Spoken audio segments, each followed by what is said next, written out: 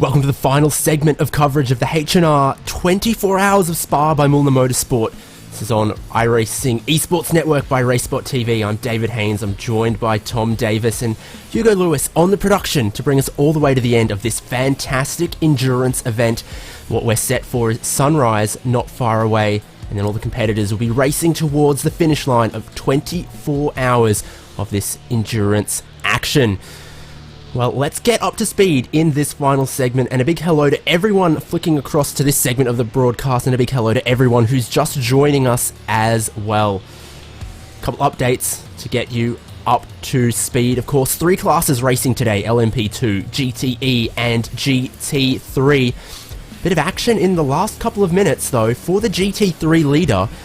Tom, it's a tricky endurance pit lane here with a hairpin in the middle of the pit lane, and it has caught them out. It's been catching a lot of people out, to be fair. Time and time again, obviously, you enter from the bus stop and there's walls either side of you there, and you come up the F1 pit lane and turn the hairpin at what would be the end of that one. There's walls either side there, so although it's obviously got that pit lane speed limit, you can see in this replay approaching, got the lights on to make sure everybody knows they're there. Number 1 car in the GT3 class, so this is big news just as we ended this broadcast. Vermilion Bomber comes up towards the hairpin, turns around, it's still all going fine, oh, there's the pit wall, and suddenly what was a routine pit stop has turned into a very long one, with them still there and just actually losing the lead in that class, so this could be really impactful going forwards. Yeah, precisely. They had a lead of a couple of laps prior to that pit stop, and just 100 metres before the pit box, before he's going to hand over to his teammate of Connor Karnick in the Vermilion Bomber 247 BMW GT3. An error in the pit stop. You are racing until you get out of that car, it seems, and maybe a momentary lapse of attention. Difficult to see in the dark there, and what you can see on this camera angle is, well, those kidney grills bent a little bit out of shape, and we've got to assume that there's more serious damage to the bodywork, to the driveline, and probably most critically to the suspension. That car has been there 10 minutes. There's currently no one in that Recaro racing seat. We'll see if that car gets out later. That has elevated Absolute Motorsport 299 into the lead, and what we're going to do here early in the broadcast is get up to speed with who is where, a rundown of all of our positions out on field right now. So, for the lead of LMP2 right now, that's Phoenix Racing Esport in the number 66. You can see their drivers alongside there. Of course, for a 24-hour race, you need quite a few drivers, and more is probably better, especially racing through the dark, all the fatigue, all the multi-class that happens in this event. Second is Ring Fit Seat Sim Racing, the number 8. They're actually closing for the lead in the last couple of laps, in the last stint or so. They've been averaging faster lap times, taking less risk in the traffic, and hunting down the race lead, so that's definitely one for us to keep our eyes on in the coming hours. And a couple familiar names on the driving list to me. They're very familiar with Ronnie Durick and Philip Bauer, so they're going to bring plenty of iRacing experience to this team, and that could be what is helping them charge towards the front. Philip Bauer currently behind the wheel. Third in that class then, T3 Esports, Marcus Broich currently driving, and then you can see Mike Arang and Marcus Boblik for that team. Gotta have a name that starts with M if you want to drive in that one, it seems, Tom. It would appear to be that way, indeed. It's a bit of an unusual coincidence, but the T3 guys have been doing really well. At one point they were leading, now that was as a consequence of pit stops, I believe, but still very much in this hunt. They're only about 1 lap down, and with 6 hours left to go. 1 lap sounds like a lot if you're used to sprint races or F1, for example, but in endurance races, 1 lap's easy. You can close that in no time. Exactly, with drivers and other teams still making errors in the dark. And then as the track might heat up a little bit when we get sunrise as well, that could lead to some other errors. You just never count yourself out, especially in a 24-hour race like this. 4th place in class, and currently the fastest team out there. Seconds per lap, actually faster than some of those in front, but 5 minutes 43 seconds behind the lead. Simza Esports LMP2. It's Ramez Azam driving right now, but they've had Timu Toika, Robert Edward, Julian Reinhardt and Gustus Grinbergus. So solid driver lineup there. Quite a few very familiar with the Dallara LMP2. And just goes to show last lap there for Ramazan, 2-minute 1.5, your leader doing a 2-minute 3.6. So that is, well, absolutely flying along pace for the number 6 right there, currently on the fringes of the top 3. 5th would be WS Racing Esports number 64, Magenta. Another team where we've seen 5 drivers behind the wheel. And they're currently in 5th, with John Aylan driving at the moment. And you can see they are actually, I think, close to your overall leader. I think they are just 3 laps down as it stands at the moment, maybe 4, but they are within sight of the leader doing a similar pace, so that could elevate their spirits a little bit. They've got the overall leader some laps apart, but just in front of them. 30 seconds behind Sims Esports LMP2, as you see there. 6th is Angry Bull Racing, and Thomas Marino makes a bit of a change from a lot of the other drivers out on track right now, because it is a sea of Club DH drivers, with the exception of Angry Bull Racing here, Thomas Marino, Club Canada, representing the Great White North, at least for the moment, in 6th place in class. This car has actually been involved quite a lot throughout the course of the event. Currently, like you mentioned, sitting P6, so not out of the hunt, but not necessarily in it as such yet. But given how much action that car has provided, it's certainly been worth showing it on coverage, so we say. It's had incidents all around, some involved, some not, and hopefully over the next 6 hours or so we'll get plenty more of those. 7th place in LMP2 have just made their way onto pit lane. It's our event namesakes, Mühlner Motorsport Sim Racing Pro. You can see they are navigating that difficult hairpin in the middle of the endurance pit lane. No troubles for them though. And that's Michael Finkburner driving right now. Is he still going to be behind the wheel when it comes to their pit box shortly? I guess we'll keep an eye on that one, but you can see on the graphic the other drivers that are possible. Alexander Diaco, Robert Kunkis and Stefan Rasman. And a clear visor for racing in the night when you look at that particular angle. Angling to the pit box in the classic pits, the endurance pits. And that's looking like a driver change, isn't it? So let's keep our eye on this pit stop. Stefan Rosman looks like he's going to get behind the wheel now to take over in the Mühlner Motorsports Sim Racing Pro number 21 prototype. It's been a good day for Mühlner in general. They've had their cars competing up and down the order in this event, and then obviously they are a real-life racing team. The Mühlner car qualified, I believe, P3 for the Portimao round in the Le Mans Cup, so fantastic event that they're running here, and credit to them because they're not just focused on that, they're focused very much on the racing as you'd expect, and they're doing very well at it. Yeah, so they are scheduled pit stop. They're joined on the pit lane by a couple other cars back there as well. But 8th in this class, Prism Sim Racing Beta. It's the number 23 car. Currently, Max Vesic. Other options have been Julian Trenkel, Jan Korps, Marcel Rapauch. And not a bad lap last time for this number 23 as well. In the 2-minute 2s. Sees them trucking along faster than 1st, 2nd and 3rd. Traffic, of course, always plays a role going one way and then the other, but to have some lap times around there, still promising. These LMP2 cars, very repairable, so while some other GT cars might, pick up a little bit of damage, be a little bit off pace for the remainder of the race, you can set a fast lap in the LMP2s deep in the race, even if you've spent a bit of time on pit lane, changing front clips, rear clips, all very easy to do, and bring the car right back up to pace again. It's one of the strengths of the car, if we're honest. Also, the Dallara chassis, maybe at the end of its life in terms of real life, but in terms of the iRacing world, it is still a fantastic car, and that's why every single one of the runners is on that Dallara chassis.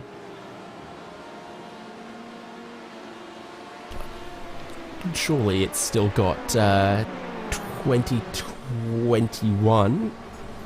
When does the next series of the LMP2 regulations come out? I thought there was still 2 more years on this car. Yes, indeed, but obviously you do get updates. It's all about updates, and believe the Dallara hasn't picked up any updates recently, although its stats are still very, very good. I'm sure we'll get into that later, but I was reading through it, and you compare it to the GTs, and you can tell why they are multiple second a lap quicker. It is an absolute monster in terms of just reading through it. I was on all the Googling, getting everything prepared, and just like, I don't want to drive this thing. I'm not a racing driver, but if I stepped in this thing in real life, I'm immediately putting it in the wall. It is a proper all-on racing machine. Yeah, exactly. A lot of horsepower, a bit of downforce. Does not go astray, and notably a couple hundred kilos lighter than a lot of the GT cars as well. So, will we keep going with LMP2 or will we flick across to one of the other classes, Tom? What do you fancy? Well, I mean, just to overview the rest of some of these LMP2 cars, the Bullout Racing 2 car has also been involved in a lot of incidents and kind of going for some aggressive moves, which is what the Phoenix Racing guys have been doing recently at the top, and as a result, their gap's actually coming down, so I'll make sure to keep an eye on that one for you.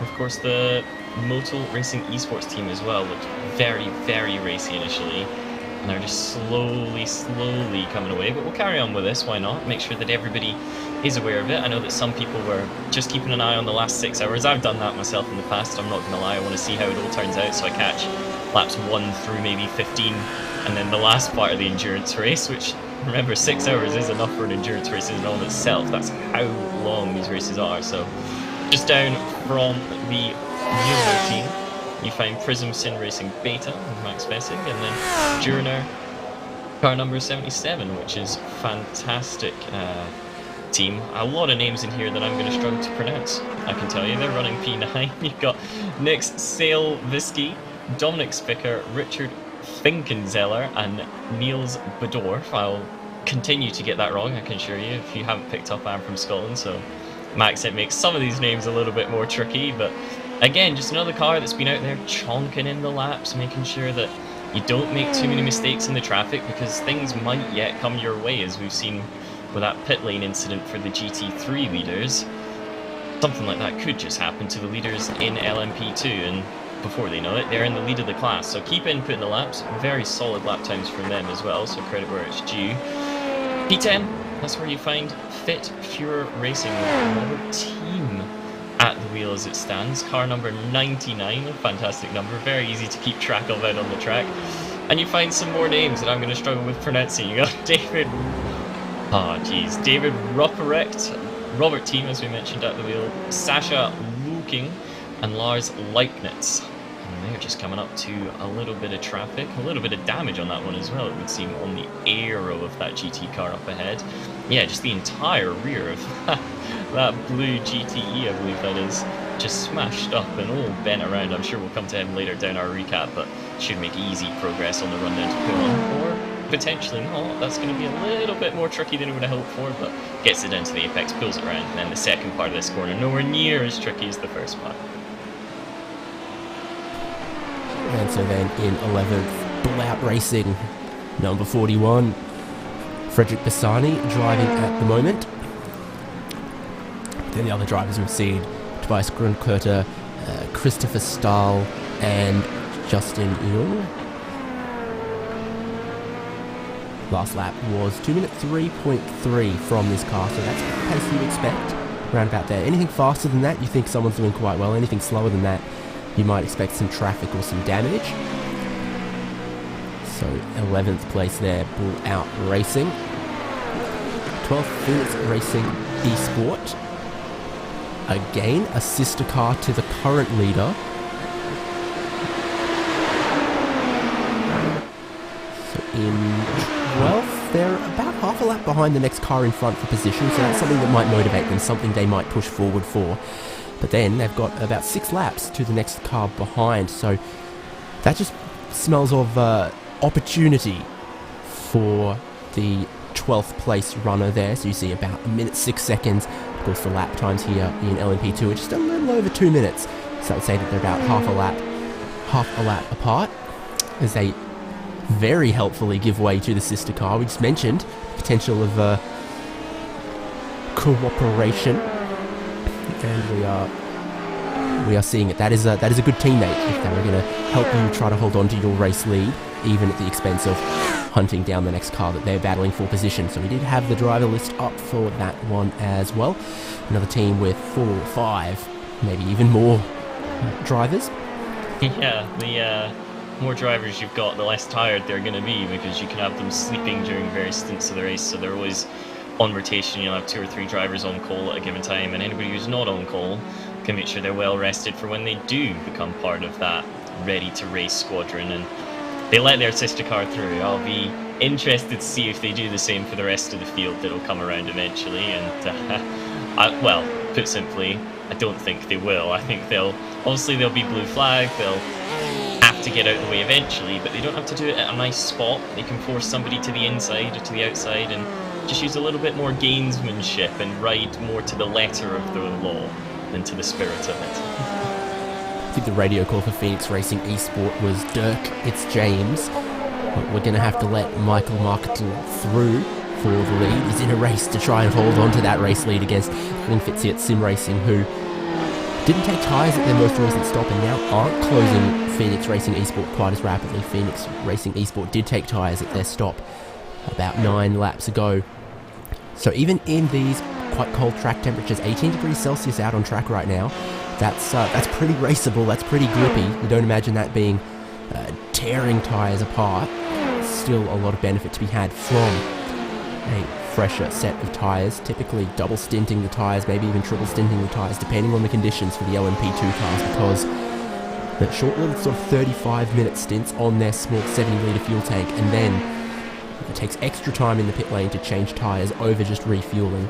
It's the best strategy. It does always tend to be nursing the tyres a little bit longer, but precisely how long will always be a question, especially if the track starts to heat up, depending on what the conditions do.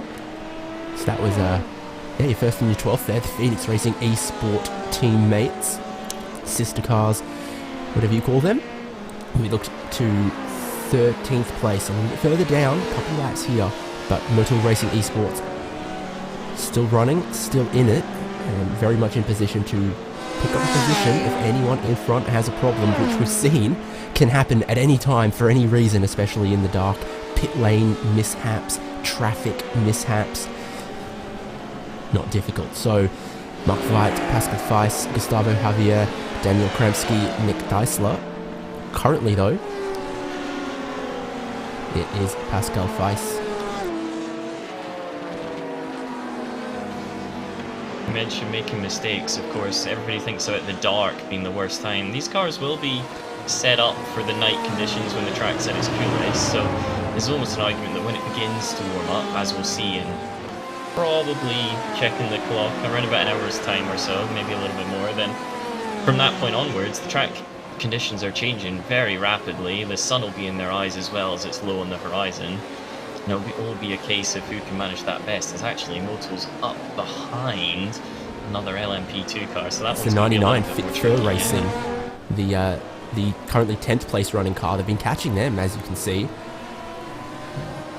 2:07 for Robert Tim was a little bit, I guess, off the best lap I can see of that car in the stint, 2:03, so he lost quite a bit of time there. It has brought Motor Racing Esports right behind those 6 laps. Separate these two cars. That's not going to mean that Pascal Feiss wants to stay behind if he gets a good run. And that is quite a bit of speed across Eau Rouge Radion, some of the most committed parts of the circuit, and that really does look like Robert Tim for Fit for Racing is not going to defend that one. He's willingly going to let Motor Racing Esports get a lap back, get in front, and maybe just get out of their hair. Yeah, it won't matter really in the grand scheme of things whether he's a second behind you or 2 seconds up ahead. It's whether or not he can suddenly push on and be 3-4 seconds a lap quicker, at which point you should worry.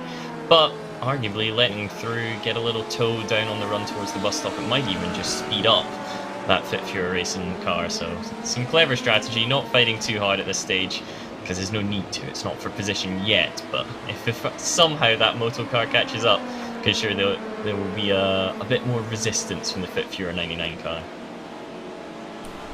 And then 14th place in class, the last remaining LMP2 running, is Low Grip Racing Team. At 14, Sammy Loeb driving at the moment there in that. Well, I'll tell you what, in the dark, and there's not a lot to speak of for track lighting around this circuit, it's tough to make out quite a few of the liveries of quite a few of the cars, but this one, as it went past the pits, you could see some very bright colours, very vibrant. Harder to tell now on the Camel Straight, but for low grip racing, when the sun rises, I think that is going to look absolutely beautiful. Some greens and some purples and some neon colours on that one. And here's the driver lineup there: Luca Becker, Tom Mackwell, and Jack Rotteville, in addition to Sammy Loeb currently installed in the cockpit. Yeah, we got a few tricky names in this one as well. I saw Sammy Loeb when I first got onto the entry list, and I was looking through it. I was like, Loeb? Hang on a second. And I was like, wait, no, Sammy Loeb, it's not Sebastian. I don't believe there's any relation between them, although I could be wrong, I've not checked. But of course, Low Grip Racing Team would be a very good racing team name for anyone related to a rally driver. So it would. It'd be a fantastic team. Although arguably, I'm not sure you want to be low grip when everyone else is probably medium grip, given that they've not stated otherwise. So you want to have as much grip as you can in these cars. It's all about downforce and aero. Balancing that, of course, with straight line speed is much of the teams have done. But as it stands, Loeb doing a fantastic job in that car. He's lapping around about the pace of the cars up ahead of him as well, so it's not over for these guys yet, with a long way still to go. And after that, it brings you on to the first of the GTE cars. Our leaders, Bentley Gods. They've been doing a very, very solid time, but there's been a little bit of news with regards to how they got that lead, hasn't there? Has there? Just your reading comprehension is better than mine. Okay, so in terms of how they got it, there was in fact a little bit of an incident involved. So you remember, Bentley were up there, they were challenging HM Engineering, but eventually HM got in front. They seemed to have the faster car. However, HM got punted by a slow BMW Z4. They then got a drive-through, and then they got hit by another car at Stavelot, taking various risks in terms of getting through the traffic. And all of that combines to put Bentley Gods back in the lead. They've been doing the classic endurance race strategy of I might not be the quickest in one-lap pace, but it's not a one-lap race because we're currently on lap 517. Obviously, these guys a little bit further down than that. They're about 32 laps down on that, so they're sitting lap 490-ish. But classic endurance race, so just don't make any mistakes and I'll have the lead. It puts them about one lap ahead of their counterparts in the HM Engineering car. So great strategy so far, and it sure is paying off for them. Yeah, precisely. That's a great colour, isn't it? But had a point. I was going somewhere with something. Oh, right. Yes, of course. In LMP2, of course, as we've seen, everyone driving a Dallara P217, as is regulation on the iRacing service these days. But there's a little bit more variety for GTE, so we're seeing a Corvette leading at the moment.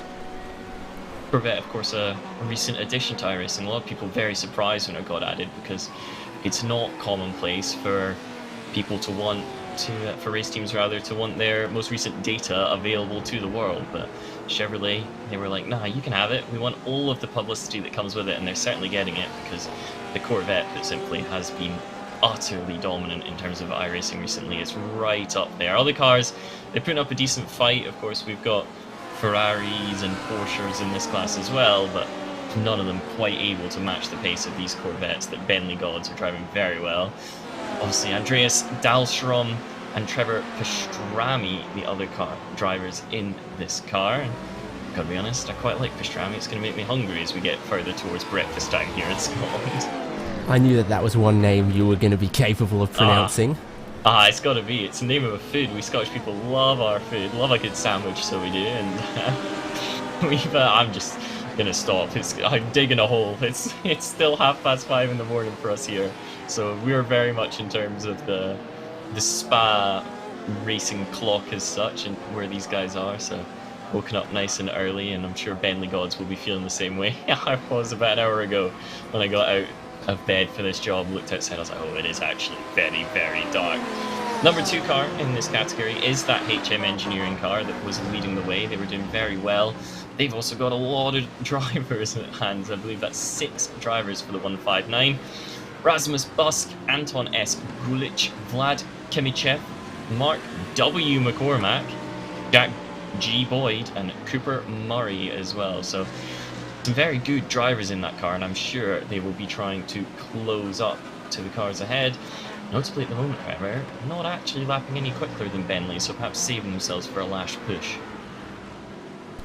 I mean, yeah, exactly. The last lap between first and second, there was less than a tenth of a second in it, both of them doing just about 2-minute 13.6s, so it seems very, very equal across the two Corvettes at the moment. This, far too early to play any favourites, but this is a machine carrying a couple of my countrymen here in the form of Jack Boyd and Cooper Murray. The weird year that it is, I don't know if a championship is going to be declared in the Porsche Carrera Cup Australia, but if it does, Cooper Murray's taking that one. He stood on the podium of all 4 races that took place in February and March. So, not a Porsche that he's driving right now in the form of a Corvette GTE, but I'm sure the skills transfer very, very well if you can be top of the nation in a Porsche Cup car. I'm sure it also took a bit of persuade him to get him into the Corvette in the first place. The team would have been like, hey, let's run this. He's like, but I like my Porsche. I like it lots and lots. And then eventually maybe he'll have hopped in it when he realised how strong that car is.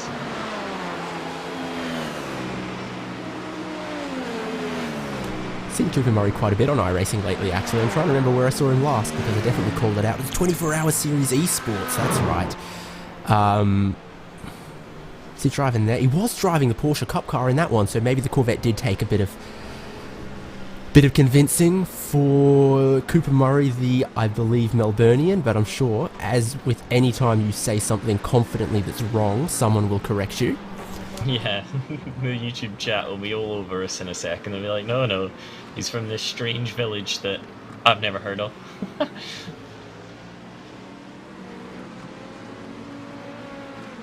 Yes, a couple of villages down there that I've not heard of.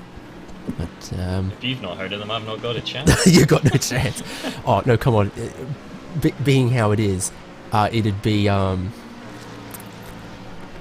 half of the towns and suburbs would be named after places in Scotland anyway, so we had this discussion earlier, Perth, Scotland versus Perth, Australia.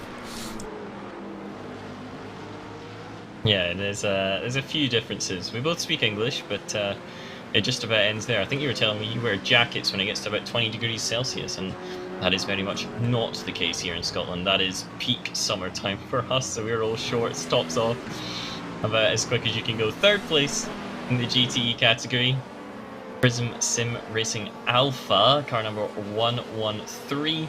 We've got Danila Hopfman, Emmanuel Czech, Christopher Liven, and Weil Putz. I was looking at that Weil Putz surname and I almost gave myself a heart attack. These guys, notably, not in a Corvette. They are running the Porsche, and there are upsides to that, which I'm sure we'll get into as the show goes on. But as it stands, this team doing pretty well. They're only a lap down on the class leader and lapping at some pretty consistent lap times as well. There or thereabouts, so all still to play for these guys.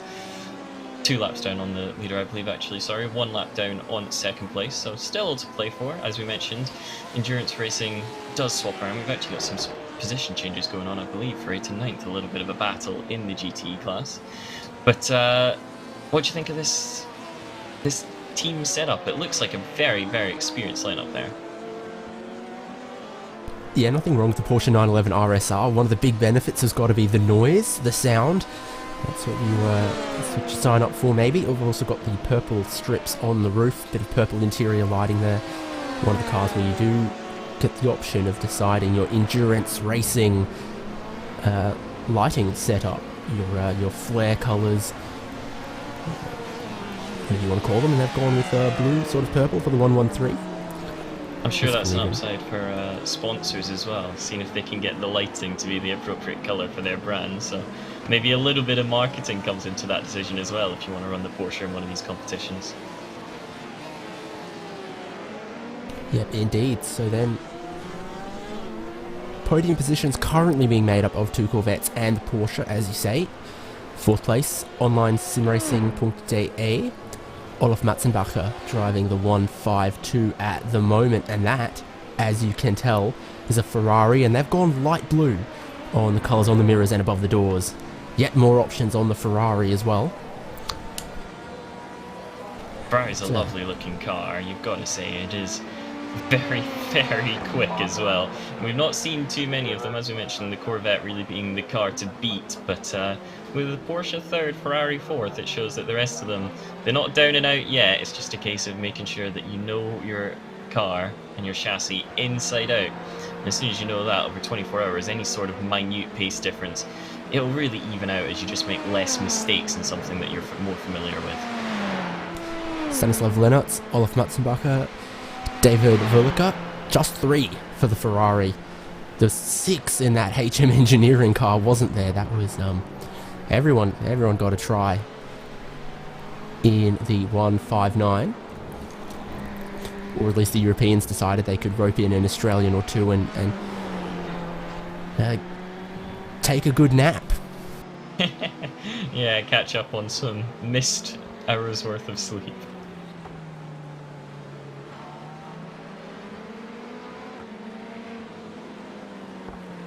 So flying the flag for Ferrari in GTE, online simracing.de, against Porsche and Corvette.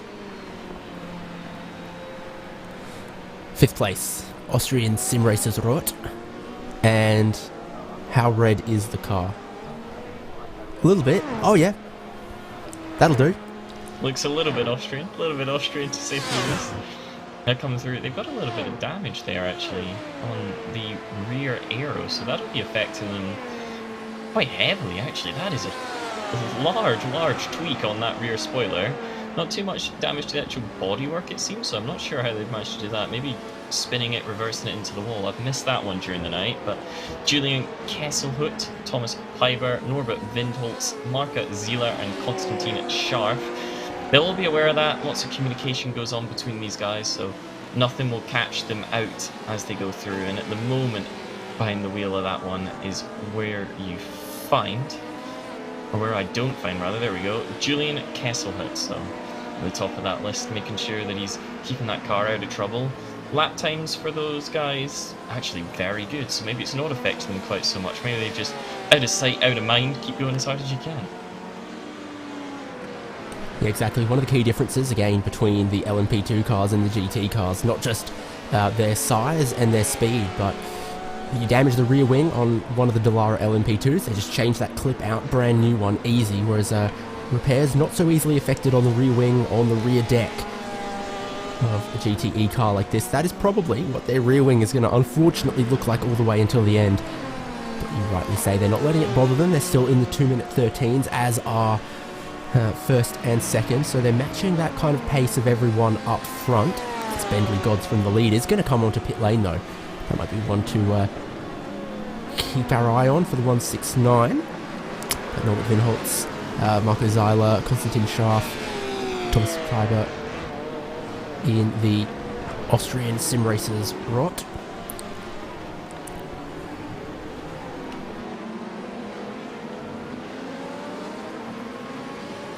Again, another 2-minute 13.2 from them on this lap just gone, so maybe the more we talk about them, the faster they go. They'll be hoping we don't switch away from them. They might have been picking up a bit of slipstream in some places, like off this GT3 in front of them. But yeah, that is your GTE leader on the lane right now that we just also caught a glimpse of. Where if Andreas Dahlstrom is going to stay behind the wheel of the Corvette for Bentley Gods.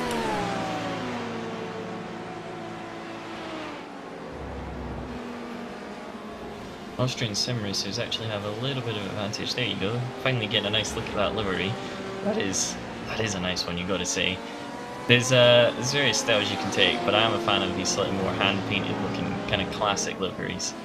And it's hard to tell if they're up on the jacks. I don't believe they are, so that would imply that it's just a simple in and out fuel kind of splash and dash pit stop. But oh no, there we go. As ever.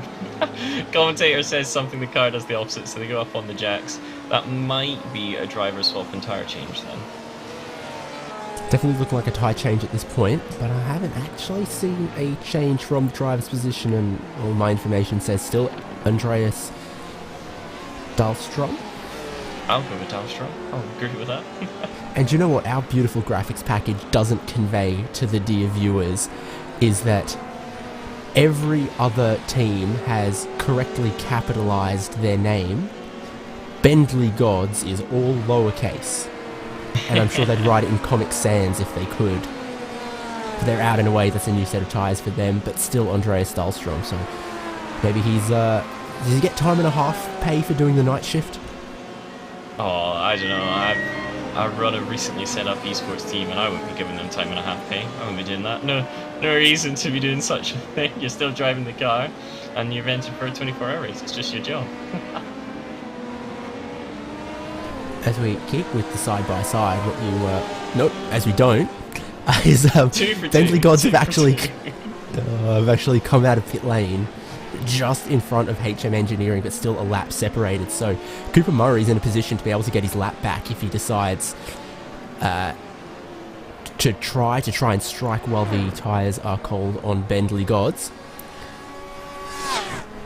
Right, we'll move down another rung in GTE from Austrian Sim Racers Rot in 5th to Ring Fit Sim Racing GTE in 6th.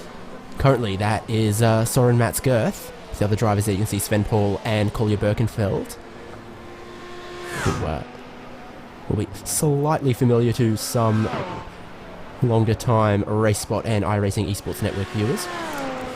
So he's probably a handy hand in the Corvette GTE, another Corvette once again, as we move down to 6th place. My eyes deceiving me, or is it getting just ever so slightly brighter out on track?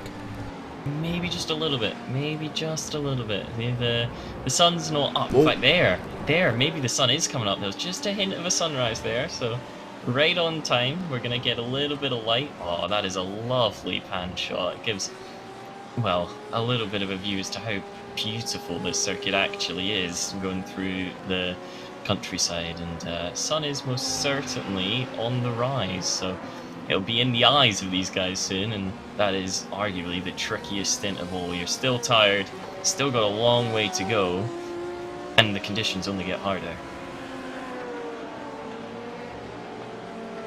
Precisely, so that's Ring Fit Sim Racing GTE Corvette in 6th. 7th is, once again, one of the namesake teams, Mühlner Motorsport. Sim Racing Blue, 7th place for their Porsche. Is that doing normal racing pace, or is my eyes deceiving me? That didn't look so... That doesn't look speedy. so normal racing. It doesn't sound as if it's revving at normal racing pace either. No, it's just been absolutely blitzed. Is he out of fuel? He's coming to the end of a 21-lap stint here. Oh no, that's a lot of right hand down. Yeah. That's suspension. The car's crabbing a little bit. Oh no. Who's currently driving? It's Robert Schönleber. So Phil Hill, Daniel Schnur and Christoph Koenicker are not going to be blamed for whatever damage might be on this car, but is he heading for pit in? He is. I wonder where they've acquired that damage. It must have been on this lap just gone. That is a significant amount of damage as well. Just look at the angle that steering wheel is placed to keep the car going in a straight line. This is going to be a hefty pit stop, to say the least. He's going to be in there for plenty of time. He's currently got about 6 laps on the next car, however, so the chance that he doesn't lose it, you've got to feel like that's unlikely, and he'll have to push back up to make up any further places. And you know, from the offboard shots, there was not much visually wrong on the outside of the car. You can see that the front right wheel arch is a little more stout and tall than the one on the front left, but it must really just be a suspension component that's gotten pushed out. It's not quite as much noticeably aerodynamic damage, exterior damage, just bad impact with something at a bad angle. We got a Is the replay replay here, actually, so here we go. In the the middle, sandwich. Just got squeezed. Didn't want to go towards the LMP2, went towards the GT instead, and round you went into the wall. Surprising there's actually not more damage on that car then. And I think that there might be front damage on that car, which is why we didn't see it particularly sunken at the rear. Oh, that was tight as well with the Audi as he came back on the track. Well, that'll do it. That was the front right corner straight into the wall, and hence the suspension at the front right is damaged. So now the car's being refueled. It's getting the tyres changed right now, and then they'll get to work on seeing what repairs are possible for the number 1, 2, 3. And that will include Robert Schoenleber getting out of the car. And I don't know if that's because someone else is about to get in, or they've seen how long this is going to take, and he just doesn't want to wait. Yeah, if it's going to take a while, then there's always an argument to just hopping out, waiting to see what happens, and in the meantime refreshing yourself, because some of these repairs do take a long time. The 1, 2, 3 car, like, that was a big impact. That was a big impact. Lucky to get away with just that degree of damage, and kind of got caught in the wrong place at the wrong time, would you say? We just saw the one angle of it, but that was multi-class racing, wasn't it? I mean, the LMP2 had a big head of steam up going for the left-hand side of the track, and the GT3 might have gotten a little bit wobbly to the right-hand side, and not everyone was aware that they were going 3 wide.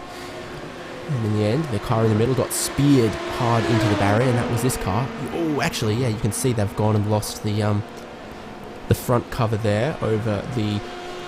What's in there? There's fluids and radiators and... all sorts of important things, I would say, but yeah, maybe the damage a bit more severe than we were given credit for, because that car, you can tell it's been in an incident, shall we say. It's not looking at its best, a bit worse for wear. These are your class leaders, the Bentley Gods car. Just coming around. That's not the Bentley Gods car, actually. I do apologise. No, that's 8th place, Stage 1 Racing Black. Who are, if they can just keep trundling along, might pick up 7th place from that damaged and being repaired Mühlner Motorsport Sim Racing blue car. We don't know just yet, but here they go again, like a list of drivers that reads like a graduating class. And for Stage 1 Racing Black at the moment, Artie Boschot has the honours, but we have seen and may see again David Van Slambroek, Mathieu Molinars, Timothy Vanderbroek, Robert Nuvens and Sam Helson. And in fact, we might see one of them sooner than we thought, because here is a scheduled pit stop for Stage 1 Racing Black, the number 179. Manages to avoid the pit wall, which is always an upside. In they come. This one should be pretty routine, I believe, so nothing wrong with that. In they come, and obviously pit stop's very common in endurance racing. If you're, like myself, a relatively recent fan of endurance, and actually, is that a drive-through? No, sorry, just come up to the end of the pit wall. Did they avoid it? They're pretty tight with it, to be fair, on the outside, on that front left corner. But they'll come down and fill her up with fuel, get going once again.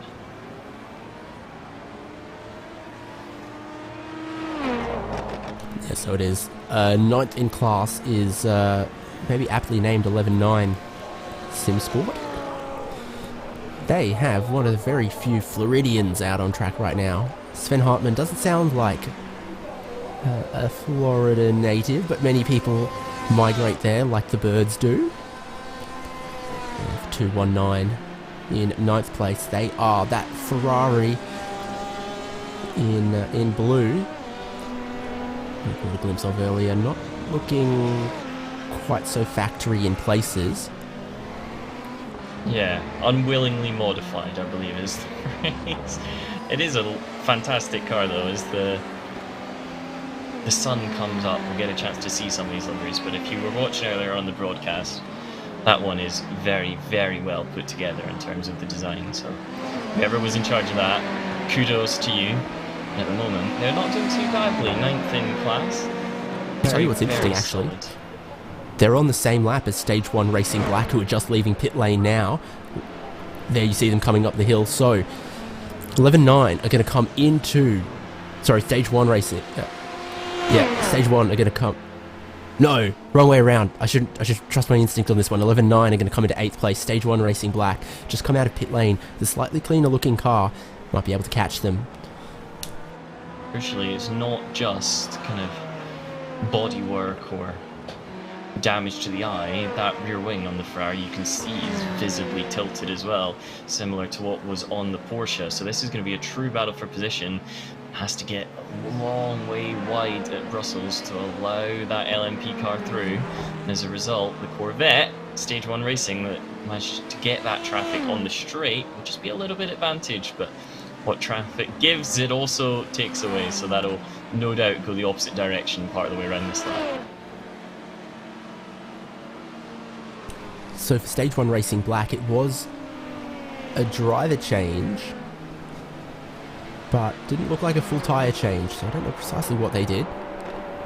It is possible to change just 2 tyres. It's also possible that they just had 10 seconds of repairs or something to do, but it's now Sam Helson with the task of hunting down a slightly wounded horse in the 11.9 Sim Sport Ferrari, while also being very aware of all that traffic.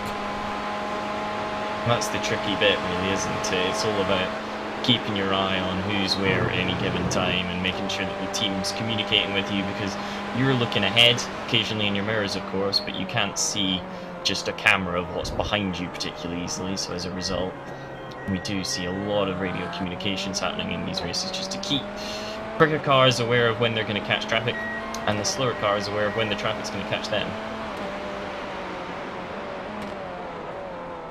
Let's fold the corner of the page, put a bookmark on this one between Stage 1 Racing Black and 11.9 Sim Sport, and continue our rundown of the GTE fields. In 10th place, Valkyrie iRacing Green.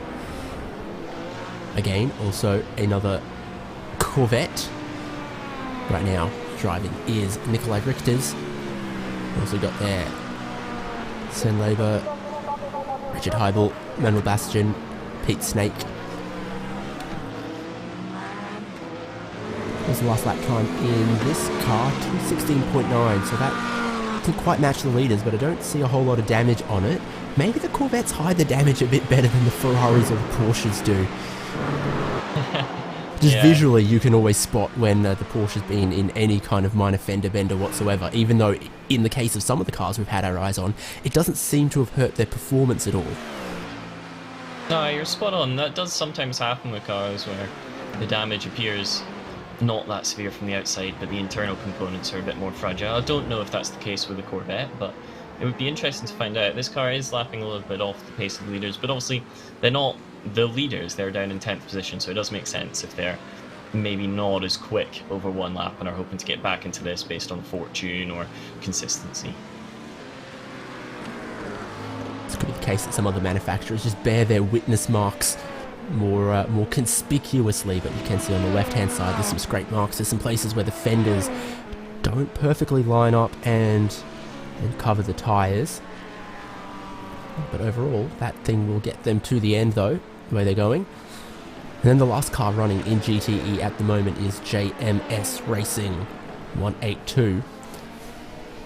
They've gone and picked up a little bit of speed since this segment. They've just set their fastest lap since we started this commentary segment, 2:14 for their Porsche. Again, a rear wing that is a little more abstract art than That's one way. do you know a straight line? Yeah. It's a bit more interpreted than just copied out from the textbook. But again, it doesn't seem to be affecting them, which I find quite interesting. We've seen this on a number of cars now. And you would think that that would be worth a couple seconds a lap, given how important the downforce is to these cars, but apparently not. Apparently you can just pretend it's not there and keep driving. It might be having an effect. The only thing I can think of long term is tyre wear. Obviously, if you don't have the downforce, you can just turn it in a bit more, but that understeer and then potentially oversteer on the rear as you get on the power will just grind the tyres, spin them up a little bit more, and that could cause some problems later into a stint. Big friendly flash of the headlights from the LMP2 car diving down the inside of Pouan. Handily leaves the racing line for this Porsche though, so they can carry the speed through there because they don't quite have the same downforce as the Dallara LMP2. They have one retirement in this class. It's Race Union 187, and I have a feeling like we lost them quite early in this one.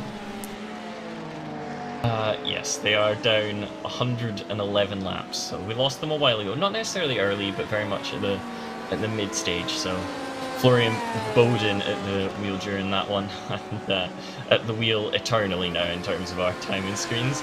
As I mentioned, that brings you. Don't make it sound so sad. I think it is quite sad. They've prepped for a long time.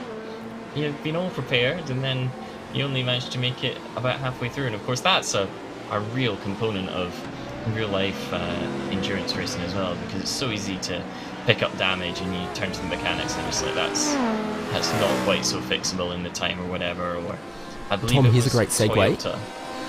You're just about to pass your GT3 leader. And the GT3 leader is Absolute Motorsport 299 in the Audi. Oh, what a transition! I'm proud of you. I'm proud of you. That was incredible. The GT3 leaders, like you mentioned, in Absolute Motorsport. In the Audi, we've got a lot of BMWs in this class, but it's the Audi that's leading the way.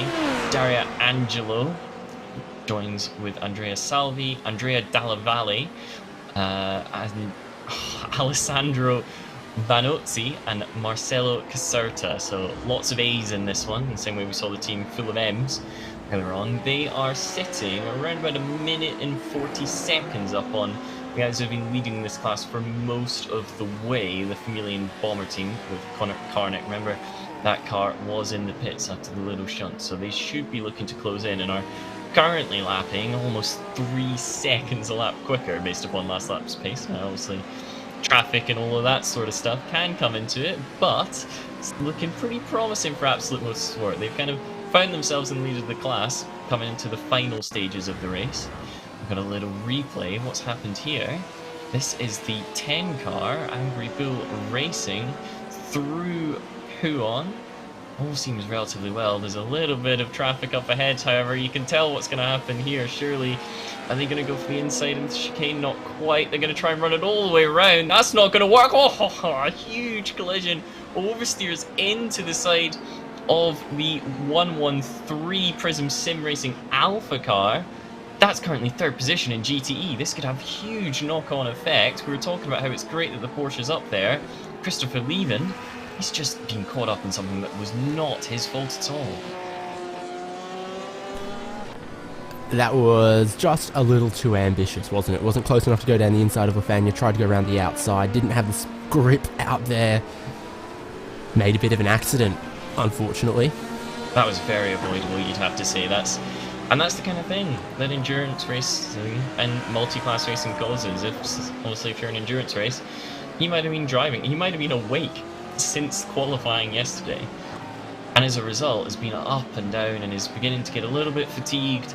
You make a decision that you wouldn't have made if it was hour 1 of the race, and that comes back to bite you. Let's continue our march down the GT3 field, because in second is Familian Bomber, like we mentioned.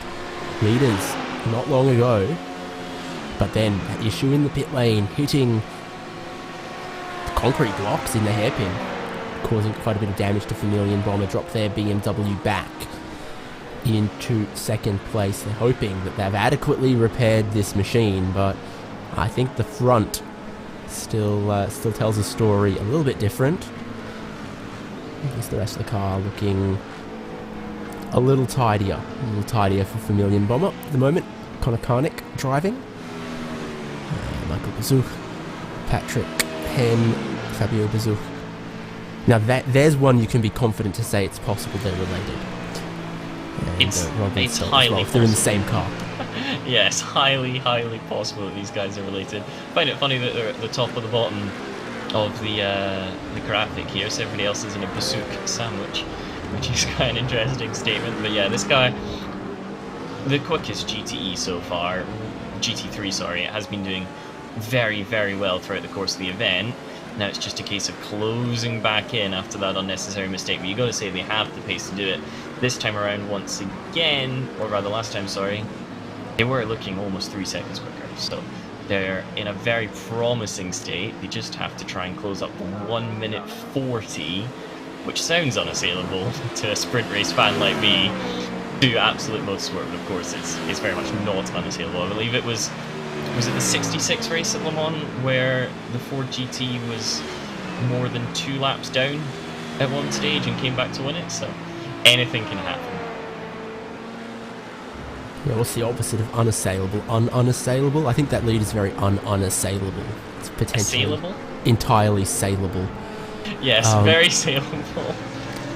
But, exactly, and that just comes from, they were 3 seconds faster than first place lap before. The laps just completed, they were 2 seconds faster. Absolute Motorsport picked up a little bit of the pace, but Vermilion Bomber's still definitely faster and in the realm of a second, 2 seconds, sometimes 3 seconds a lap faster, as you can see from my favourite graphic, the lap deltas. It's all going in the correct direction for Vermilion Bomber if they can, from now on, keep the car clean, and it won't be so dark in pit lane anymore. No, that's true. It will be a little bit more pleasant for those guys. I love a good lap by lap delta as well. I'm not going to pretend I don't. It is a lovely place to sit, and that is a lovely livery. I gotta say, the red on those alloys is very eye-catching, and it does add a lot to the car when the alloys fit in with everything else. So that's your race for the lead as it currently stands. Of course, anything could yet change because the P3 car is technically not quite a lap down on Vermilion Bomber either. Team RaceGetter.de. So you got Sergej Bloom behind that one. That's why I'm going for that. He's 2 minutes 11.8 down on the Vermilion Bomber car, so very much in the hunt. Sergej, it's going to be difficult. Sergej is joined by Michael Jost, Sigrid Buchner, Pascal Umhalfer as well. That's what I've gone for. And again, we see the same spoiler damage. There's something about that side of it. I'm not sure where they're picking it up, but given that it's the same damage we see on all these cars, it seems likely it's the same incident that's been occurring.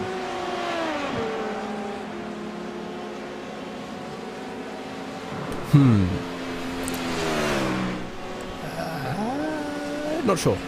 Not sure. Maybe potentially some traffic, and it is definitely getting lighter now as well. You can visibly see the cars as we've been talking about all this now, so livery's very much viewable.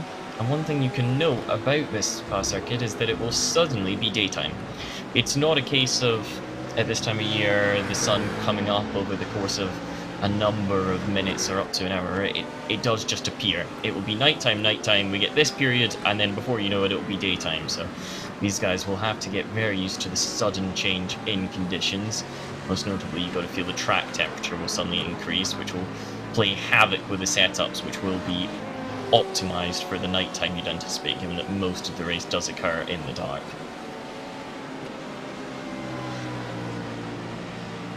Especially this time of year, this simulated time of year for the race being the 27th of September.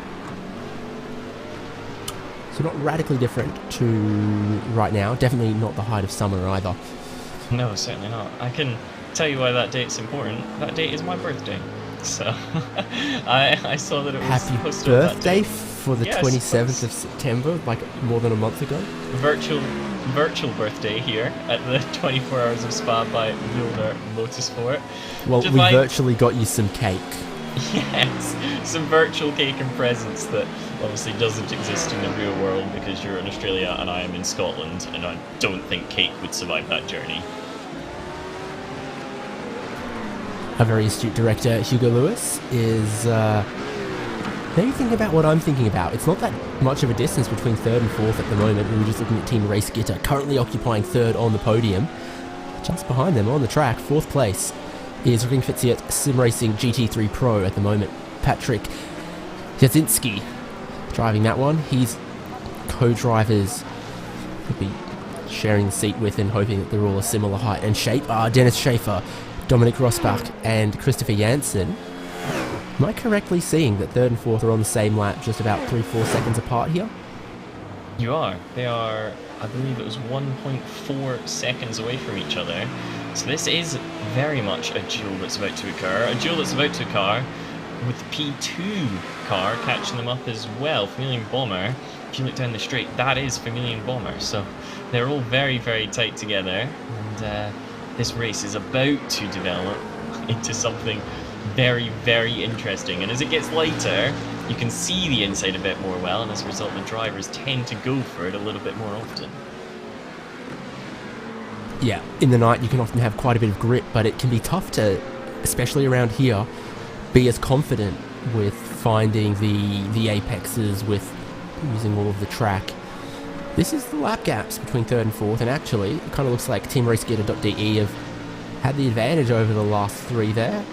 Patrick Kaczynski, anything just fading a little bit. Both of them took brand new tyres at their last stop about 45 minutes ago, so there's not a difference in tyres there. It just appears that for the moment Sergey Blum is a little bit stronger in his 3rd place BMW against 4th place Ring Fitzgerald Patrick Kaczynski, 4th place BMW. Okay, let's look then at 5th. Now we've established that that's actually not closing up between 3rd and 4th, regrettably, because I'd love a good podium battle towards the end here, and there is still hope. German Performance Sim Racing, some high performance spray cans for that livery. In 5th, Tizian Strecker driving at the moment, and again, quite the list of teammates. Tim Janssen, Mike Koepner, Sven Bartkowiak, Frank Hoffman, Bastian Landlau. I'm impressed. And the I Audi got through that one. Yeah, the German Performance Sim Racing team driving the Audi. Who would have expected that one? They're making sure that they're in this car. It of course took back-to-back endurance titles, so very, very good car. It was the Blancpain series in 2014 and 15. P5, I'm sure they'd hope to be a little bit higher up, but you can't be too disappointed with a top 5 finish, assuming that they can stay there for the remainder of this event.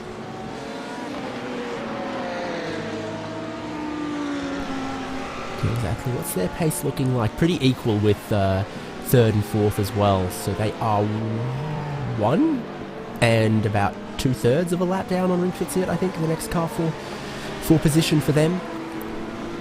So they've just got to keep slogging it out and hope things fall their way. They might still find themselves on the podium. Green on the left, purple on the right for the front of that car, and eye-catching indeed. They'll be glad that the sun is rising, because then their hard efforts are well shown on that. It doesn't fully match, but that is fine. That's fine. Okay, 6th place in class is Albrecht Motorsport, though, for GT3 at the moment, in the number 247. And this race is 24 hours, but it's not 24/7. That would be too much racing. 247 is not a bad number for some endurance racing. You can see it says 7th on their door, on their windscreen. They're actually in 6th right now. I believe they started this lap in 7th, and obviously it only updates as they come across the line, because the Simsa team that was sitting P6 has just come into the pits. The Simsa Esports GT3 have actually been in a pit stop now for about 6 minutes, so quite a handful of teams have gone and got a free position from them. Hence Albrecht Motorsport's updates to showing 6th on the door as they cross the timing line. So we'll check in with what may or may not have happened for Simsa Esports GT3 in a second. But for Albrecht Motorsports, Tobias Gabler driving at the moment. And you know what, this sometimes makes me feel a bit of sympathy for substitute teachers who have to come in and read a role, and someone inevitably tells them that they've mispronounced a name, because that's just all we seem to do. Yes, just constant mispronunciation of names. Tell you what, if it was Christopher Smith, I might be alright, but anything harder than that, you're going to start catching me out in traffic in the GTEs, just getting through very nicely. There's actually a considerable amount of damage on that P6 runner, the Albrecht car. The front right corner, we catch an eye on it in a second, there you go. It's just not covering the wheel, so it's had a heavy impact at some stage. If you're going to be generous, you might call that an alfresco wheel arch. It's just like all these open modern plan t-shirts, you know, roomy. it's just yeah, indeed, open plan and roomy. I was going to compare it to, it's gone from wearing a t-shirt to wearing a bit of a tank top, you know, wants to show off its shoulders a bit more. Must be double-digit temperatures then. Oh, it might be getting there. You might just be getting there at this time of the morning about a month ago.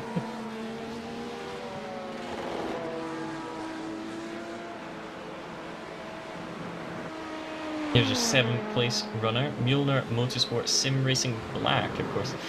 The competition organisers in multiple classes, this time in GT3, where you'll find Kevin Hingelhoven, Oliver Hake, Jan van Spreng, and Dirk Oxas.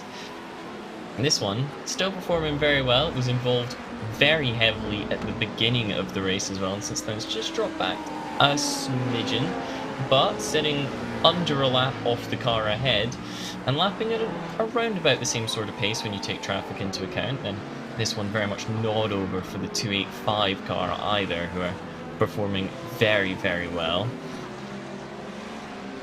You got to feel, though, given that they organised the event, they might have had a bit more preparation time. They might have been aware of it a little longer, of what the track was going to be, so maybe 7th, they'll be a little bit disappointed with it, but if I was in that car, I'd just be buzzing not to be last.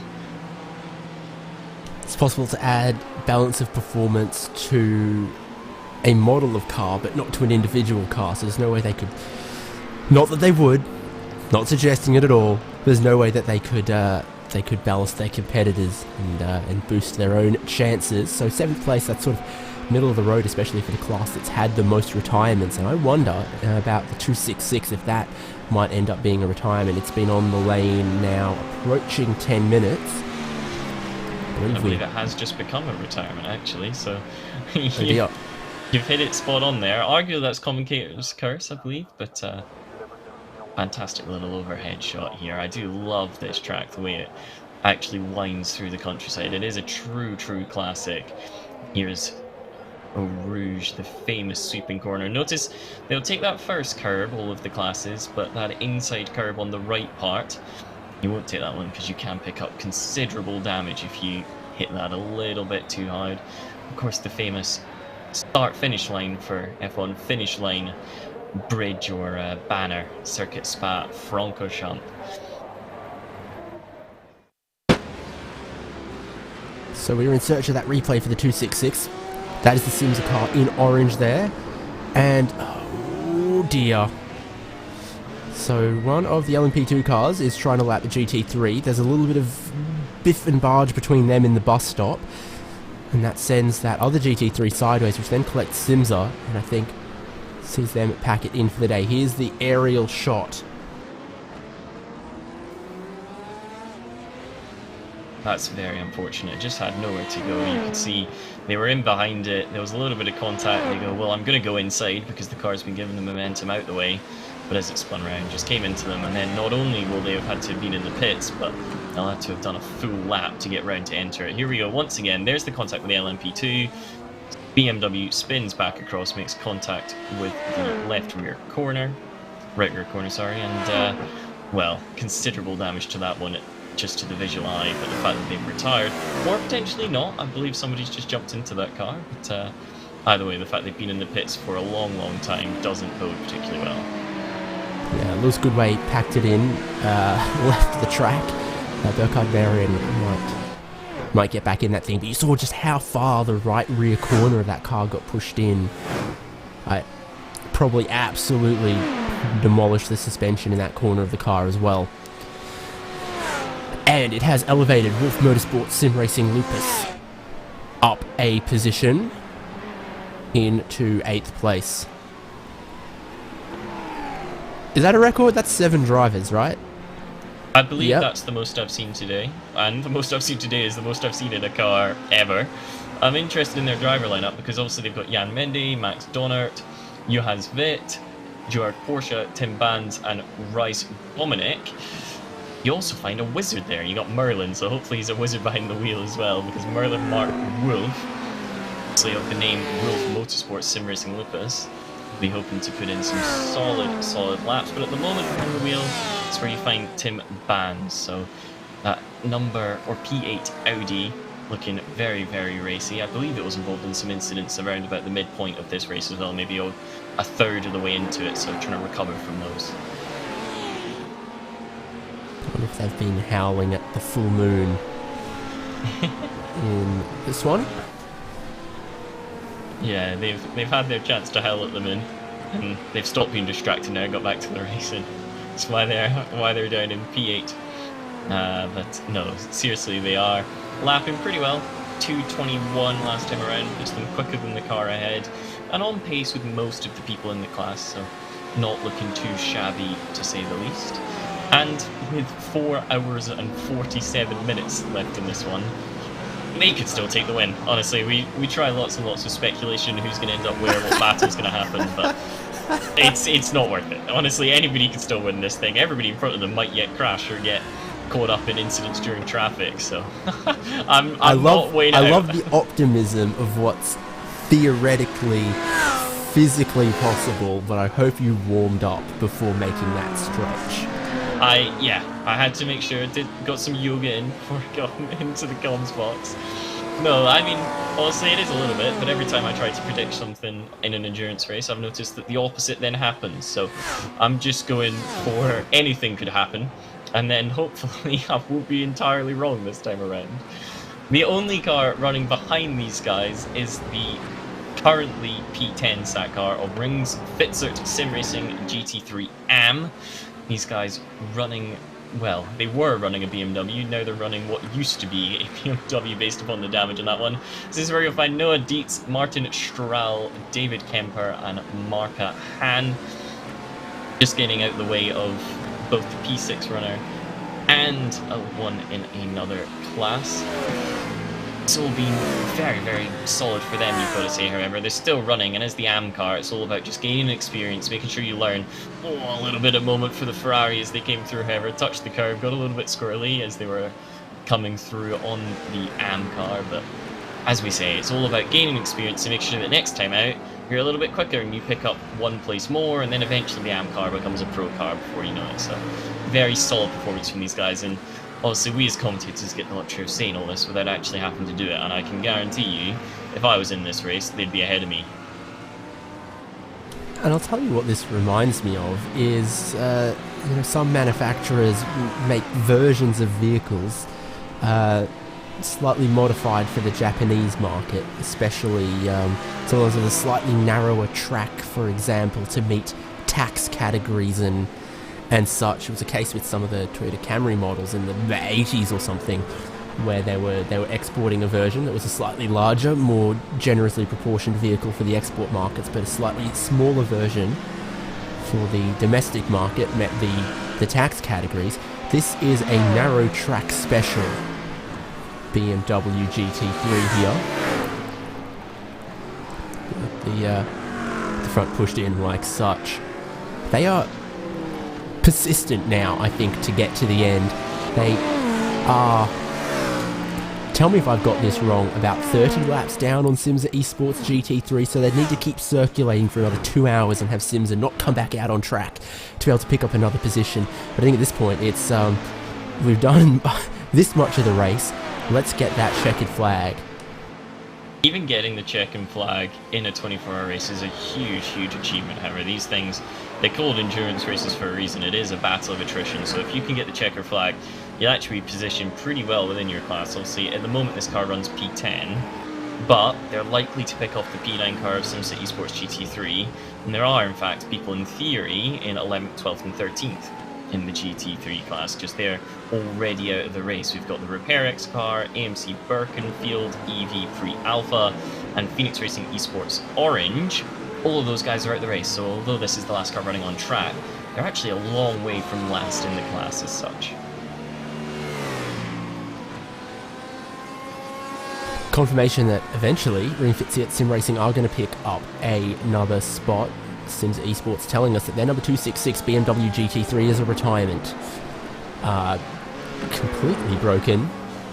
The rear end to shreds, apparently. So that is unfortunate to see.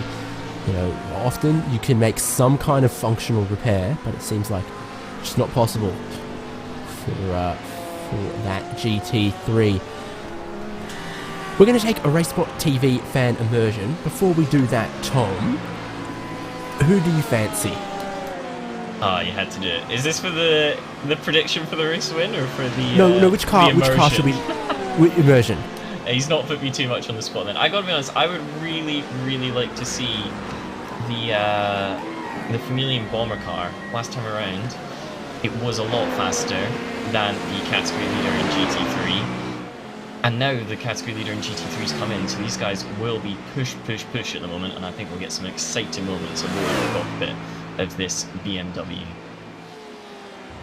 So I guess we're going to go for a bomber run, riding on board with Familian Bomber, number 257. Second place, but they were leading not long ago before an unfortunate little pit stop mishap. Looks like the car is mostly fixed. They are flying along. Going to ride on board with them for a couple of laps in the sunrise. Circuit Spa-Francorchamps will be back soon.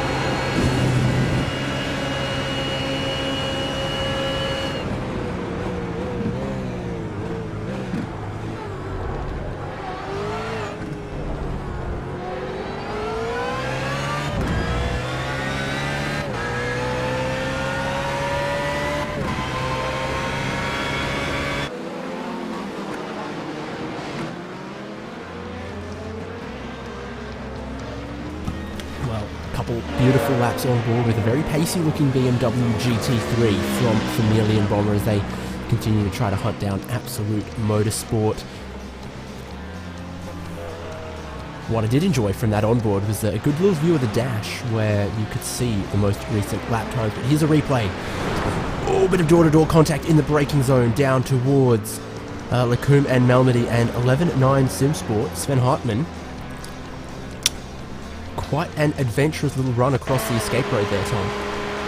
Yeah, less than ideal to say the least. We got another little view. This is from the view of the 11.9 car. Oh, the BMW just moves across, you've got to say there. Nowhere further left on the track for that Ferrari. And then it was destined to be the grass. But fortunately, does avoid contact with the actual Armco barrier and then uses the escape route to come back on. So the damage from that will be limited to just the door-to-door contact. That's the actions of someone who's paying attention when they did their pre-race track walk and knows where the escape roads go. And where that did really look like he was a bit of an innocent passenger in that one. What we can do right now in this segment of the broadcast is get a word from Mike Davies from Simsa Esports GT3. Mike, I guess commiserations at this point because they've announced your car as a retirement. Yeah, there's no chance we're going back out with a car which is that damaged. The weird thing is it felt fine all the way down the straight. As soon as it got to Eau Rouge, it just nothing to give anymore and it just went. Was huge impact at the rear of the car there by the looks of it. Is that just the suspension kaput? What was the feeling behind the wheel after that? Yeah, the right rear was broke. I went even full throttle, trying to get the car back and it just wouldn't go. Give up in the middle of Eau Rouge. So all I can do is just wish the LMP2 team the best up to the end of the race, and hopefully they can get a podium out of it because they really deserve it. 24 hours is a long time. It feels even longer sometimes when you're in the middle of these races. Things aren't quite going your way, but overall your feeling of the earlier running in the events, how did it go for the BMW in GT3? It was like the early running was fine. We got jumped at the start, which didn't help. The car what jumped us had a little bit less wind than us, so we was faster through like middle portion of that. But it cost us so much time towards like the old stint. So as soon as we got past, we could like manage the gap. But the Chameleon Bomber team have been they've been outrageous with pace, so fair play to them. Hopefully they can get back the first place what they deserve, so we can hassle. That's definitely one we're going to keep our eyes on in GT3. With the sun rising across the circuit, what should we be looking out for in terms of tyre strategy in GT3? Obviously it's quite a long fuel run on each stint. How do the tyres hold up? What do you think people are going to do till the end? If you're not double stinting by this point, you're doing something wrong. It's simple. He was double stinting from the start, and temperature is cooler than what it was at the start. So yeah, simple as that. Well, simple indeed it is. Commiserations, I guess, once again to you and of course your teammates who would have worked really hard and put in some of the long slog hours throughout the day and then into the night. Mike, is there anyone you want to give a shout out to? I just want to give a shout out to everybody who's helped out. Like in the last week or two, we've not just been only running this event, we was running SEO yesterday. I finished P5 in that, and I played to Rames, he's done SEO and gone to bed, got up and then in the car now, so what else can you ask for? They're doing everything they can. So, and I want to thank you to you guys, because I know how hard these 24-hour races are, and it's probably even harder trying to commentate on it not actually moving and doing much. So thank you to you guys. Thanks very Thanks. much. Being so generous with your time as well, in, I guess, difficult circumstances for your team and your car. So from the 266 Simza BMW GT3, that was Mike Davies. Imagine that though, doing sports car open, going to bed, waking up and immediately jumping into this race. Sounds pretty difficult, I gotta be honest. It's very, very strenuous, so credit to, I mean, that was Ramez Azam he was talking about in that one, so fantastic performance from Ramez. He also commented on how we don't move much. I'll have you know that I sometimes go through my folder worth of notes to find a relevant statistic, so I get to move my right arm sometimes, and that's about it. Sometimes my chair moves beneath me as well, so we got to push that one back in. No, but seriously, obviously he thanked us, but we got to thank the drivers, because without drivers there would be cars going around on track and we would have nothing to cover. We'd just be sat here giving a podcast. Yeah, precisely. You also gave that shout out to their sister car still running here, the Simza Esports LMP2 number 6. Well, it is on pit lane right now. They were about 30 seconds behind T3 Esports for a podium in class, but a little off cycle. They've had to pit earlier, and that is going to open that gap back up again. So that is yet more work for this car to do, but as we keep talking about, there's almost nothing on the LMP2 car that can't be fixed. That is a very clean looking car, except, well, I say clean as in everything is in the right place and right shape as it should be. It's not a very clean looking car in the fact that the front of the car is white, and they have killed a few insects and picked up a little bit of tyre debris on the front of that thing across more than 18 hours of running. Yeah, it's gone from looking like maybe a poodle at the front to a bit more like a Dalmatian with all the black spots on that white one. And that car has... oh no, there it is. I was about to say, it's disappeared for me, but it's back, it's all around. That's because Ramez Azam got out, yes, and Gustas Grenbergus is going to get in. This car's not out of the running either. It's 2 laps down, but as we've said time and time again, that really doesn't matter a huge amount. Still got 4.5 hours to go, so there's time to close that down. Obviously, we talk about Hamilton in F1 winning by some 30 seconds over his teammate, and if you extend 30 seconds to the length of this race, you can close in multiple laps. Yeah, precisely. So there goes their drive swap. We had a good angle of those tyres because he's getting a new set. Now they drop down and he smokes the rear ones to try to get some temperature going on on his way out of pit lane. It's not an easy pit exit actually, is it? No, not on cold tyres, it's not all the way either. around and then you got to come immediately right and then you're onto the Kemmel Straight, so it's all about not only trying to keep an eye on the car but also keeping an eye on the other guys that are coming flat out from the Eau Rouge part of the track, because it's very easy to get caught out there.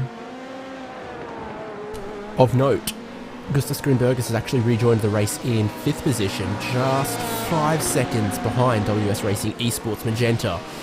So that's an interesting one to keep an eye on as well. His Austrian Sim Racing brought in their Porsche GTE. Oh, we're going to go 3 wide again, are we? That boxes out the LMP2 car. 66, which is your leader. They managed that very well, I've got to say. 3 different classes on the track at one point, and credit to the Familiar Bomber BMW and GT3 there. Got way off the track to get plenty of space, so they're aware that they're not competing with these cars. Can be tempting to race at times, but they've made a very, very intelligent call there that's kept all of these guys on the track, as opposed to a few other scenarios we've seen even during the course of our stint in the commentary box.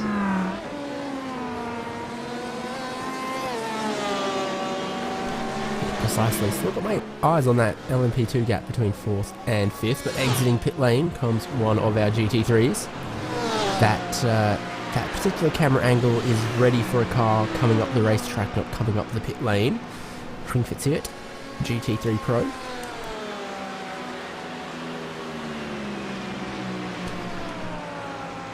And then we'll battle over going back and forth potentially with German Performance Sim Racing in 5th. The Audi, that one was. So From entering pits in third, Ring Fitzy have come out in fourth. Notably, they've got that Familian bomber car, which is of course in the same class, but multiple, in fact just the one lap ahead of them, or rather about to be. They'll get blue flags, but it's always harder to lap somebody in your own class than it is to lap somebody in another class, because you don't have that huge pace difference that you would have if you were seeing an LMP2 car trying to get past this guy up ahead.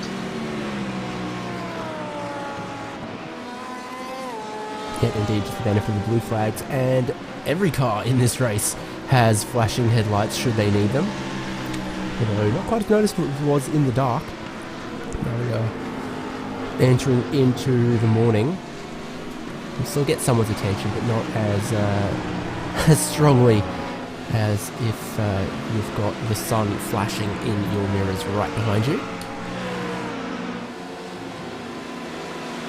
Speaking of the sun, that horizon looks lovely at the moment, doesn't it? Just amber as far as the eye can see. So we're definitely into the daytime period now. It's got 4 hours and 20 minutes left to race, and these 4 hours 20 minutes they're gonna be in the daylight. So these drivers, they'll be very happy to see this for the first time in a number of hours since they saw the sun come up. And it is once again here, which means we're back to almost normal racing as such, where you can see the braking markers a little bit more easily and everything just looks a bit more familiar. Were you doing anything interesting when the sun came up on your birthday? Did I do anything interesting? You know, I don't think I was. Because obviously it was all during the pandemic, so we were all quarantined and isolated away from everybody. So I had a little bit of a virtual party later on that evening, but there was no all-night rager or anything happening. No big do going on. My birthday was in May. It was very similarly not exciting. The most exciting thing that happened is I had KFC, so that is pretty exciting. Yeah, it makes any day slightly better. That's a late lunch. I know it's possible because they're in different classes, but it's those moments that just make me a little bit nervous, I'm going to say. This was a 6-second gap when Grinbergus left the pit lane, by the way, so it's come down to 4. He's clearly marching onwards, looking for that 4th place. Would have just brought fresh tyres into their optimum window, and that is where some of the time is coming from. Bit of an aggressive dive there. I was about to say, it is a case of initially he lost some time, but now the tyres are up into that temperature window, working them well. This one's going to be tight. He's absolutely ruthless with the traffic. Is Grinbergus siding their way through the field. They'll catch the 2nd place Familian bomber car in GT3 in a moment. That's an unfortunate place. Has to get out the throttle just a little bit, cost some degree of time, and then up onto, I believe this is the AM car. It is, so gets that move done nice and easily through turn 16, and you get this long flat run through Blanchimont coming up. Now, see how confident he is with Blanchimont. Of course, up in the 6th gear. Great view of the rev counter. Oh, that's near enough to flat out, isn't it? Yeah, a lot of very grip available confident. right now. Very cool morning. Good visibility. Now, this is happy hour conditions. Isn't? Oh, look at some of that orange light hitting the track in the bus stop now for the first time as the sun clears the trees and the forest. It was really down underneath 2.8 seconds as they came through some of those GT cars there, but then stretched out a little bit, and now Grinbergus for his lava as he tries to pursue WS Racing eSport Magenta for 3rd place in class, and he has a good view of the car he's trying to catch. There's going to be another LMP2 car coming out of the pits next one. I don't believe they're racing that one on track. If they do, it's news to me instead. 12th place Phoenix eSport Racing. Of course, so yeah. That one not so much in this fight like we anticipated. It is amazing to see the commitment from Gustas here. Just charges up, there's the BMW, and now it's behind us. Breaking downhill into what is an incredibly difficult turn number 10 at Brussels. Doesn't even bother him, he's nailed that for the past 20 hours or so, no reason why he'll stop nailing it now, and then you come down the hill on the run towards Pouon. In my mind, this is one of the hardest corners on the track. It's all about just getting that turning point perfect. It's not even so much about the braking technique or the turning technique for that matter, it's just getting everything at the right point in time and space. You know, great for this tricky section at 13 and 14 ride. A little bit of curve, but make sure you don't unsettle the car, the gap coming down all the time. And as that, you can actually see them. The car that just round the corner up ahead, not that Porsche of course, but just beyond that in the distance, that's the car he's trying to catch. And as soon as you can see it, you just get that little bit extra motivation. You really sounded like Doctor Who for a second there at Puon. You know, it's like, it's not where's the turn in, it's when is the turn in. What's it, wibbly wobbly, timey-wimey? I don't fault your analysis on that. It is approaching at very fast speed. You're turning too early, you're turning too late, and you've made a bit of a dog's breakfast of it. It's the having that. That's what we talk about. You know, having rhythm behind the wheel, having that kind of pacing where you nail that turning point exactly when you should. This is going to be an interesting little ride for the next couple laps here, isn't it? I think. As you can see, underneath 2 seconds, no cars between 4th and 5th right now. But then the traffic comes and goes. Every now and again, it seems like they'll catch a clump of a couple of GT cars that might stunt Grenbergus's progress. And when they get a bit of clean air, it seems like through these corners he has a lot of grip. Didn't seem to catch a whole lot in a straight line, but any of these corner sequences like Puon and Lafania, or there through Lacum and Malmedy, is where the Simsa Esports LMP2 has a lot of grip, a lot of confidence, and then picks up the throttle well off the corners. You can see he's caught a couple tenths just through the end of Sector 1 there. It's going to be curious to see how that plays out about 5/10 of a second from now, because as you say, a lot of commitment and a lot of ability to ride the curbing in the Simsa car, but a little bit slower in a straight line, so overtakes won't necessarily be the easiest. Going to catch this GTE car at potentially the worst possible moment as well, right on the apex, still not full throttle, still looking for a way by, eventually gets it done. That might be a little bit of a saving grace for the WS Racing Esports Magenta team, because that might be one more lap until they've got Simsa behind them on the Kenner straight. The last lap for Grenbergus, far and away the fastest LMP2 out on track, a 2-minute 1.3. Battles a 2-minute 3.8 for your leader, a 2-minute 2.2 for WS Racing Esport just up the road. So, Grenbergus, I don't know what he put in his breakfast cereal this morning, what he's had for breakfast, but it is working, he's motoring along. He's got those new tyres at a very opportune time to put in some very, very rapid laps. Could be critical for them here. It's the fact that every single lap, every single corner is the same as the previous lap. The consistency from Gustav Grenbergus is absolutely ridiculous. Just look at this. He'll clip the inside curve, and then he'll run it all the way up over the last part of Eau Rouge. Fantastic. And he's done that every single time we've been on board with him. The consistency is just mind-boggling in terms of where he's placing the car, when he's braking, how much speed he's carrying in every single corner, where the revs are at. He's not making a single mistake, and if he can carry on this, he's not out with a shot at the podium, you know. How good are the shift lights on this wheel as well? The Cosworth ECU is a wonderful looking thing, you gotta say. It really does just work. And you can imagine in the night time that'll have been a nice little confidence booster. They're still very bright shift lights now. Not long ago they were,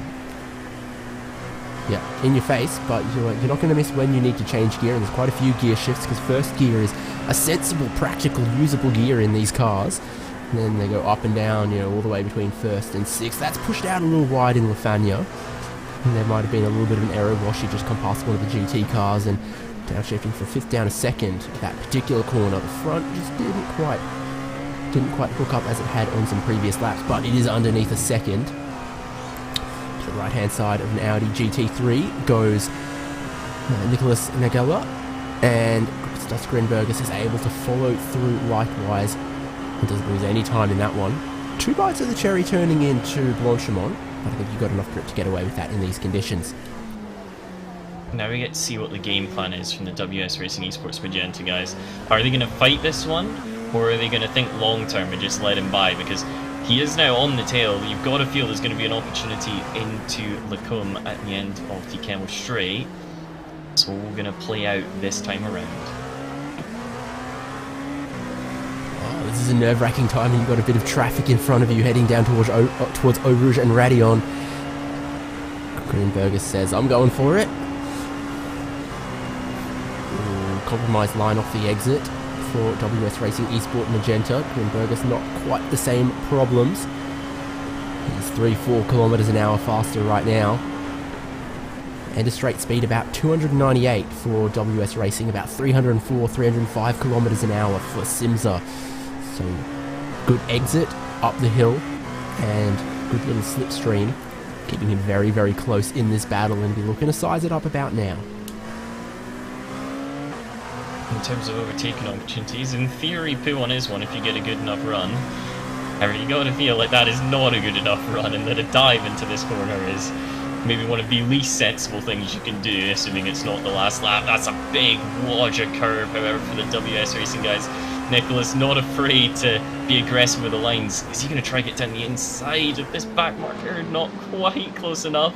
That's going to just put him ever closer to the Simsa car. Can't get through. There's actually a little bit of contact there in the second part of that complex. They come down. Simsa's going to have the inside. The Magenta car's been locked out, boxed in, if you will, and he's immediately lost the place. That was incredibly well set up from the Simsa car. Thought about that one. Completely cognitive in the overtaking, and it's paid off. Gained a position. Felt like an eventuality, and there it is, up into 4th place for Simsa Esport LMP2. Just did feel like for WS Racing Esports Magenta there, a bit too eager to get down the inside of the GT3. Saw them attempt a move when they weren't close enough, saw them lose their momentum, and then eventually lose the position. Both of these guys still a lap behind the 3rd place car in T3 Esports, but the pace that Simsa got right now, well, if you are 2 seconds a lap faster, are you going to need about 60 laps to catch up a whole lap? That sounds about right to me, yeah. So it's going to be about 2 hours from now, potentially. We've got 110 laps still to go for these cars. Oh, how's that straight line speed though for WS? They're going to try and come right back at it. Gustav Greenbergers has been really good through the corners, really good across the curbs, as you talked about. That thing is absolutely trimmed out for straight line speed from WS Racing Esports. They set it up for a scrap. If you've ever watched MotoGP, you think Ducati versus Yamaha. That's exactly what we've got here. Cornering ability against just brute force in a straight line. They'll catch a back marker, but once again, Simsa's behind. And they got to wait until pretty much where they got the move done last time before they'll have an option to get by. All of this just holding them up in the long term and making their chances of a podium ever slimmer.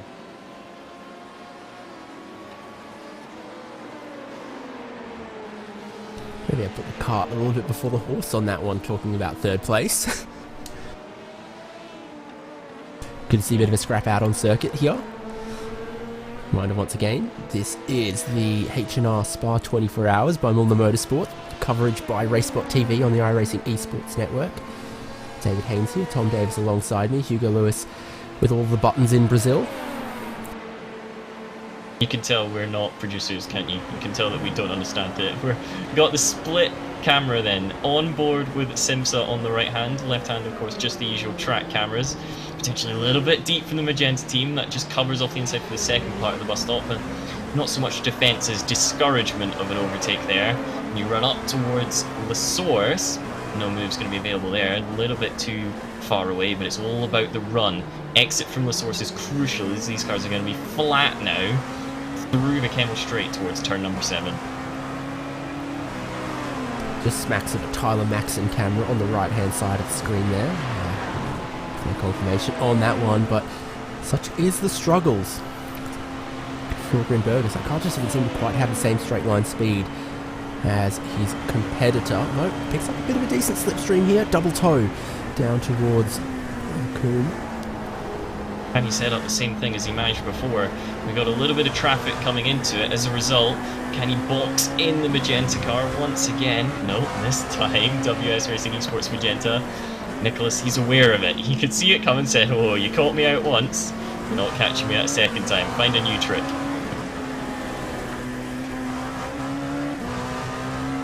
Yeah, indeed, it might need a bit of traffic again. Because having a good run up the straight. Good slipstream seems to make it tough for Simsa to get around despite being quicker in the clean air pace.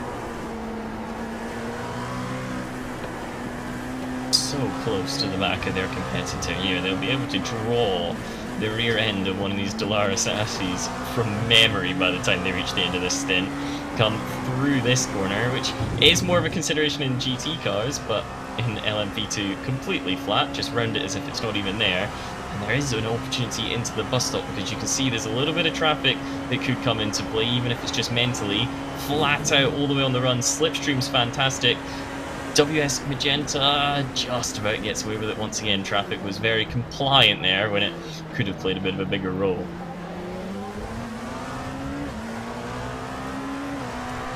Great sort of window into the driver's mind on the right hand side of the screen. You just got to add a relative box and maybe your spotter yelling at you, and that is the real experience, the real deal. Not only the spotter, but of course the I'm sure the team manager, team boss will be in the relevant team radio call, and we'll just be shouting at it, get on with it, you're costing us a chance at a podium here, we really do need this pace. And he's going to have an opportunity once again down the chemistry. Look at the power of the slipstream. Absolutely massive at around 300 kilometers an hour. He has to go around the outside. And around the outside he does go. Is he going to be able to hold on to 4th place this time? Good move. Strong on the brakes. Good through the corners.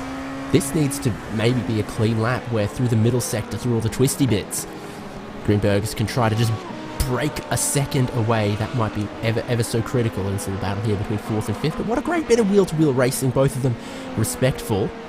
Shows the different setup philosophies, the different speeds. Good stuff. Crucially this time around, the Simsa car has got the move done at the beginning of this middle sector, so as a result has all of the corners yet to come, can try and open up a little bit of a gap. Remember the first time they got the move done was actually just around about here, and it's all flat out until you reach turn 7 once again, and that just allowed the lower downforce setup of WS Racing Esports Magenta to take advantage of the slipstream and get the move back. But this time around, surely he's going to be too far away to pick up a decent tow. It's now just beyond 1 second. Might close down a little bit through Blanchemont, etc. here, but hopefully for Simsa it might expand through the bus stop. Bit of traffic in front. Indeed, we've got the Wolf car.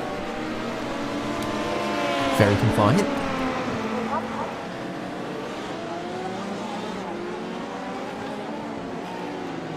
This traffic's actually having a big effect because that Simsa car has caught it at all the wrong time. So whilst they had managed to open up a gap, it's actually come down once again. So the 64 WS Racing Esports Magenta is not yet out of this. Although now they've got held up to a Rouge, and surely that's going to be the end of their chances of an overtake.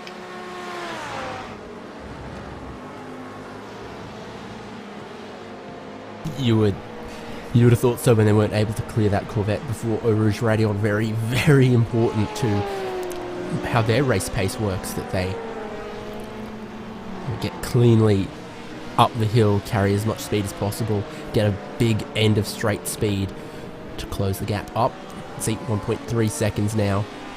Traffic still not getting Simsa out of the woods here though.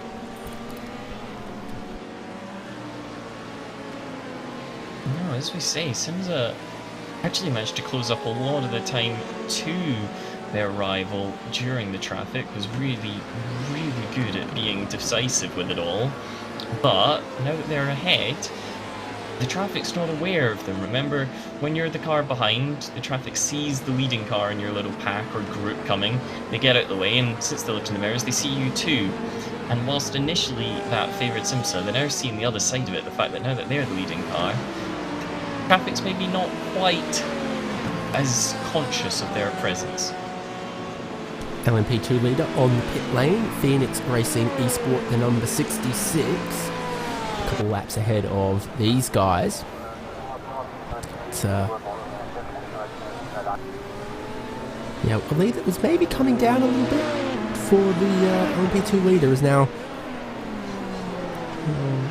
stabilised a little bit. They had minute 46, minute 50 or so as they entered pit lane of lead.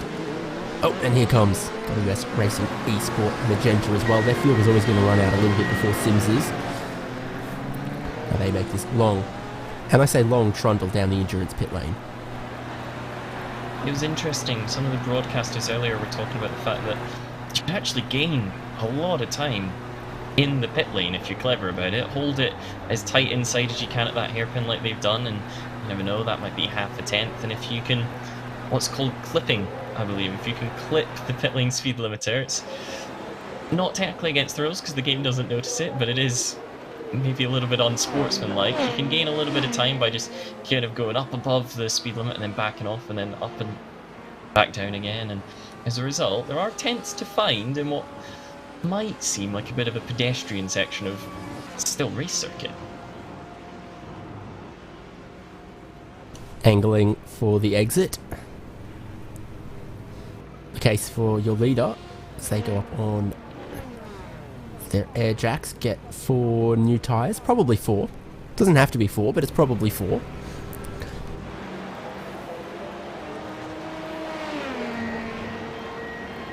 Is that a driver swap there? I believe it will be, yes, actually. So, new driver going in. My time That's right, it was Michael doesn't fix. Machtel, and now they've got Daniel Longreich. So driver swap there. Not the case for WS Racing Esport Magenta, who went fuel only. They're back out on track. So this tricky exit like we talked about. Fortunately, nobody's coming up through a rouge as they're trying to come out the pit lane, and then the cars that appear behind them will be much slower. 34-second stop, that's not a bad one to be fair. I'll say everything pretty averaged out over the course of a 24-hour race given the simulator, but it can be a little bit unfortunate for some guys and more for the others, although I don't believe we've seen that here today. Yeah, that's pretty standard. Just fuel takes 34-35 seconds, and then tyres another 20 if you decide to do it. Actually, it's closer to 18, I think, for the tyres on the LMP2 car. They're a bit quicker than some of the GTs. Couldn't see it from second. That one also a driver swap. It's now going to be Ronnie Durig. I do like comfortably these... in second place, honestly. Sorry. I do like these cars which just have the carbon showing. There's something particularly racing about seeing the structure of the car itself, and it's, to be fair, also a clean way for them to get their liveries on show. Spins up the wheels as ever on exit, hits the limiter very pronto. And you can see on the right a fantastic view of what makes this pit lane exit so tricky. You come over the crest, you can't actually see where it's going, then you got to try and spot those white lines, make sure you don't cross them. You're onto the track, but you're onto the track at actually the apex of a corner, so sometimes you can be unsighted there and get yourself caught up in a little bit of action that you would like to have avoided. However, very clean for the position number 2 runner as they get into this section of track, and they'll immediately have some traffic to contend with, as is the nature of a multi-class race that's already run about 20 hours. So the pit stop done for first and second, gap between them, a minute 28 at the moment. Still on the same lap, but still looking at a sizable ask for Rinfitziert to put Phoenix Racing Esport Green under pressure.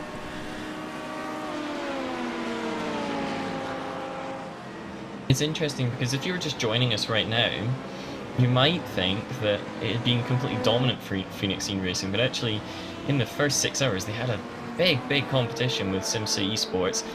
Simsa Esports initially had the lead, then Phoenix Racing seemed to have the pace. They caught up 13 seconds in a single stint and then opened a 30-second lead before being caught behind a car that had run out of fuel in the pit entry. They were kind of bumping it along, not realizing why it was going slowly, trying to encourage the driver to go a little bit more quickly. Simsa came into the pits that lap and went, oh, hang on, and just drove past them in the pit lane, almost Sebastian Vettel-like. It was fantastic action. Eventually Phoenix had the overriding pace and managed to get in front of them once again. But plenty of action on their way to their current lead. It's not been all plain sailing, as we see T3 Esports, currently P3 for T3, about as complicated as it could be. And they're going to come in for their stop. We'll see whether it's fuel and tyres, fuel, tyres and driver potentially, or maybe just fuel, tyres and a cup of coffee to wake them up.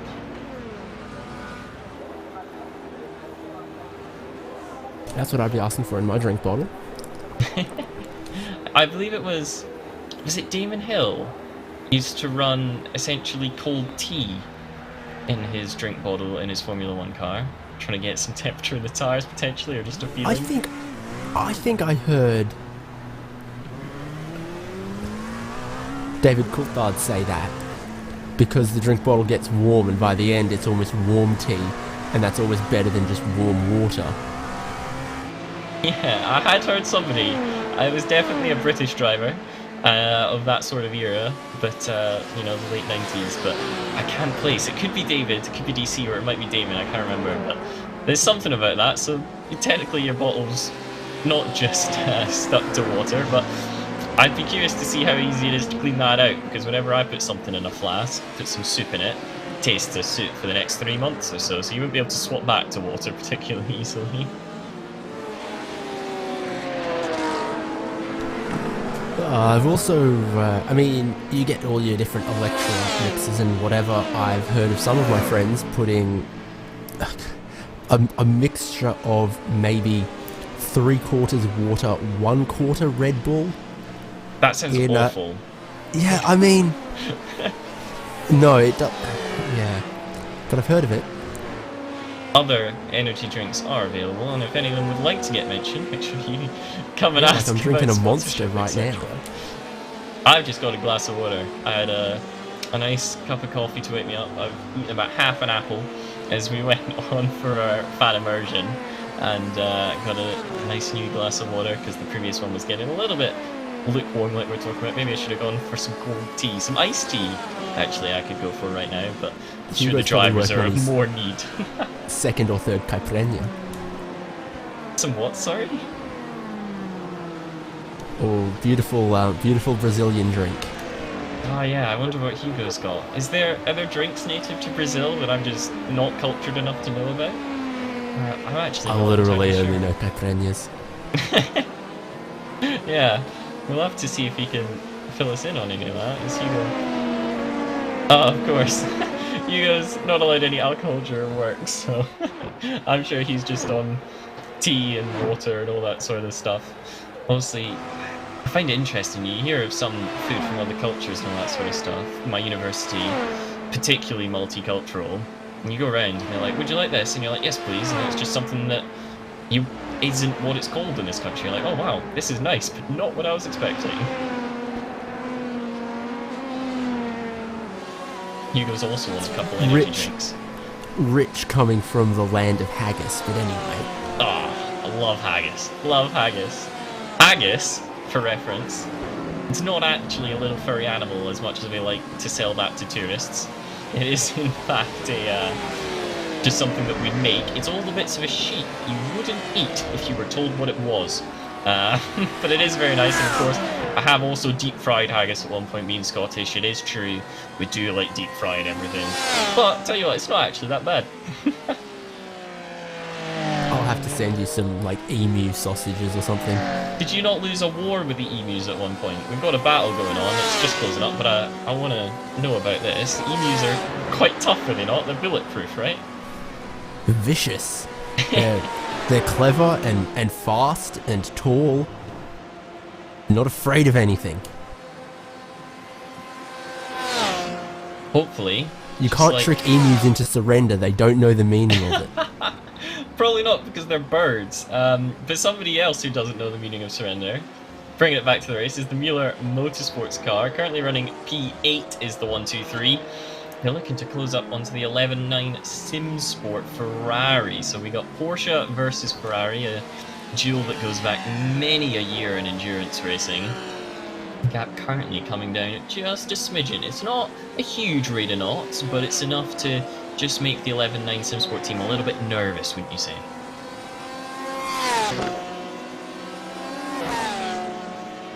I would say a little bit nervous, yes. 4.8 seconds there. We did actually see this Mühlner Motorsport Sim Racing Blue Porsche being sort of raced around and factoring into the LMP2 battle we had. Is thereabouts involved, now trying to stay out of the way of the 77. Some astute viewers in chat actually just noticed something that I was going to point out, but now doesn't sound quite as impressive since somebody else has noticed it for me. The Simsa car, currently running P4, we caught that battle as it found its way past the WS Racing Esports Magenta, and we're talking about how it might still be on for a podium and it was looking competitive for the win in the early stages. Just went purple. Last time around, it set a 2 minutes 0.9 exactly on that, so it is lapping incredibly quickly. For reference, it's about 1.5, 2 seconds quicker than the Turn 3 Esports car, which is still lapping quicker than the second place runners. So everything is concertinaing up in the LMP2 class. We might get a fantastic battle near the end of this one. So no happy hour for our producer Hugo Lewis, but absolutely happy hour for Gustas Grinbergus. Almost getting underneath the 2-minute barrier there as he claws back quite a big margin to third place.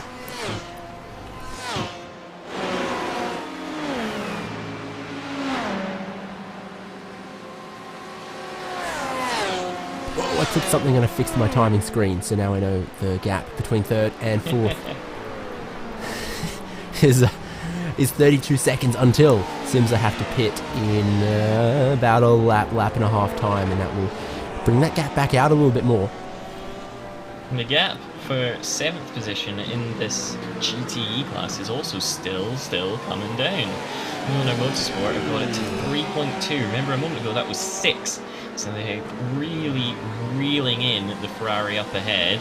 They're also being reeled in by various points of traffic and cars all around them, but they're eyes forward in their quest to gain that additional position just up ahead of the 11.9 car, who then find a 9 laps until P6, so this potentially as high up as the Mühlner guys can get, so there's no real rush to make the overtake. It's all about just cruising up behind them and making sure you don't make any mistakes that cause you to be dropping down the order instead of going up it by just the 1.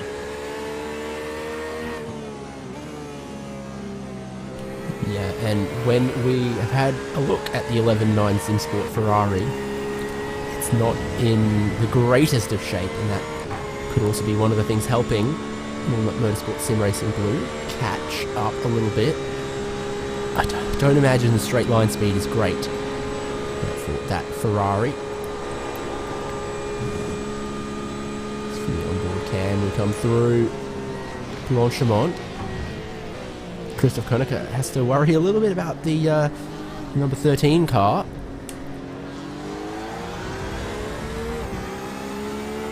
Nope, sorry, different number than... Yeah, 113 car. 113, Prism Sim Racing Alpha, 4th in class. I missed one of the ones. Missed one of the ones, very easily done. Particularly if you're writing in binary, at which point I'm sure it has far greater impacts than it had for us here in the commentary box. Interestingly, you can see that rear view camera instead of a rear view mirror. The car you can see there is actually the one that's hunting him down, I believe, so this is about to get very hectic. Oh no, I do apologise, that's just a lie. I do apologise, that is in fact a lie. We were not with the car I thought we were, but yes, he's going to try and get past a little bit of traffic on the Kemmel Straight, arguably the best place you can possibly meet it, although it will tighten his line into the 789 complex, and as a result just loses a little bit of time potentially in their quest to move forwards. Yeah, exactly, we're riding on board with 8th place, looking forward at 7th in the turquoise, teal, baby blue, Cyan. Ferrari, cyan. It's not that sus. Oh no, don't be bringing this up. I'm sure everybody in chat has some sort of beef with somebody else. There's no need to be going into that direction, and that's actually going to have a big impact. You can see that Ferrari just pushed out wide by the GTE car coming through, and as a result, that gap immediately reduces down to just 0.8 of a second, and oh, Ferraris are very pretty, but that one's looking a little bit worse for wear, you could say. be an understatement to draw your attention to quite some of the damage on the 11.9 Sim Sport, and the effect in here, there, everywhere, especially in a straight line, I imagine. Is this going to be easy for Christoph Koenig? We're going to find out. He's looking one way. Might have to wait till the braking zone at the bus stop. So they're going to be single file through Blanchemont. And then the Porsche from Mühlner Motorsport. Oh, no! Oh, tries to pick and choose a line, goes around the outside, there isn't space there, locks it up. Contact made. Instead of flashing the headlights, he needed to just pick a line. He was looking, actually, to stay in line. We'll get a replay of this then. You can see the car, the Porsche, closing all the time. Looks to the inside, decides there isn't a gap, goes to the outside, touches a wheel, slides back across, contact with the Ferrari, contact with the air, and then the ground, and then the air once again. Spins it up, still running, but there's surely going to be huge damage on that car.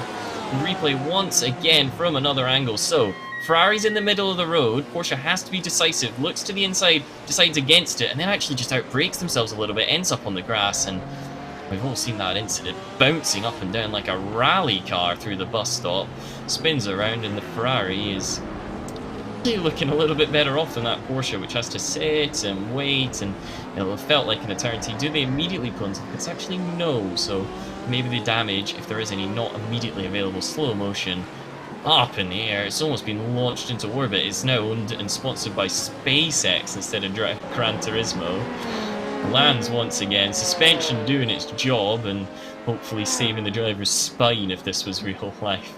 Locks up, trying to just get it stopped before it's too late, but tell you what, we were expecting a battle, we certainly got some action.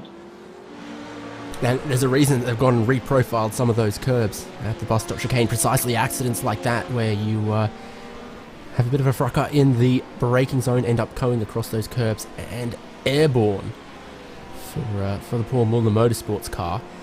I think they can count themselves lucky they didn't actually make heavy contact with a wall. It was sort of side-by-side contact with another car, a space program, and then back on the ground. But it's elevated. Stage 1 Racing Black up into 8th. Definitely didn't help 11.9 Sim Sport. It's all on for 7th place. Yeah, you would have thought that after that huge impact for the car that was chasing down the 11.9 Sim Sport Ferrari, they might get a little bit of a breather, but no. The Corvette of Stage 1 Racing Black immediately on their tail, and 8 tenths behind, which is exactly how far back the Porsche was before all of that kicked off. Breaking down into the bus stop this time around, it's actually arguably just as chaotic because there's cars here, there, and everywhere. Corvette's going to try and go deep. Doesn't quite get the run that it would have been hoping for. Squares off the second part. It's still closing. Gap already down to just 7 tenths. And then it escalates back to 1.4 seconds just to prove me wrong. We're about 3 for 3 in moments of us saying something then it immediately being the opposite.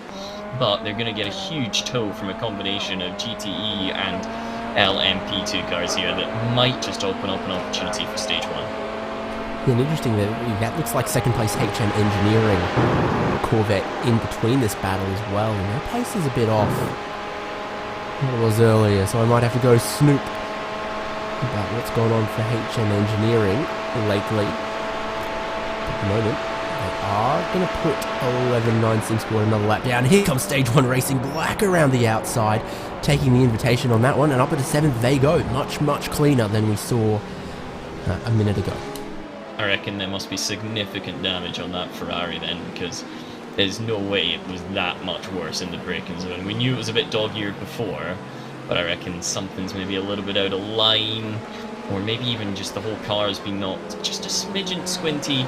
As a result, the balance of the car's all off. It just loses your confidence, and that would explain why they were so early on the brakes. Because that overtake really wasn't even an overtake, it was just a simple kind of progression through the order.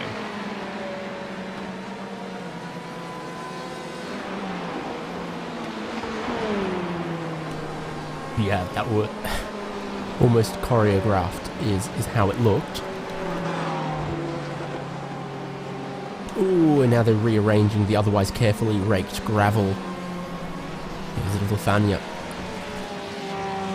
Yeah, well, see whether or not this car comes into the pits this time around, because it does not look to be a happy bunny out there. As you mentioned, went for a little bit of a trip to the beach, no longer looks like a Zen garden over there, and it's just losing time on straights. And interestingly, that Porsche you saw in the background, that's the Mühlner Motorsport Sim Racing blue car that was initially involved in all of that contact. So they come round once again.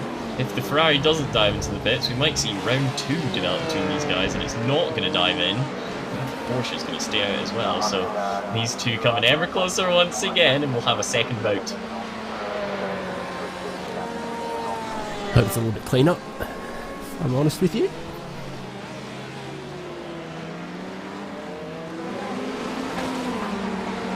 What we might do then is pick that Mühlner Motorsport Porsche for another Racebot TV fan immersion right on board as they, for the second time, try to hunt down 11-9 SimSport.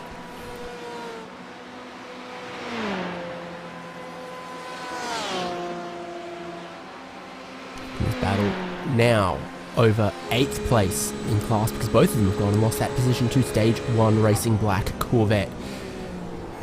So on board once again with the Porsche for a couple of laps here at Spa-Francorchamps in the H&R. 24 hours of Spa by Mühlner Motorsport.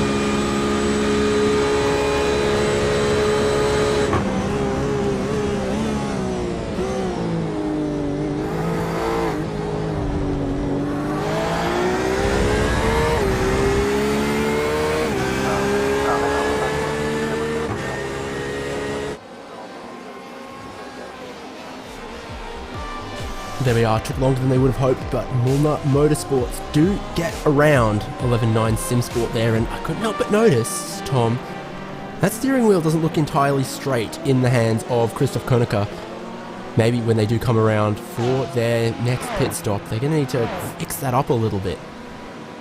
Potentially, like you say, it wasn't straight, and even if it's not impacting the car, which I heavily doubt, but say it's not impacting the car, then it will be somewhat of a distraction. Ferrari then flashing its lights as the 8th place BMW GT3 comes back out, but that one all resolves itself eventually. But like you say, having the wheel be at an angle down the straights is a less than ideal scenario to be in, particularly with 3.5 hours and then some left to go.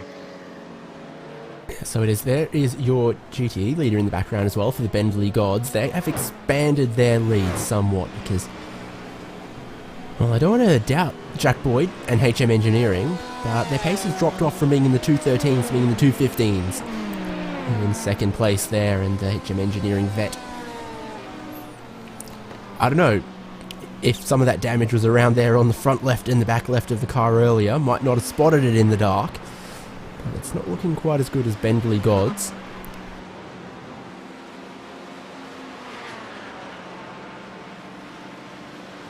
There's no reason Jack Boyd should be particularly slow in the 159.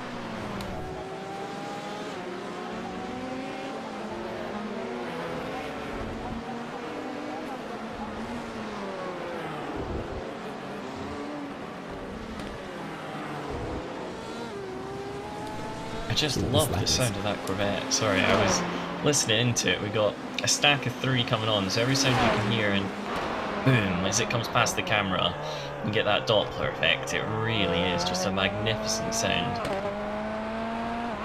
Up on the gear shift as well. What a car, what a car. You can tell from the way it revs and all that sort of stuff, you can tell it's an American manufacturer that's put that one together. Red lines at about 7,200 RPM, and it sounds it, doesn't it? It really roars its way down with that naturally aspirated V8. I think I was thinking about this yesterday.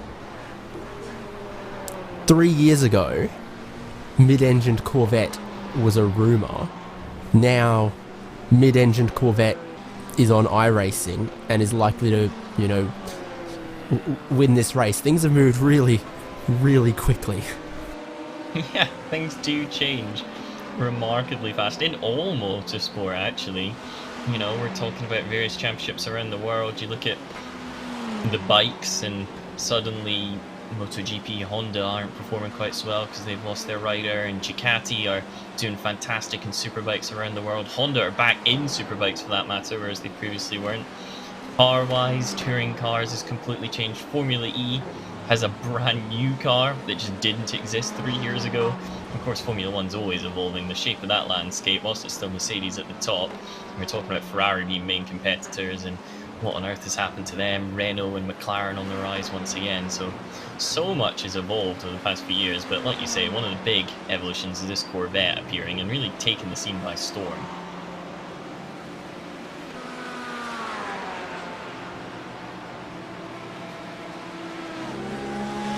What else is going on? Simsa Esports still flying in LMP2, but now the pit stops have come back through. They still find themselves a minute 40 seconds behind T3 Esports. The tough job to catch all of that back up. It's T3 Esports. I think consistency is what's going to help them convert those 3 blue dots on the side of the door into a 3rd place finish. You gotta feel like they could hold off Simsa as long as they just don't make any mistakes. They don't need huge pace with a minute and some buffer in hand. They just yeah, that's got to be their focus, I think, for the remainder of this race.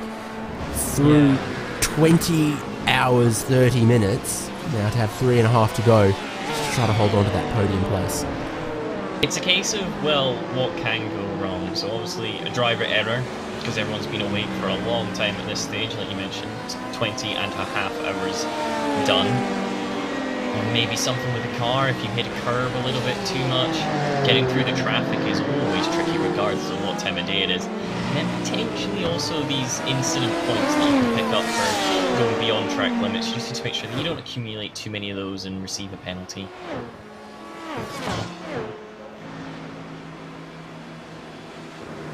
Looking back through this car, well, we've seen a couple drivers in it. The last stints have been Mike Arang, Marcus Broich, then Mike Arang, then Marcus Broich, then Mike Arang, then Marcus Broich, then Mike Arang, then Marcus Broich, then Mike Arang. The last time someone other than those two drove the car was on lap 216, 300 laps ago, so 600 minutes ago, so 10 hours ago. The last 10 hours has been a two-man show in the T3 esports car. It's not unusual to see this though. Sometimes we talk about the Pro-Am classes in Le Mans itself, and where you've got to have one amateur driver and they just put them in for the minimum time possible and let the other guys take the wheel for most of the stints, because it's the quickest way to do it. And I believe it was way back during the early days of Le Mans, somebody drove something like 21 hours of it because they were in a two-car pairing where one of them was essentially the team owner, and he was alright, but he just ran the minimum time, got out of it, and the other guy drove the car for almost the entire day and night cycle. So you do see scenarios like this. It's just less and less common as more and more drivers become competitive in the modern era. But I tell you what, credit to those two. 10 hours is a long time to be sat at your simulator.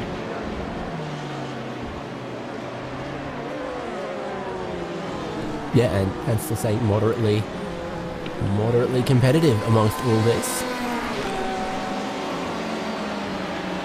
They're lapping just over half a second slower, around about that sort of 0.5 region. Oh, I was about to say just over half a second. This one's going to have a lot more time loss because it's gone round. Atlas Source has the T3 esports car. No contact with the wall, well, just heated the rears a little bit, reverses, 3-point turn, back to running. Let's take a look at a replay of this one then. Breaks down, gets it in, and actually just carried a little bit too much speed in. The rears come round, and then of course you've lost it. Just keep an eye on the hairpin, make sure that you don't rejoin unsafely, which is why you see the little bit of reverse when you could quite easily not have done that. So that's experience from Mike Arang at the wheel. Still got that P3. It's not gone away, but the gap is just coming down ever so slightly, and Simsa will begin to apply the pressure because we know how quick those guys are in the 6 car. So that's coming to the end of, I think, a double stint on the tyres here for T3 Esports, and those rears have just decided they just didn't want to grip up through the Source hairpin. You saw it was a bit wiggly, a bit loose quite early in the corner. Still looking that way as well. Obviously you go around on them, it's going to heat them up even more, so the problem just getting compounded near the end of this stint. I'm interested to see whether it's worth maybe a 1 lap earlier pit stop than you would otherwise do for these guys, because it is definitely looking uncomfortable to drive, a little bit less predictable than you would like that car to be. Settling down a touch, but that looks not on the limit through the last part of the middle sector, and then accelerates out of this one, and this gives them a chance to cool because you're not accelerating whilst turning really through this section. It's just flat out the whole way, which doesn't put quite so much load through the rears as it does through the front. I used to be thinking about settling down after that one. Nonchalant, and then at the end of this lap, this will update you on the time and how much time might have been lost from that. Not a huge amount, not 20 seconds, but it could have been 10 seconds or more. So the previous lap, 202.9, now across the beam, and the lap is 213 dead. So yeah, about 10 seconds lost from that. Then you also got to factor in the confidence factor. The tyres might have been just injured a little bit by that. That's a big component of this, isn't it? The mental side of that. You've got it wrong once. And whilst previously you're thinking, yeah, I've got control of this car, it's all fine, that just puts a little bit of a seed of doubt in your mind, can't it? Where every time you come to Lasaurus, you're thinking, don't do it again, don't do it again. And as soon as you stop being quite so focused and in control, then more and more mistakes can easily creep into your driving, and that's just what the Simsa Esports LMP2 car with Gustas Grinbergus wants to happen right now, because he's gone from being about 1 minute 35 behind to just 1 minute 24, and he's lapping quicker naturally. So just little mistakes here and there, and he could be on the tail surprisingly soon. Could be. Also a little difference across the fuel strategy. The Sims Esports LMP2 pitted 5 laps later, so it's carrying 5 laps more fuel at the moment. That might actually lead them into being able to have 1 stop less. Angry Bull Racing, the number 10. Got a replay of them right here. That's Lafania heading down towards Campus Stavolo. There's already a bit of damage on the rear deck of the car. You normally get that fixed in a pit stop. That doesn't normally linger around. You can see... Oh, was that a puff of smoke? I think that was. I think that was an engine bye-bye. That looks like an engine bye-bye, yeah, and then immediate loss of power. Clutch in, pull her around towards the pits, like you said. Here's a little onboard looking back the way. Watch around here, we'll catch the curb. And there it is, puff of smoke. Engine's gone immediately, the revs start to drop, and it's just a case of get it to somewhere safe. That is game over for Angry Bull Racing. An unfortunate way to end it, so close to the end of this one. I can't remember if that's fixable or not, actually, but the damage to the rear there, you got to say maybe an oil cooler, maybe something else was done. That'll be a long repair, if indeed it is repairable at all, to Angry Bull Racing. A couple other cars on the pit lane. I know there's some fans for WS Racing Esports. Magenta M64 is coming down the pit lane. Going very helpfully around the GT3 car in search of their pit stall. Leader's also on the lane. Daniel Longreich is most of the way through his pit service. And then it's going to be a long stop for Angry Bull Racing.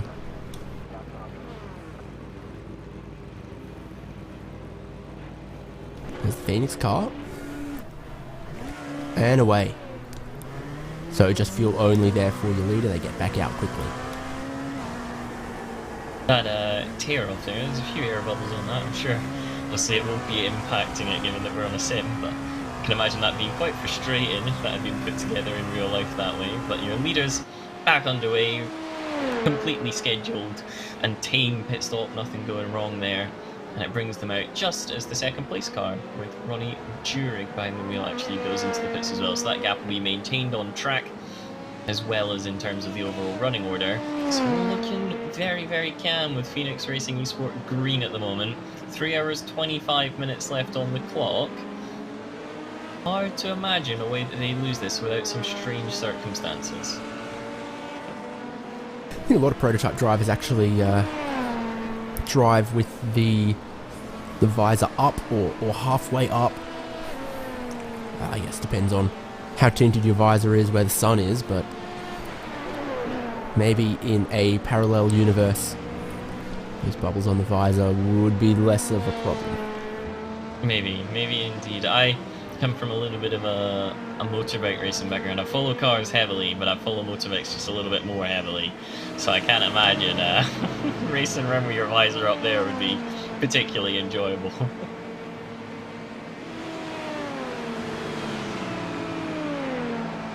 There's actually talks of Spa getting motorcycle modifications. Of course, in the early days, there was bikes racing at Spa, and since then it's just been increasingly dangerous as they got quicker and quicker. That's your leaders, Stop I believe, jinxing our leaders.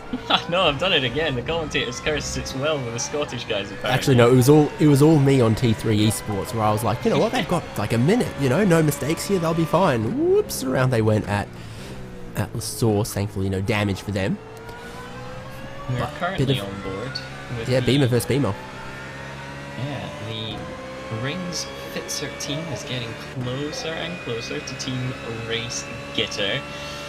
Last time around, we don't have a lap time because I believe they came out of the pit, so we'll get one any second so as we can compare those gaps. But the naked eye, it does seem to be reducing instead of extending in this battle for third position in the GT3 category.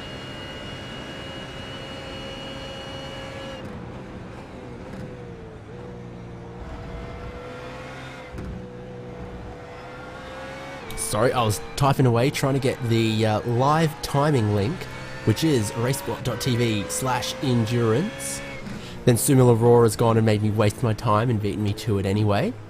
There we go. racesport.tv/endurance is the link, but when I've clicked it, I'm not actually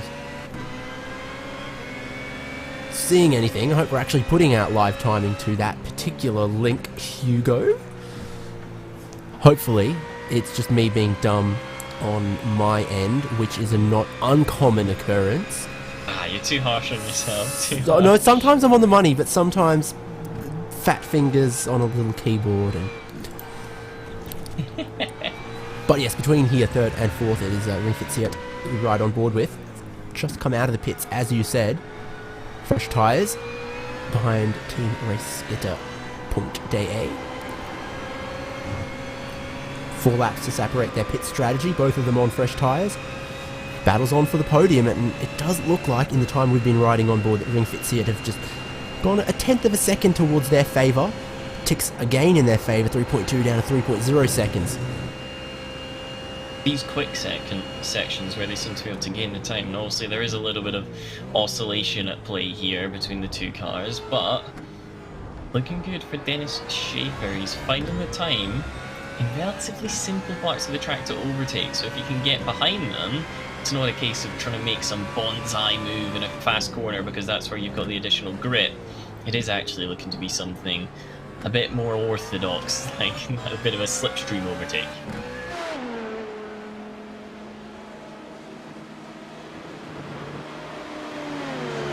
Informed that racesport.tv/endurance ought to be working.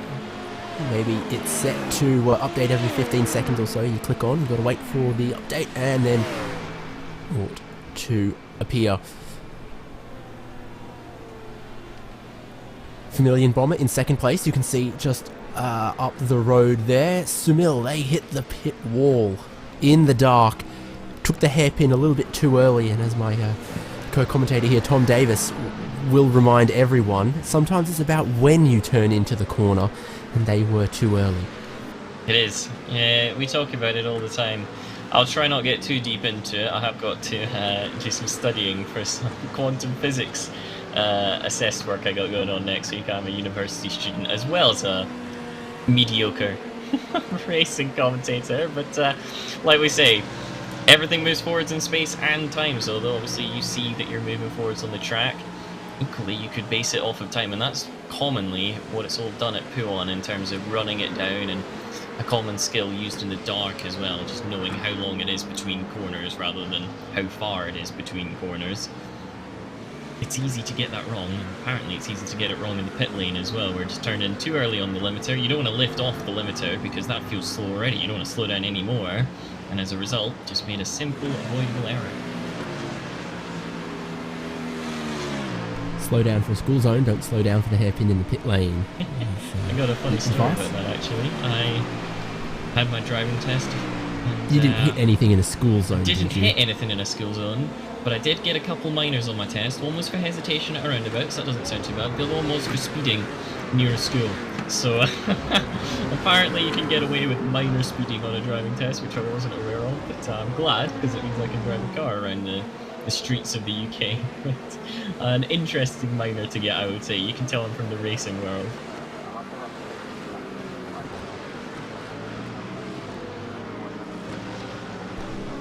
I think on my driving test, one of the tiny things I got marked down for was I must have stopped with the front wheels a centimetre over the stop line at a traffic light. That's all I can remember. It was a while ago now, actually. It's starting to make me feel a little old. I'm sorry. Does time go differently down there? Yeah, it travels in the opposite direction, just like when you flush the toilet. Ah, yeah. I've heard about that actually. I'm sure. We're all Benjamin Button down chat's here. loving us discussing the toilet. I'm sure that's fantastic coverage. As this battle gets ever closer, and we might have a little bit of a Code Brown moment that requires a toilet for Team Race Getter in a moment, because that gap is just 1.3 seconds. Distant tow will now be available to the Ring Fit Seat Sim Racing GT3 Pro team. And Dennis Schaefer is doing a fantastic job of utilising all the strengths of this BMW to close in for a podium position. This really, really matters. We saw that RaceGetter didn't really want to get out of the way of an LMP2 car. The LMP2 car was not going to wait, such as the speed difference between the classes, and that might have just pushed them offline a little bit. Oh, that's offline. But again, LMP2 car, alright. Doesn't want to get tangled up in anything, does Dennis Schaefer for Ring Fitsiot. Adds a couple extra tenths of a second to the gap. That's not an optimal racing line either for Team RaceGetter, so they are really in GT3 here, at the mercy of some of the traffic. Despite all that, however, the gap has come down through the middle sector. It's now just 0.9, then 0.8, and this is the effect of the slipstream. Completely visible now. 0.7, that's 2 tenths alone, just by being close enough to the back of the car up ahead. A little bit deep, potentially, through turn 18 at Blanchimont, and that means that there's no taking into the bus stop chicane. They got to be brave to do it anyway, but from 7 tenths of a second back, it's very much a last-minute lunge that is not worth it with, well, still 3 1/4 hours on the clock. That's a race in and of itself, despite the fact that we've already done 8 of these, or 7 of these rather, throughout the course of this one. But he's going to be very close near the end of the Kemmel Straight.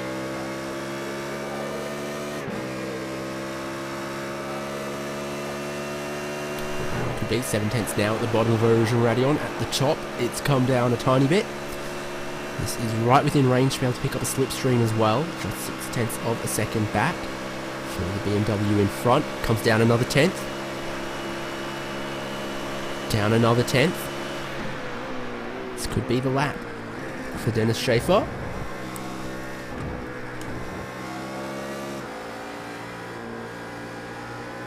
Damage on the back of Michael Jost's car as well. Got that almost characteristic bending of the spoiler that we've seen on so many cars. Now, we don't think it actually has that much of an effect based on Called the that German but accent. it will be mattering. Wait, what? What? The little flick to the rear wing, it's a German accent. Oh, of course. It all makes sense now. It's why we've seen it on the BMWs so prolifically. This gap now, just 3 tenths of a second, however. You'd have to be bold to try and move anywhere before the bus stop, but surely it's coming. It's got to be inevitable at this stage.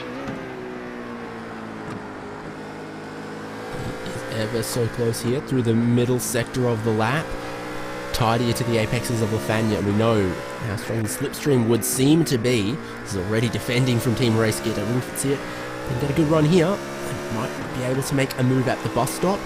Might get close enough to have a move on the Kemmel Straight. What will they do? What can they do? Surely not before Blanchimont. They're looking, they're thinking about it. They're going to try for it down the inside before Blanchimont for 3rd place in GT3. Has it moved on? Whoa, big slide from Ring Fitsiot through the middle of Blanchimont, but they hold it. The number boards will update across the line for 3rd place. Sorry, we've seen this overtake before is what I was going to say. We saw it in that LMP2 battle where immediately, because of the slipstream through Eau Rouge and Radion up the other side, you can get the overtake back, you can regain that position, and that's exactly what your current P4 runners are going to be looking to do. Nice run through La Source, they've done exactly that, only a couple tenths away as we get into this huge flat out section.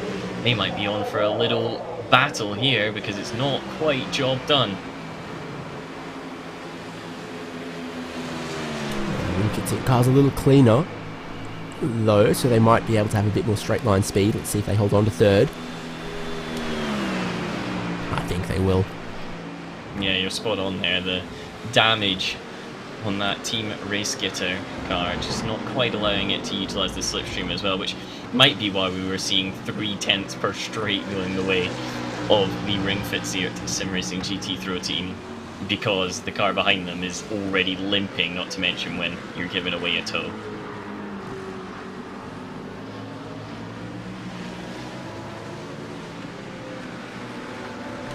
Do his best now to stay close within the twisty bits, but if you can't get a tow on the straight, can't close up on the straight, it'll be difficult to get back past into 3rd. They also seem to be working their front tyres quite hard. Just from the lines they're driving, is an awful lot of understeer, and if you push too hard with that, you could easily have to come in and take tyres when you didn't want to because you want to double stint them, and before you know it, you're dropping back into the clutches of the German performance team, which are only 11 seconds away from this battle.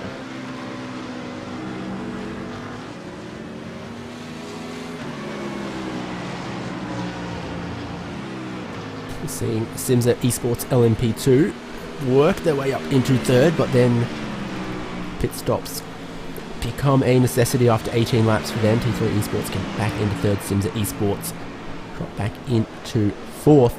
It's crunching the numbers on how many laps we've got left, how long the LMP2 cars have been going on their stints, to see if Simsa are going to be able to cut out a pit stop compared to T3 Esports. The answer, I think, is no. So they've got more work to do, but well, only just starting the pit stop, but I wonder if Grimbergus is going to stay on board. He's been putting in some very, very solid times. First, the camera angle not quite giving us the shot we wanted, but there we go. Got there on the second one, although I tell you what, if you're into bird watching, I'm sure those trees would be a fantastic spot to look at. Pit stop, we approach the 30-second mark. This would be the time, 31.1, so relatively standard there, and you accelerate. Once again, we get a look at this pit exit. This corner, I have seen numerous cars crash at that right-hander over the crest. Cold tyres, so easy to catch yourself out. The exit in P4, so they have dropped behind the T3 Esports team. Every T3 we anticipate have to make a stop pretty soon.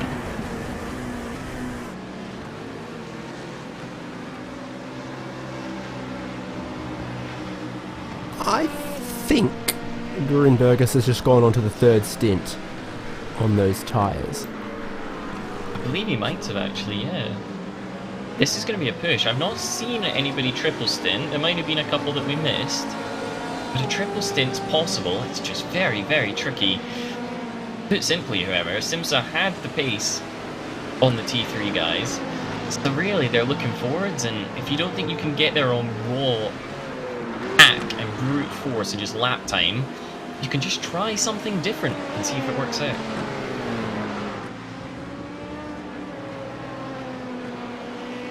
I mean, definitely we spoke with Mark Davies. Is that who it was? Earlier? Yes, I believe it was. It was Mark Davies. Yeah, and he was, of course, saying that double stinting the tyres in GT3 was a necessity, so I think a triple stint in LMP2 is, I guess, possible if that's what they decide they want to do. The thing is here, though, you save 20 seconds or so keeping the same tyres, but the rest of the component of the pit stop, going the whole distance of the pit lane at 60 kilometers an hour, doesn't change. It takes 20 seconds off your stop, but it just takes it from being a 2-minute stop to being a minute 40 stop in adjusted time along the pit lane. Indeed. This might even, rather than be a case of, we'll make one less tyres stop throughout the race, it could be something along the lines of, well, we won't take the tyres now, we'll have those 20 seconds in hand, and when it comes to a sprint near the end, if we think we're going to catch them, we'll be on fresh tyres whilst they're on their double stint set, which would give them an advantage in terms of actually getting an overtake done.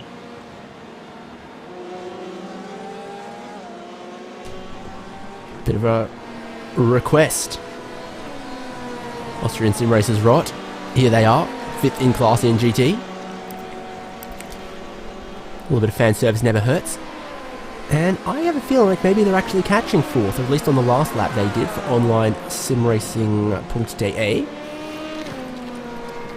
The same lap between 4th and 5th, is the gap there what I think it is? It is coming down for sure, and interestingly, that 4th place car, the 152, is 40 seconds away from the top 3. So there's still an outside shot at the podium here for Austrian Sim Racers Raw. They're putting in a very solid stint with Thomas Piber. If he can keep lapping at this sort of pace, he is going to get there pretty much at the end of this one. So they'll be pushing all out, thinking about a battle about 3 hours from now. This one's for you, Manuel Waldbauer. You're welcome. So that is 18 seconds. Last lap and this lap. Close it down a little bit. Pulls a good toe on the Mühlner Motorsports car in 7th at the moment. Another Porsche. What direction's that gap going to go, we wonder. Here is 10th place, Valkyrie iRacing Green. Oh dear, they had some adventure in that Corvette. Oh, well that's at least a slowdown, surely. That they really looked like they cut quite a handful of the top of Radion. And, whoa, stand on the brakes there. Is that what it was? Is that brake smoke or engine smoke? I hope for their sake it was brake smoke. It looked like brake. It certainly seemed Tire to smoke, appear from I the should say. bottom. Yeah, tire smoke, like you mentioned. It seemed to appear from the bottom, so just an aggressive way of taking the slowdown, potentially. Maybe hoping they could reach the corner and take it there, but instead realising that it was just a little bit too far, and as a result had to slam on the brakes to avoid picking up the penalty. That infamous iRacing phrase. They say you've cut the course, you'll have to give up the time gained. I'm sure many people have gotten frustrated at that one over the years. I could have auditioned for that role. Here's my impression. They say you cut the course. You'll have to slow down and give up the time gained. For me, like I mentioned, we do a lot of coverage of the F1 races, and over on that version, it's not even giving you warnings. You're just like, you touch over the curb, there's 3-second time penalty. Alright, okay. Absolutely brutal. It doesn't even give you the voice to annoy you. It's just like, yep, have a penalty, and you're like, okay, thank you. Another Corvette is on the lane. That is HM Engineering, the 159. Jack Boyd. Pace has dropped off a little bit for HM Engineering.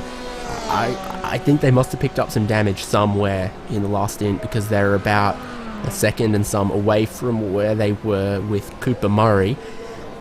And I am not game to say that on his own Cooper Murray is that much faster than Jack Boyd. I think it's what you can see around the back left of the car, for example, there. The diffuser, I believe, there, it looks a little bit knocked in. So some contact on the rear. The exhaust exit is also bent as well. It's not... That'll be hurting the performance from the left bank of the V8, maybe. Who knows? Who knows? But, yeah, not perfect on a couple corners of the left-hand side of the car there. Number 10 is going to get fixed up on some of the corners of the car. See that in the foreground of the same shot. Angry Bull Racing are still waiting on their engine change, I think. Jack Boyd, that is fuel and tyres, isn't it? He's out and away. Get away, 1 minute 0.7 second stop. Means that you spend 2 minutes in the pit lane, and this is exactly what we're talking about with the Simsa LMP2 car. The fact that if they can take tyres one less time, does have a big impact. And obviously we can't really compare GTE pit stop times with LMP2 ones, but it's a good visualizer as to how long you spend in the pits. And if you can take that 2 minutes down to 1 minute 40, then suddenly you can see the car up ahead, and it just gives you a psychological effect potentially that can force the person you're trying to overtake into a mistake, which gives you a little bit more time. And although it might not work completely mathematically, it might work in practice.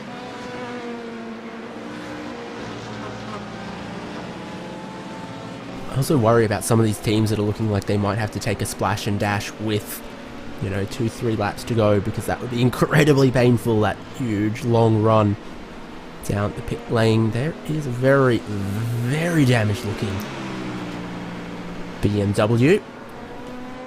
I think that's the 289. Still going around, going to pick up positions from Simsa Esports GT3 eventually, and potentially from Mühlner Motorsport Sim Racing 285 if that's a retirement. This is a car that is double digits laps down on their next position.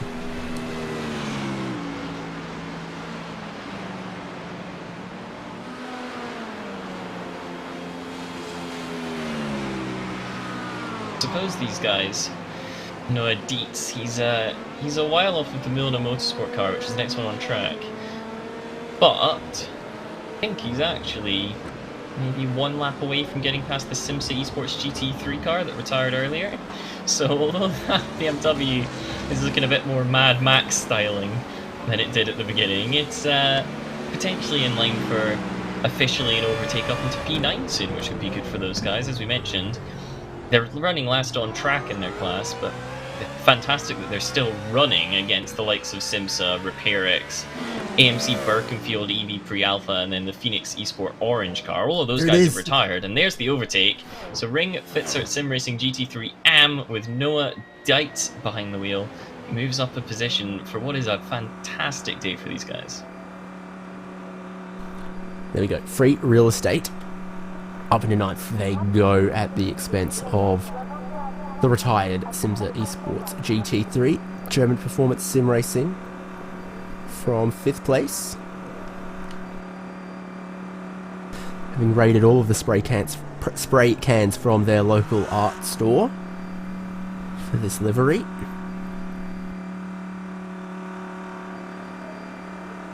I do believe you called these high-performance spray cans earlier, and I would like to know what a high-performance spray can is. What makes it slightly better in that region of usability? Oh, you know, just higher PSI, smaller paint droplets for a more even coat. I don't know.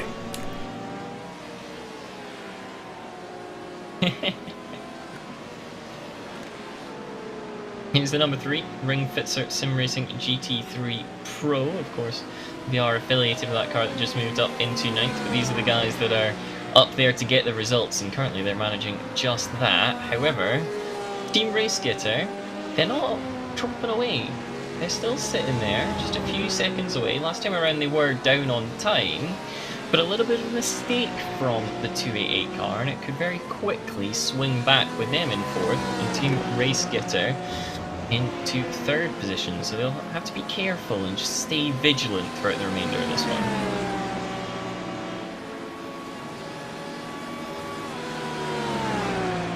Yes, so they shall. We saw that overtake when it happened, about this part of the track right before Blanchemont. Now 7 seconds is what they've pulled out.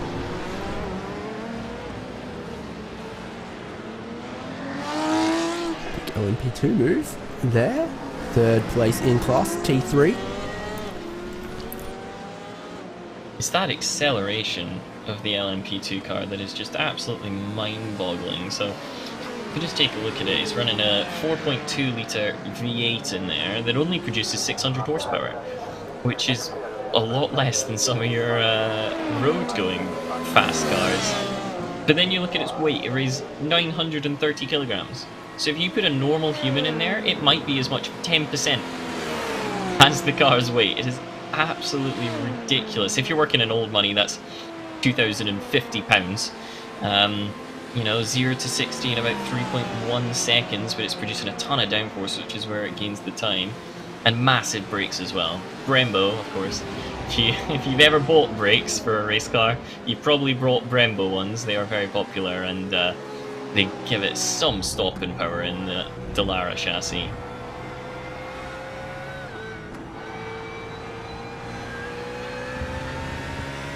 And he's got script to go with it. The other half of the equation, not just the power of the brakes, but the grip of the tyres. Necessary.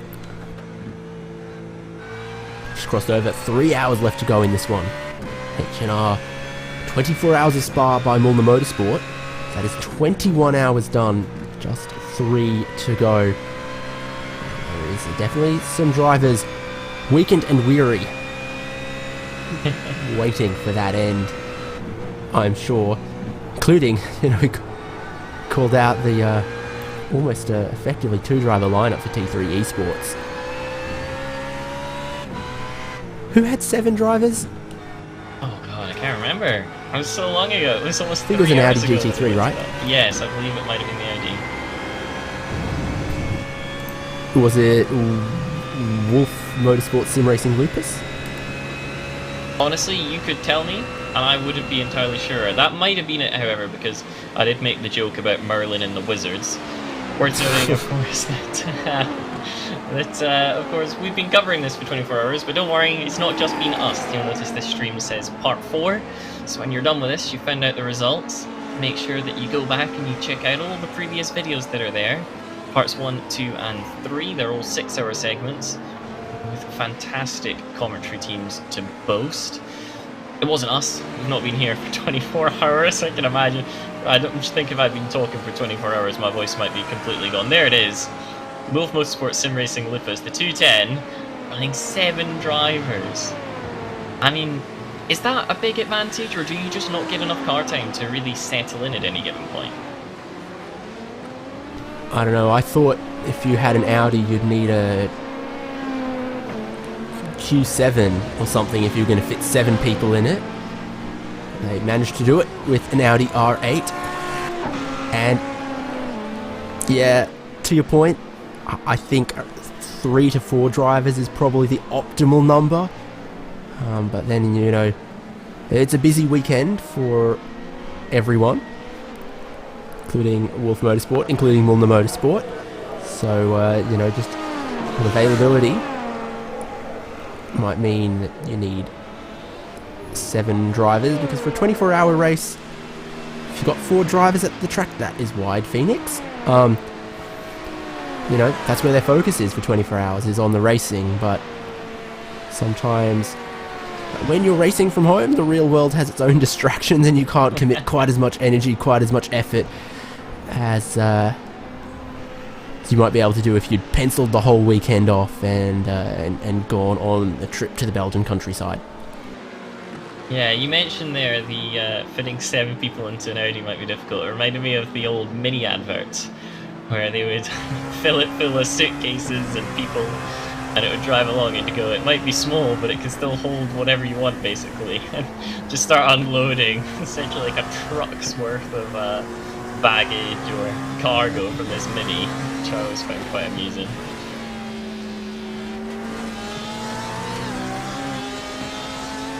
Well, that's not ideal for this LMP2 car. Had to lift on 2 occasions coming through at Stavilo and then the subsequent turn 16, so caught out a little bit there, but once again closing in as they come around. The gap to the car ahead for them, just 13.1 seconds, so again a closable gap, but at the moment we've got a lot of those. We've got a lot of the gaps that might come down, probably should come down in a lot of instances. However, at the moment we got a relatively calm field. The calm before the storm with just under 3 hours left to go. It's all gonna get much closer as the guys begin to push near the end of this one, and I'm sure once we get to about an hour and it's essentially sprint distance range, then we might see a few more mistakes. We've seen a couple of mistakes already. We might see some more indeed. Last laps. Well, I think the last lap for Bull Out Racing is probably not representative, seeing how hard they maybe had to check up in the final sector or the end of sector 2 there. They didn't close Fit for Racing on that particular lap. They have traffic go more their way. They might have enough performance to begin closing this gap that's out at 12 seconds at the moment. But as I say, the lap just done, it expanded a little bit.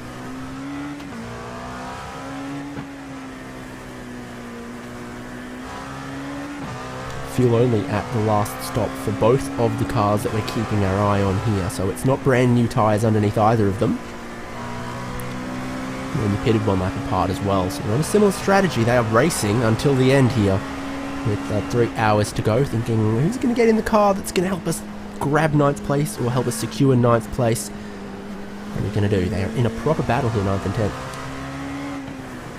They are, and it's this classic battle where you can't quite see the other guy yet. It's all about they can see the delta, you can see the delta, and you want to make it come down. Of course, the next big mental standpoint is when it goes from 10 point something to 9 point something as you lose a digit, and that can be a huge shock. And often after you see it hit 9, the guy that's trying to close the gap will suddenly find a bit of pace and get it down to 8 or even 7 pretty pronto, and then it'll maybe stabilize and come down at the rate it was before. So there's the 9 point.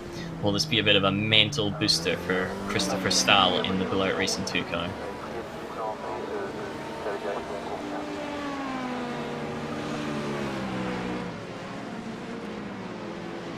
Trying to work out how we missed this one. There's a new driver in the HM Engineering 159. It is, well, this isn't a German-looking name. This is Vlad Kimichev.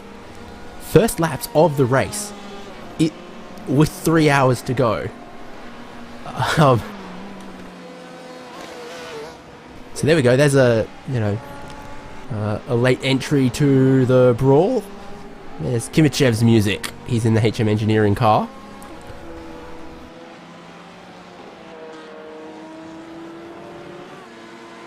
An interesting choice to have somebody enter right at the end. I believe we had Rasmus Busk being interviewed earlier on in the race, and all of this means that he's likely to run potentially to the end here, which means that he won't have felt the car during the night, he won't have had multiple conditions. This is just what the car feels like to him. This is how it drives, and he'll have a chance to settle in and really get the maximum out of the car for this specific track temperature and condition. As a result, he might be better positioned than some of the guys ahead of him who have been in and out and felt it when the track was cold and then when it was warm and during the dark and during the day. None of that's going to affect his mental ability. He's not going to have any memories of mistakes that just aren't relevant anymore given the evolution. And we shall see whether or not this strategy plays out well for the HM guys. It's certainly a bold one. Here's the lap counts in this car. Mark McCormack did 99 laps, Anton Gulich did 106, Cooper Murray did 106, Jack Boyd has just done 79, Rasmus Busk did 159 laps. Hey, that's the car number. Oh. Was that intentional? No, probably not, but it's a cool coincidence. Vlad Kimichev has now finished 6 racing laps. He's probably got to get to around 30 or so to meet the minimum drive requirement. Interestingly, if they just keep him in this car to the end, I reckon he'll hit around about the same region as the other guys. This might have just been completely planned out from the start, that they're all going to have approximately the same time, some of them going slightly longer or whatever due to tyres and conditions at the time, but this might just have been completely planned out, that they were just going to take it in turns. Here's your 3-hour stint, go ahead and drive the car. I guess the Europeans are starting to wake up. They can send the Australians to dinner time or something. Bit of Murray, Jack Boyd on the evening overnight shift. Yes, I'm sure my neighbours were loving the fact that I was up at 4 AM this morning fumbling about trying to get the phone charger plugged in so I could have track maps up and all that sort of stuff. I'm sure they were absolutely loving that. Here is, once again, the Ring Fit Sim Racing GT Pro car is just up ahead of these guys because we're following the 4th place 235 of Team Race Gitter in the hands of Michael Yost. Battles once again coming together. It's hanging around about 11.2, and Team Race Gitter aren't outside of this one. It's exactly as we mentioned, what, 20 minutes ago now? The fact that if Dennis Schaefer makes a mistake in the 288, he's going to fall behind Michael Yost, which is exactly what you need to do at this stage. Just make sure that you don't let them run away with it. Just keep them honest, and then see where you are in about 1 hour and 49 minutes, and if you've got any more pace in the tank.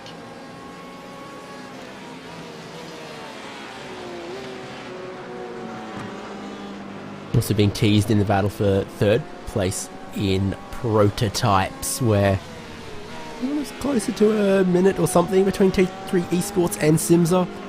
It's now 30 seconds there, and Simza, Mr. Skrinberger, still basically the fastest driver in class, therefore the fastest driver overall. See what they can do, and then the leader is on the lane as well, so still some action for prototype.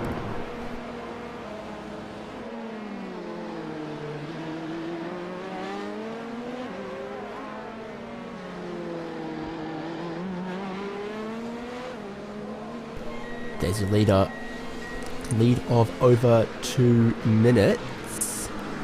Into the pit lane, through the hairpin. Pray you got enough steering lock. That was actually a problem with these Dallara prototypes, how much steering lock it was possible to wind on.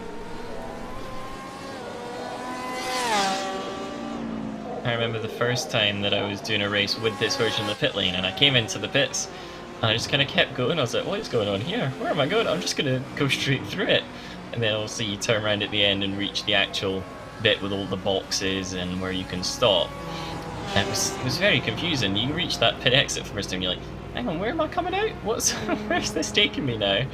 And of course these drivers will be much used to it. Plenty of practice going into this one, but I do find it interesting how it completely changes the dynamic of the track and the racing as well, in comparison to coming out. Because if you come out in the F1 one, it's hard to make an overtake through Eau Rouge and Radillon, so as a result you can often hold the position. But if you're exiting already on the Kemmel Straight, the person behind you's got the momentum, they'll just breeze by. So it does change how a lot of these battles play out when it includes pit stops on alternative laps. Fuel in, car gone for the leader. Very quick one there, really. On the shorter side of the pit stops that we have seen. Weaving very aggressively to try to get some temperature in before they reach the next little section. I think it was more for the benefit of the view of their teammate behind in the 68. Dirk Jansen, Phoenix Racing Esport yellow, flashing the headlights at the Phoenix Racing Esport green. Just like how bus drivers always wave at each other. I think you see your teammate out on the track and you've got to give them some courtesy. Yeah, just say hello. He just needs to slow down a little bit, does Daniel, and they'll be able to get a great publicity shot, although they've had a couple opportunities for that earlier on in the race, so I'm sure that's not what's on their mind. But they might save the publicity shot till after the checkered flag is waved in a couple hours. Yeah, that'd be the sensible course. Idea.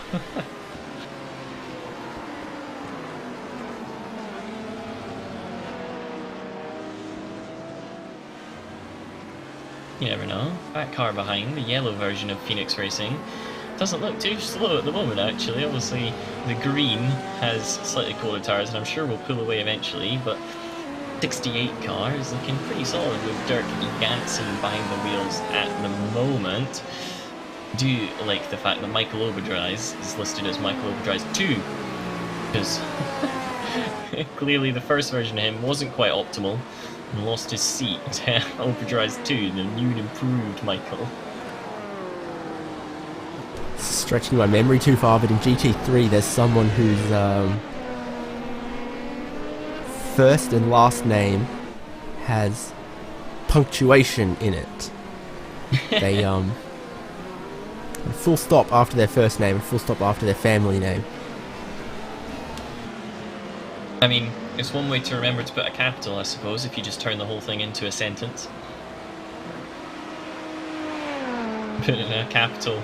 Unlike, who was it forgot to put in the capital again? Bentley Gods. Bentley Gods. Just not I don't think they capitalised. forgot. I don't think they agree. forgot at Bentley Gods. I think they forgot. And obviously we're just audio, so I'll let you know I am doing like air quotations at the moment. I think they forgot. Yeah. Well, when you look at... Okay, first of all, that windscreen banner is something, but then I think on the side, on the door, it says Bentley Gods. They're going too quick for us to see. Yeah, I don't think it's capitalised there. It's the fact that the word gods just isn't centralised, isn't it? That's what really adds to the livery, completes it. It's not capitalised on the side, I don't believe. At least the B wasn't. Maybe the G is, just to throw us all off even further. Yeah, they're really playing with us. It's not one to watch if you're a fan of everything being neat and tidy.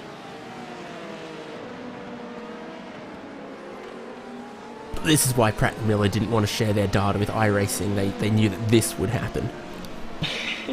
Again, air quotes up in the air there. I do find it quite eye-catching how that livery appears to change colour, whether it's in the shadow or the light. Obviously the other ones, they get lighter and darker, but this one, it almost appears to be black when it hits a bit of shade, and then when it comes out once again into the sunlight, it's that clear, distinctive kind of yellowy green colour. I'm trying to think of something else that's colour, but I'm struggling. No, Maybe the grass around don't. the side of the track. The grass around the side of the track. I don't know what you were going. Nope.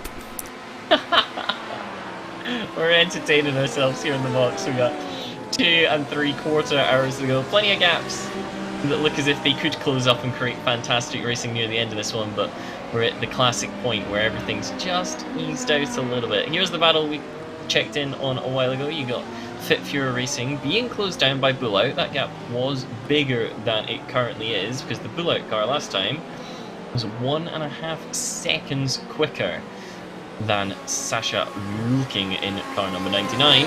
So it's getting closer together at quite an alarming rate. So this might be the next battle we get to see evolve, and this has been the story of really our coverage, hasn't it? It's all about endurance racing, where you wait, you see how it's going to evolve, a lot of strategy comes into it, and you can see the fight coming, and yet often there's nothing the lead car can do about it because they're just slower. Got your notepad handy? I've got a notepad. Oh, we've done some research here. We've got some science. Angry Bull Racing, it's taken them 34 minutes to replace an engine. I think that's good going, honestly. I think that's pretty good going, yeah. I could have replaced an engine in 34 minutes, maybe 34 days. The first 30 of those would just be reading the Gibson manual. The first 30 of those would be me procrastinating and wishing I didn't have to do it.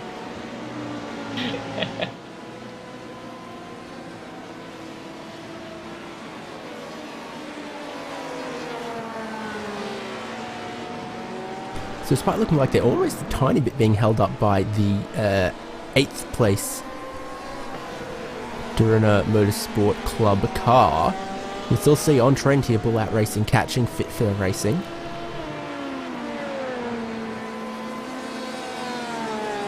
Well, they might be getting held up, but they're still bringing the gap down, so maybe they're just happy to sit. It will offer some fuel saving when you're in the slipstream, because you can lift and coast the last little portion of each straight and not really lose any time, so it might be a strategic call to stay behind, because they're surely close enough to that 77 car that if they wanted to make the overtake, they could.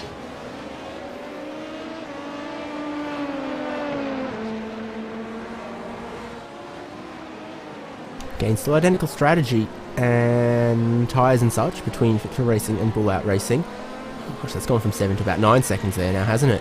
Never mind, I'm completely mistaken. They are certainly being held up. Once again, we say something, and then the timing screen updates to tell us that we're actually telling you the opposite of what's going on. So, Bull Out Racing 2, Christopher Stahl does need to find a way through the 77 car. The issue is, Dominic Spiker in that car, he's actually a couple laps up on him, so doesn't have to give way, and if anything, we're more than happy just to sit and say, if you want to unlap yourself, you can do it the hard way. Yeah, you thought maybe Bull Out Racing were going to get a bit of a tow, a bit of a slipstream, but nope, they are being left behind. Bit of a lock-up from tyre smoke. There is where, you know, do you race with the visor up or down comes in. It's racing with my visor down and car locked up in front of me. All kinds of tyre smoke in my eyes. Got underneath the visor. I had to pop the visor to get the tyre smoke out from underneath. That's I remember that so clearly on account of how much the smoke from a tyre lockup stings your eyes. Yeah, that doesn't sound particularly pleasant. I've actually never got to driven a race car myself. I've done some karting, but never hopped in a car, although hopefully the boys at Knock Hill are do a little bit of commentary. Hopefully they'll get me in something soon for a little bit of an experience. I would love to drive around that one. We were speaking just before we came on, the fact that I'm your classic British motor racing fan that's grown up on British superbikes and BTCC and British GT, all that sort of stuff. As a result, you can give me any track in the world, be it Spa, Nürburgring, whatever. I'm always going to take something on the touring car calendar instead of it.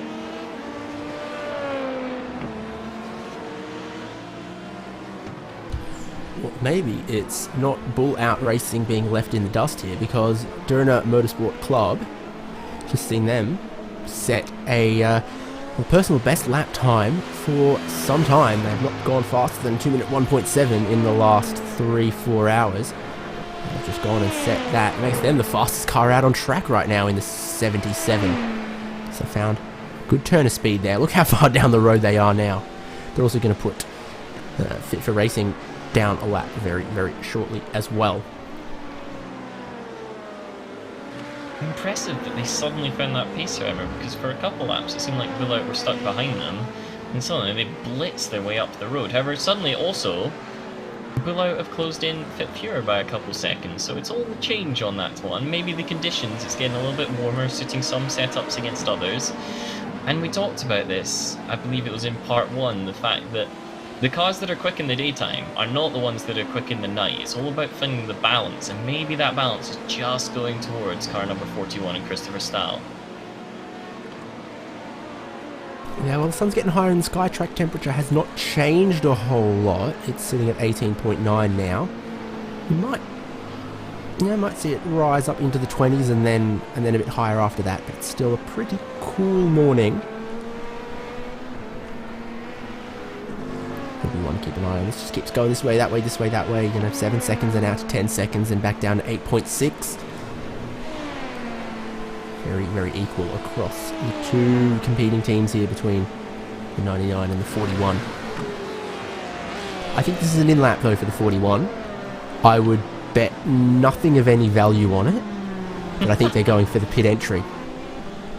No, it's good.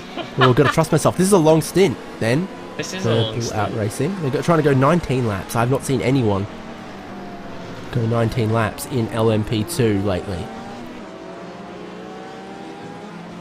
They did get that slipstream from the 77 car, remember? So we. Oh no, sorry. We're looking at Fit for Racing. Bull Out are in the pit lane. Bull Out Racing 41 are in the pit lane. My numbers were right. My eyes were. Didn't know where I was looking. Okay, all right. Bullet car actually coming in tandem. Gotta believe in myself more. Chance it got held up a little bit on the pit entry there, which might just lose a 10th hero there. Make sure that you avoid that pit wall. Of course, that'll be the talk of the race, I'm sure, when it's all over. But everybody's done very nicely, and Christopher Stahl brings his car into the pit lane, weaves their way into the endurance part of the pits, and will imminently stop it for at least a refuel, potentially some tyres. Gotta believe in myself again. I reckon they're going for tyres. Okay, let's see. You said you wouldn't bet anything of any value on the first one. I gotta be honest, I'd hedge my bets on this as well. Currently the fuel going in. Will it go up on the jacks for car number 41? I believe there's going to be a driver swap, so that would make you anticipate that yes, you would do so.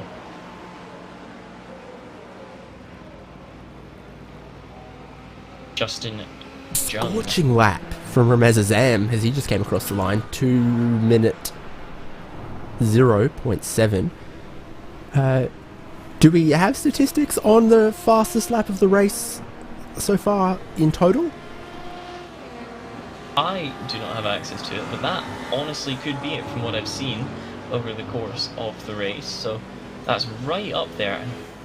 And Ramez Azam has been outstanding for that team. He's really been hauling them back up into various fights they have no right being in. Bullout Racing 2, however, 56.7 seconds. Yeah, that's stop. that's car. Very good. Lap 597. That is the fastest lap for Simsa Esports. I don't know if it's the fastest lap overall, but 21 and a half hours into the race, they finally pull their finger out. No, maybe the conditions are very favourable. Ramez Azam doing a good job, but it is wow, yeah, kind of shocking to see the fastest lap for that car come so deep into the race. Well, it's a new driver, it's new fuel and new tyres for Bull Out Racing 2 in the number 41. As he warms them up to temperature and pressure, let's ride on board for a couple laps with Justin Young.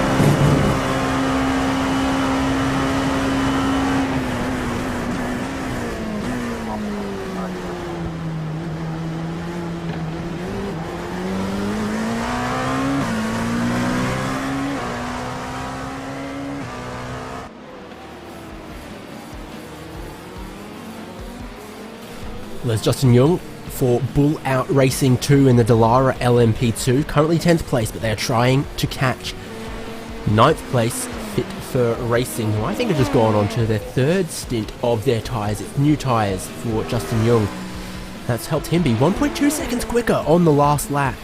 But with a little bit of time out on the racetrack to try and gain. It is 2 hours 26 minutes to go. The H&R Spa 24 by Mühlner Motorsport. So, good look from some of the stationary cameras around the track.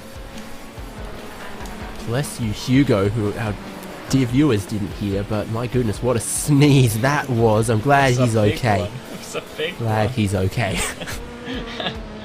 Quite easily could have been some brains coming out on that, I reckon. But back to the racing for a moment. Like you mentioned, the Bull Out Racing car much quicker on that last lap, but now almost 30 seconds away. So he's going to have to keep up that pace in order to try and bring it down into overtaking range.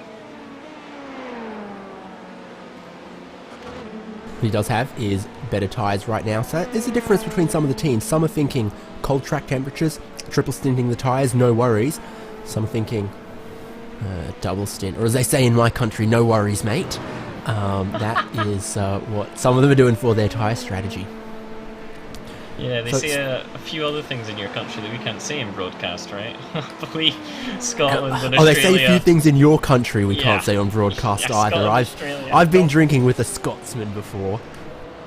Our little commentary box with us two and the producer Hugo sounds like it's the beginning of a bad joke, doesn't it?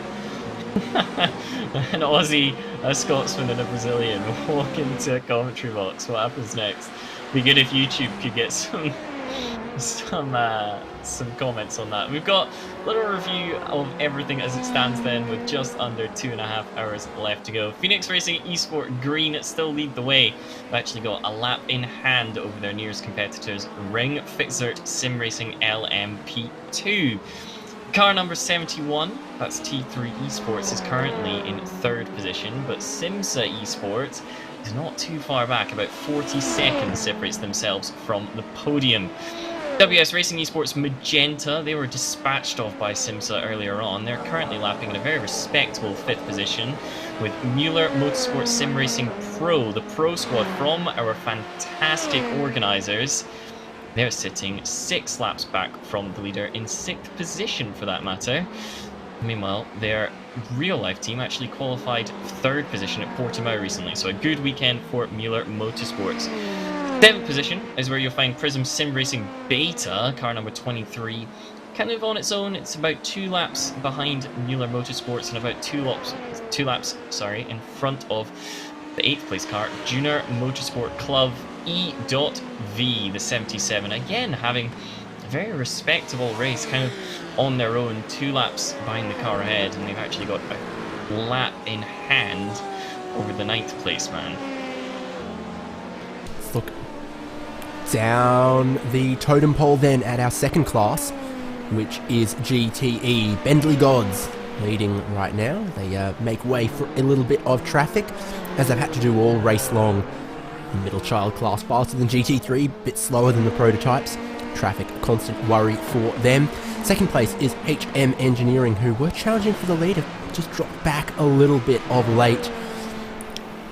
Not sure if there was an incident or I'm imagining things, but since Cooper Murray was driving that car, they have fallen off the same lap as their class leader, but still a respectable 2nd with a comfortable buffer to 3rd place, Prism Sim Racing Alpha, who are in 3rd, 4 laps down.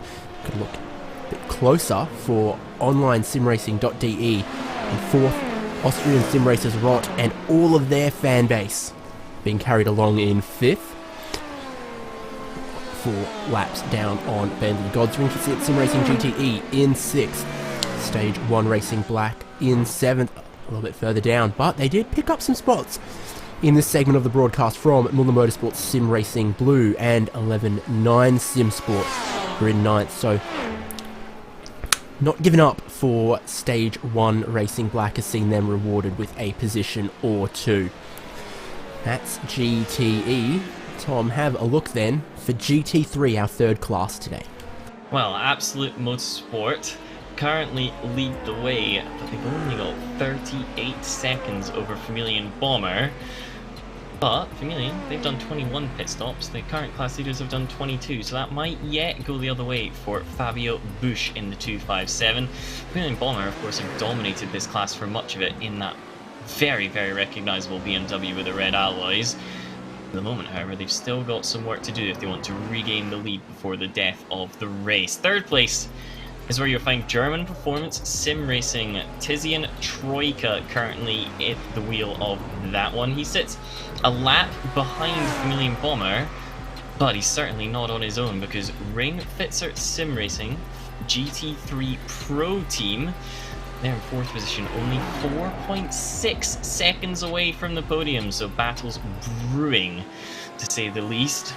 RaceGetter.de, Sergej Bloom, he is not too far away either, sitting 5th, about 2.7 seconds away from Ring Fitzer Sim Racing, so it's all coming together in the GT3 category. We could soon have a three-way fight for the final spot on the rostrum. In 6th, you'll find Albrecht Motorsports, the 247 car, 6 laps down on the leaders and 4 laps down on the next guy. So they're unlikely to get involved in anything, assuming everybody keeps out of the wall and doesn't have any mechanical issues, although in an endurance race, it's very hard to assume that indeed. Wolf Motorsports Sim Racing Lupus, that very, very recognisable Audi with 7 drivers. They're 7 laps back from your class leader. But they've been looking pretty solid all the way. The Audi, of course, is a slightly more twitchy car, and they've been managing to stay on top of that, so credit where credit is due. And rounding out your top 8 in GT3, you'll find Mühlner Motorsport Sim Racing Black. Those guys currently in the stop, and of course that BMW looking a little bit less factory spec. I'm sure it will buff out though once this race is over.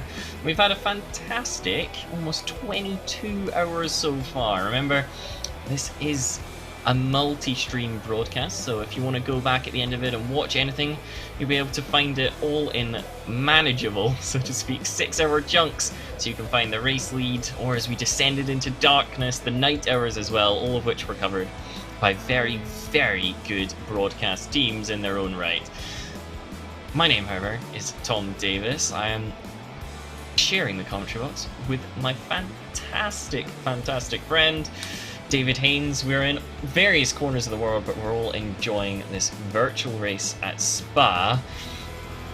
I mean, it's been I'm going to give some bad news. Hasn't it? You got some bad news? Oh, unfortunately, about that 285 Mühlner Motorsport Sim Racing BMW. It's been there 53 minutes. That's a long time. That's a long time indeed. So I do wonder if we are going to see them again. Ring Fitzer Sim Racing GT3 in 9th are some laps back on them, but might still grab 8th place back. And we're not going to see Sims at Esports GT3 again. So it almost feels as if that Mühlner car just kept going till they got themselves ahead of Simsa and then have run out of steam or motivation or whatever it may be. Unfortunately, there was quite a lot of damage on that car, which was sad to see. It was not pretty for anyone. Interesting though, if that Mühlner Motorsport car does call it a day here, guess who's going to pick up yet another place through sheer grit and determination? It'd be the Ring Fitzer Sim Racing GT3 AM team. Noah Dietz still behind the wheel of the 289 car. They've picked up a place off Simsa, who were at one point the front runners. They might now pick up a place off of Mühlner because they've just kept running. It's been fantastic in terms of consistency and determination from these guys, and they're reaping the rewards of it because they might find themselves in the top 8 soon. Of course, 20 laps doesn't make it seem great, but we'll do far more than 20 laps with 2.25 hours remaining. So if that Mühlner car doesn't get back out the pits, they're going to be in danger of dropping behind a very, very good performance from the black and green BMW. Yeah, indeed, not a panel on that. That is as it should be. They're still going. They are still going and in position to pick up some more positions eventually as they just keep logging laps. Last lap for them was a 2:24, which is actually not as terrible as I would have thought. They were about 4 seconds a lap off the pace. In a car that looks like it should be 20 seconds a lap off the pace. So looks can be deceiving. I tell you what, the worst feeling is when you've got sufficient damage on a car that at the end of a straight like the Camel Straight, you no longer get to shift up into the top gear. You know, you're stuck in fifth without the straight line speed to get to sixth. That's when it tests my patience to persevere, is when the car is sufficiently damaged engine-wise, aerodynamically, that a gear that was available to you to go fast before is no longer reachable. Yeah, it's always a bit of a downer, like you mentioned, when that happens, when it becomes so blatantly obvious as to the fact that you're going slowly. Obviously, you can pretend that it's not there as long as you keep reaching sixth in those sequential gearboxes. But the moment you're at fifth at the end of the Camel, you're thinking, oh, this is pretty slow now. I'm not getting anywhere near it.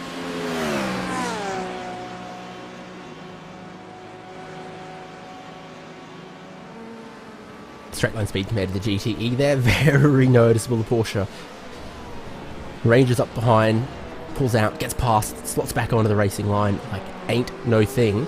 That is Prism Sim Racing Alpha, currently in third, and you can tell that by the 3 green lights on the door, those position markers indicating it's third in class. There's their driver lineup, slightly less numerous than some others. Tilly Hopfman, Emmanuel Czech, Christoph Leven, Tom Walputz. Right now, it is Christoph Leven for Prism Sim Racing Alpha. We've got Prism Sim Racing Beta and some other Greek letters out there. Oh, trust tell me. you, Physics and I like when you get to degree, I've Delta. seen them all. You like Delta's Delta? my favourite Greek letter in racing. I'm less Especially of a when fan it's of Delta, I gotta be honest. Delta for me represents some pretty nasty things in the world of quantum physics and all that sort of stuff, so I don't know. I think Omega is quite a pretty one. The fact that it looks like a wee curvy W, Omega's a nice one. Also reminds me of like fish fingers, because you get your omega-3 in there, so I'm always a fan of some fish and chips coming from the UK, so any excuse to think of that makes me a very happy boy indeed.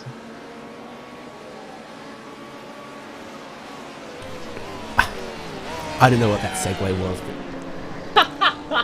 I'm not mad. It's a segue 4 hours into our commentary stint. I think that says it all.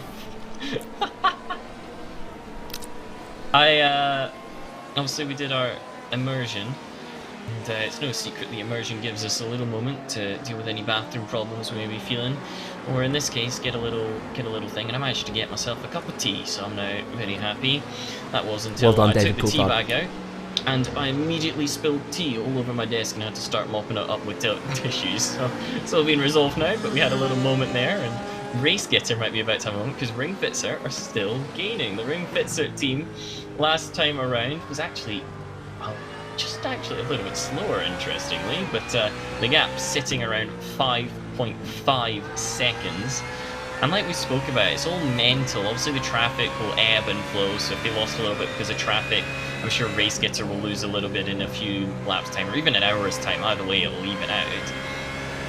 But that car is close, and if that drops to 4 point something, like we spoke about, the mental effect will then come into it, or the Sergi in the Race Getter team might have a little bit of a panic. There was a Porsche trying to go all the way around the outside there, and an LMP2 car, so the Mühlner Motorsports LMP2 side through. I believe there's actually a Porsche somewhere in the mirrors as well, if I'm not mistaken.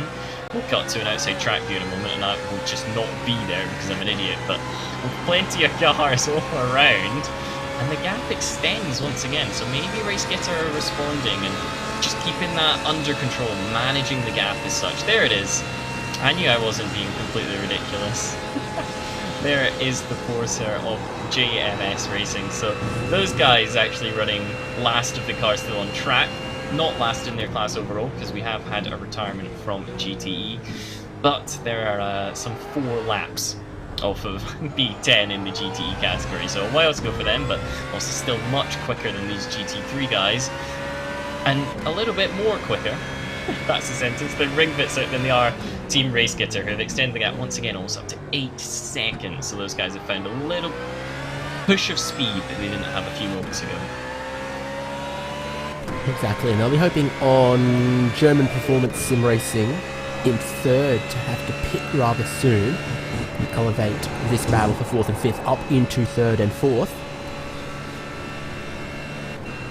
But then where will that actually, if they pit before 2 hours to go from third place for German Performance Sim Racing, then they're going to need 3 stops to get to the end. I think we're looking at RaceGitter and Ringversiert needing 2 stops to get to the end. We can start to count backwards for GT3 now, I think, with some confidence. It is going to get very tight, and saving that extra pit stop, that's what it's all about.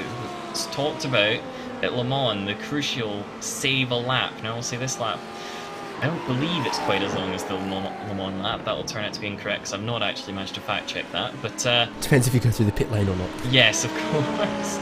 But as a whole, it's all about gaining that extra lap on every stint. If you can do that, that's the holy grail. Do it without losing too much time, and on the end of it, you'll have done 1 or potentially even 2 pit stops left if you're really consistent with it.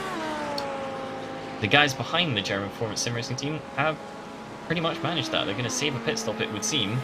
As a result, German Performance will have to find somewhere between 1.5 minutes and 2 minutes on their rivals, something that at the moment they do not have. Exactly. So, scored in third for the moment, but when you count back the pit stops and how long those pit stops are, it's actually not looking like a podium at the moment for German Performance Sim Racing. They're not going to give up. Weird things happen. Weird things continue to happen. And here is your overall leader onto the pit lane in Phoenix Racing Esport Green. Wasn't paying attention to where they were at in their strategy before they came into the lane, so I'm not going to bet my bowl of pasta on what they're going to do in this driver swap, but you can see Longerich getting out. The car getting a clean as well when the driver gets in it. That's nice of the mechanics. Not just the windscreen, the whole thing gets refreshed. It's going to be Christoph Monza. Monza is going to replace, and you can see the tyres are also going to get replaced for the leading car, who at the time they entered pit lane had about 3 minutes 20 seconds over the competition, so they've managed to continue to expand that one. Down, and they're just waiting on a little bit of repairs here. Tyres are done, maybe just a couple seconds of repairs, make sure the car is tip-top shape. That could be why the front got a clean. It could have been replaced. That would be a very astute observation from you there, and I think you might be right. Like you said, just hung around a little bit, gets the tyres replaced. That is the Simsa car up behind them. They're a lap down. These two got a little bit of history. Remember, they were racing for the race lead. 3 laps down. I do apologise. That was just incorrect. But multiple laps down are the Simsa guys. But at one point, they were racing the Phoenix Racing Esports Green team for the race lead. And hopefully, they won't be too salty about the fact that they've fallen away, because the last thing Phoenix Racing need is for this battle to get more heated than it needs to be. Actually, it might just be 2. I might be exaggerating here. I believe it's 2. I think it's 2 laps away, yeah. Sorry, Simsa. Sorry, Mike Davies. Sorry, Ramez Azam. They still have a fight on their hands against T3 Esports. So last lap for T3, 2 minute 4 seconds. There's been another 2 minute 2.1 from Ramez Azam. Time and time again, it's the light blue numbers on my timing screen for Simsa, as they are the fastest car in class. Fastest out there, lap after lap. Speed for this car. Grimbergus and Azam have been quite strong drivers for this car in the last couple stints. They worried about waiting behind Phoenix Racing Esport Green here.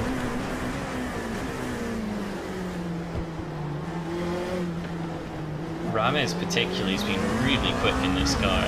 We actually spoke about how he was in another race yesterday, and he's coming. And he's competing. He wants to get his team up onto the rostrum. He's put in the lap times to do it once again. Last time around, almost 4 seconds quicker than the T3 car, which is just a ridiculous margin. Obviously, we're looking at a 21-second gap. If you can bring in 3-4 seconds. It's going to be down within the next maybe 20 minutes or so, which is absolutely ridiculous to think about how quick Rames is able to push this. He'll get a slipstream, which is another few tenths in his favour. Get past the leaders. Leaders won't fight that very hard either. There's no reason for them to push unnecessarily. They know that whilst at one point Simsa was their main rival, Simsa are no longer that main rival, and they'll just let them go.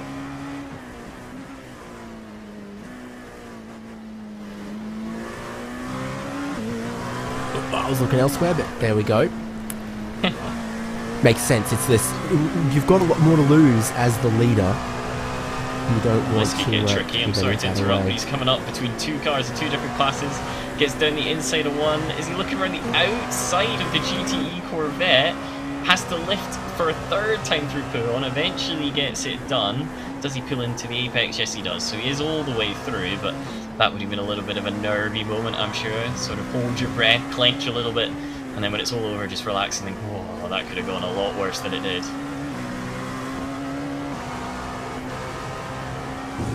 Exactly, that's the multi-class. We saw that not work out for some of our other competitors, including, I think, the Mühlner Porsche GTE at one point. Sort of got squeezed in the middle, ended up nose first into the barrier.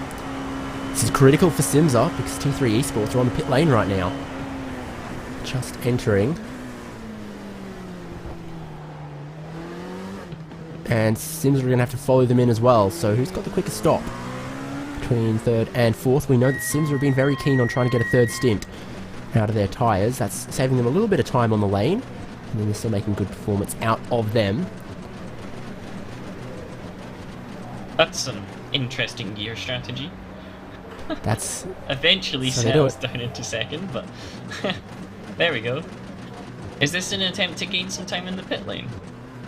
Yes. The car will, when you have the revs and you shift up into second gear, car will momentarily flick up above the pit lane speed limiter, and then as the inertia of the engine clicks across into a new gear, that is what Rames Azam is doing. From the hairpin, then you can just stick the clutch in and use the clutch to carry your speed down towards the pit box.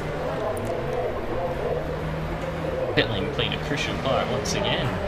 So we saw overtakes for the lead earlier on in the race throughout all of that, and this time around it's all about trying to gain a little bit of time to get yourselves back on the podium. They pull in, actually just ahead.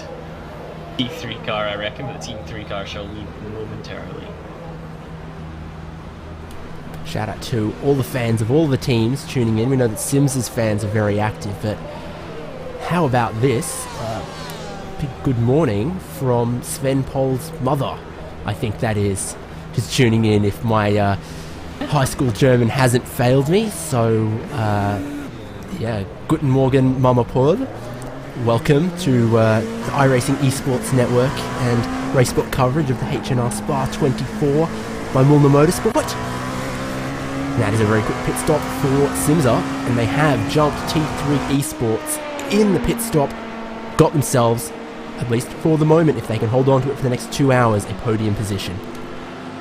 The gap's not very big though, it's only 6 seconds, and T3 Esports will have changed their tyres, whereas I don't believe Simsa has, so they should have the advantage into this stint. We've seen how quick Rames Azam is, and if he can carry on that sort of performance we've seen all day and night from him, there's a chance that he just holds this position despite being disadvantaged in mechanical grip. So they've been quicker on the track on average, I think, for Simsa, but this might be their strategy of triple stinting eventually, catching them up enough time that they have jumped into third. Now they've just got to hold on to it.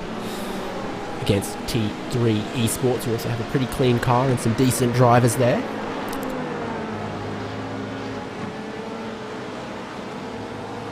Sometimes the positions are won on the track, sometimes they're won in the pit lane. Oh no, that is looking like a very, very tail-happy number 71. Remember, it spun around at the source not long ago. Here on the outlap on cold tyres from Mike Arang, I think it's the cold tyres that have caught him out, and that is just a little kiss on the Armco barrier.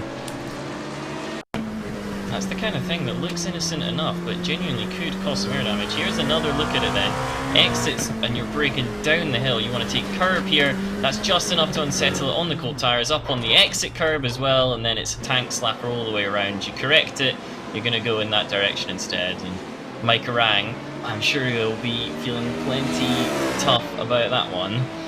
Was challenging for third position, however now the Simsa car has got a chance to get away. If anything, the WS Racing Esports Magenta team with Lucas Lang at the wheel is going to have a little bit more of an opportunity. He's still almost 1.5 minutes back, but it's just the beginning of a mistake, and like you said, it's not the first time we've seen the rear end of that T3 Esports car go round. The first time it was on old tyres, this time it's on new tyres, so it seems like at either end of the stint that car is a handful to keep together. So it would seem that's I guess the pressure's on, the pressure gets to them. I do like this Esports Magenta livery, sorry to cut in there, but whilst we're looking at it, I mean it works so well, doesn't it, with the yellow wheels, just highlights everything. It's a shame it's not quite been at the top the whole time and fighting for the podium, because then I'm sure we would have seen more of it, but that is fantastic. So again, kudos to whoever designed the livery on that one. You've outdone yourself. It's very eye-catching, and all the eye-catching ones, of course, make our job easier, so I'm never going to complain about somebody having a good livery. Did you watch the 24 hours of the Nürburgring this year? Did not watch the 24 hours of the Nürburgring, no. Very similar livery across, I think there's 2 Volkswagen Golfs. Yes. Same sponsor of, looks like GT competition tyres or whatever it says. They're also black, very striped yellow pattern. I dare say that the Dallara LMP2 was quite a bit quicker. What was her name? The drivers who drove one of those Golfs. I can't remember. It's escaped my mind. Someone will know who I'm talking about. Unfortunately, their race didn't quite go to plan. It's looking a little cleaner, a little tidier for the 64 here.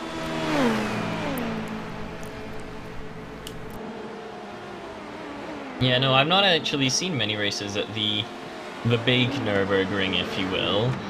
The one I have seen, of course, is World Touring cars go there. It's just utter chaos. These guys fighting and jostling around in Nordschleife, just ridiculous some of the moves they go for at times.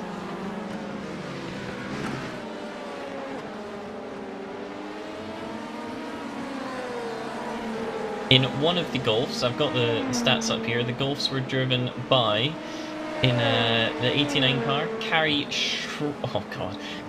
Schreiner, Laura Kraheimer and Sila Martin. And then in the other one, the number 91, you had Nicholas Cry, David Drinkwater, Wayne Stephen Moore and Tommy Forchantra. So those were your Golfs.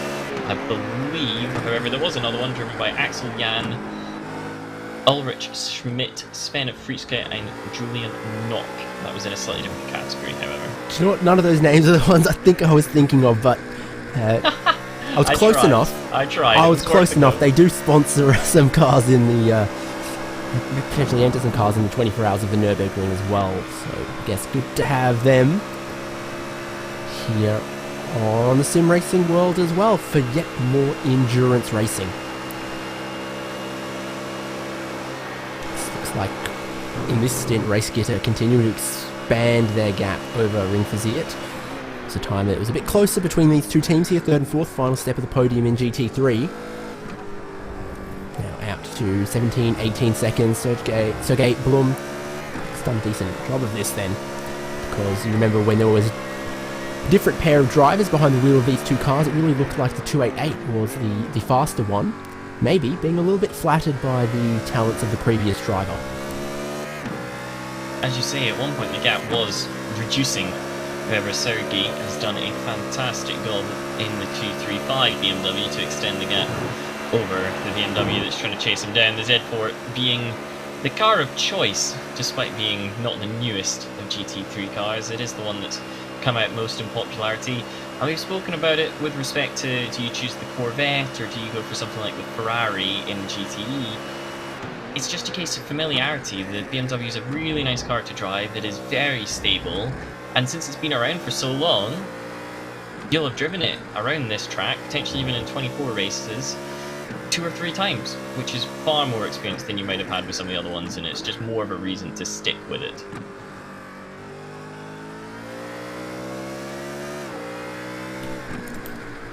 Keeping my eyes on some of the action in pit lane. Mühlner Motorsport LMP2, after 18 laps making a stop, Bull Out Racing 2, who we rode on board with not long ago, about half an hour ago I think it was.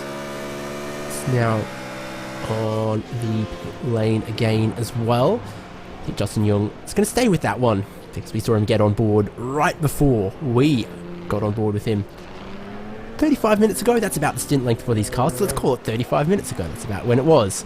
That's fuel only, of course, there. It's back out in 10th.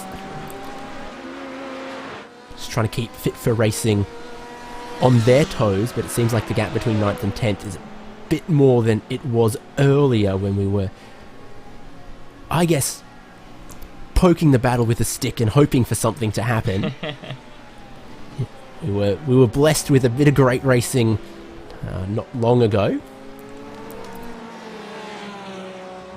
That's Fit for Racing on pit lane now, so 1 lap apart between the two of them again. This actually could end up being quite close now I think about it. Fit for Racing entering that long, minutes-long pit lane just a little while ago. Bull Out Racing, not the freshest of tyres, but they don't have to worry about cold tyres like Micah Rang had to in T3 Esports on the outlap. So while they won't be setting the timing screen quite ablaze in this stint, at least they've got some knowledge of what the balance of the car's like underneath them on this outlap.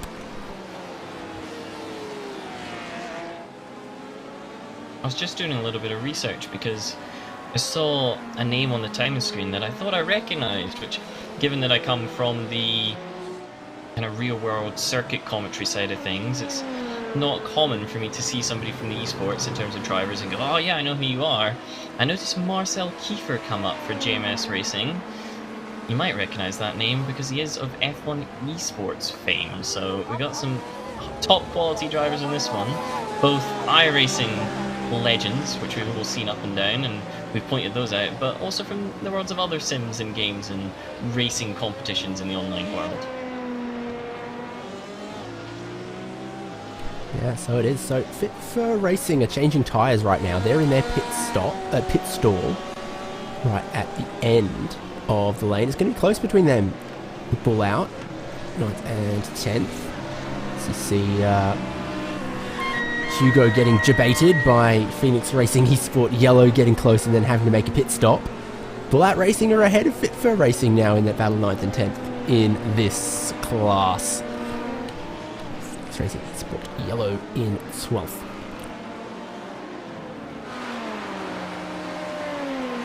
There's Fit for Racing having made their stop. Lars Leibniz is trying to get up to speed, and 10 seconds up the road from him is Justin Young. This could get interesting again, actually, when Fit for Racing get their tyres up to temperature, up to speed. They might be able to catch 10 seconds. We've seen consistently that the 99 has been quicker than the 41 as well, that gap was extending. Now, they've ended up behind the Bull Out car, but like you say, 10 seconds shouldn't really matter. Assuming they can clear this Corvette, that will have had a big impact on the lap time this time around. Does manage to get by before they reach the fast corners at turn 12, however, won't have helped. The gap's still coming down despite this, 9.5 seconds it is now, and like we spoke about, that Fit Fury car looks very stable, very planted, and capable of bringing this gap down.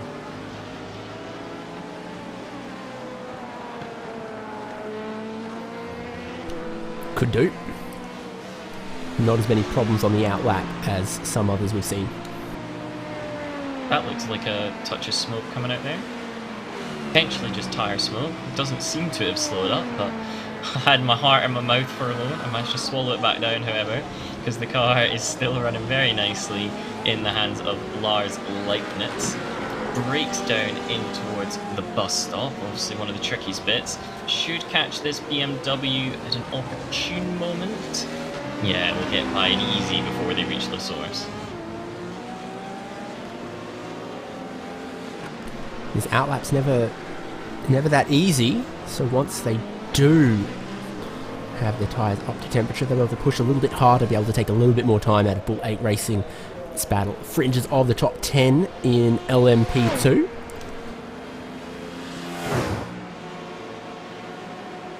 Both of these guys have a lot of time over the next car as well. If you go back from Fit Fury Racing, you've got to wait 5 laps before you find Motor Racing Esports.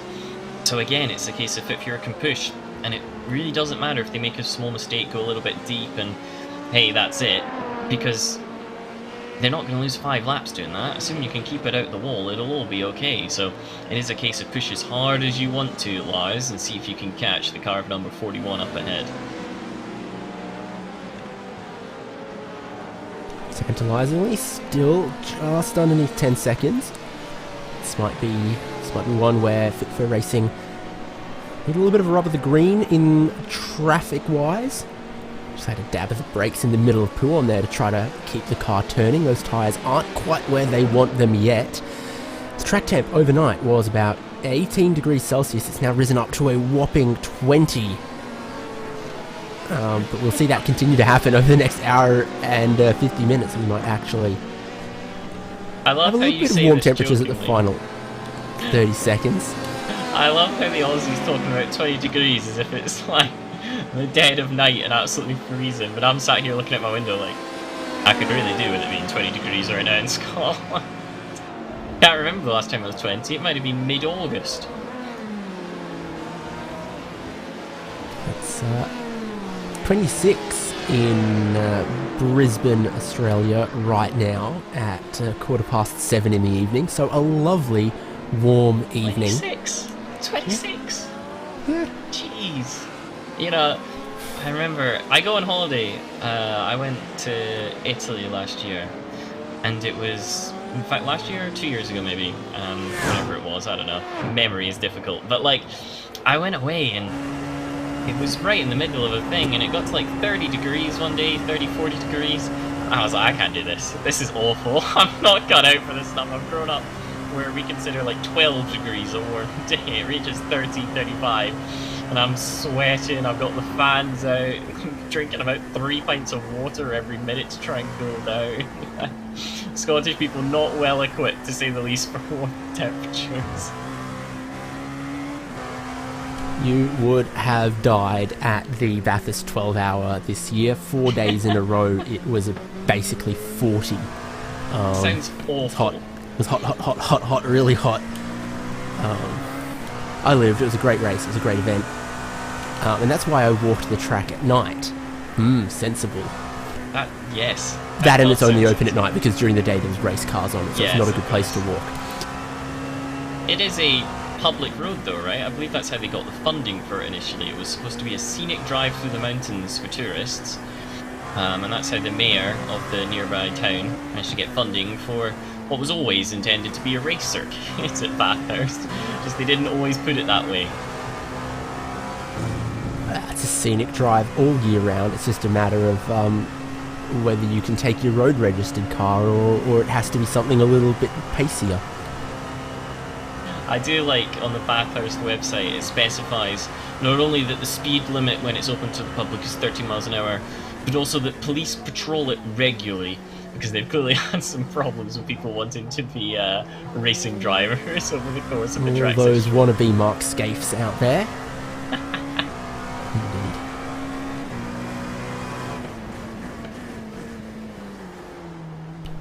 You know, I wanted to think that Simsa Esports on their slightly older tyres were at risk of T3 Esports catching them in 3rd and 4th, but Ramez Azam on the older tyres is still the fastest driver in class out on the track.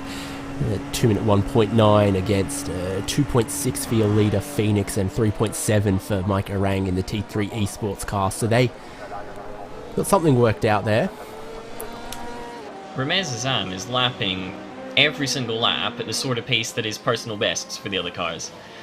Ridiculous how quick this guy is and how consistent he's managing to be.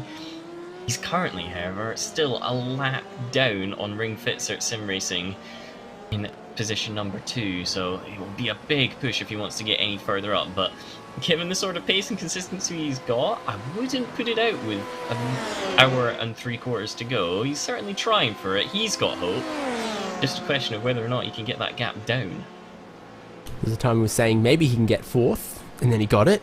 Maybe he can get 3rd. Now he's got 3rd, and doesn't look like he's ever going to let go of it. So, never say never, I guess.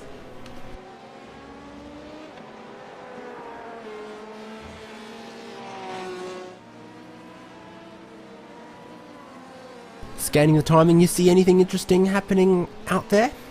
Anything interesting happening? I mean, FitFuer, they've got their gap down to just around about 8 seconds to pull out, so that one's still coming along nicely. And then there is a little battle appearing for 8th position in GTE. Mühlner Motorsport are just 10 seconds away from 11.9, another one of these gaps that is sitting around about there, but isn't quite a battle on track yet. And we've actually got a lot of big spaces other than that, to be honest. So everything's waiting to develop, waiting for pit stops and who has to make an extra stop, who doesn't, to come into play.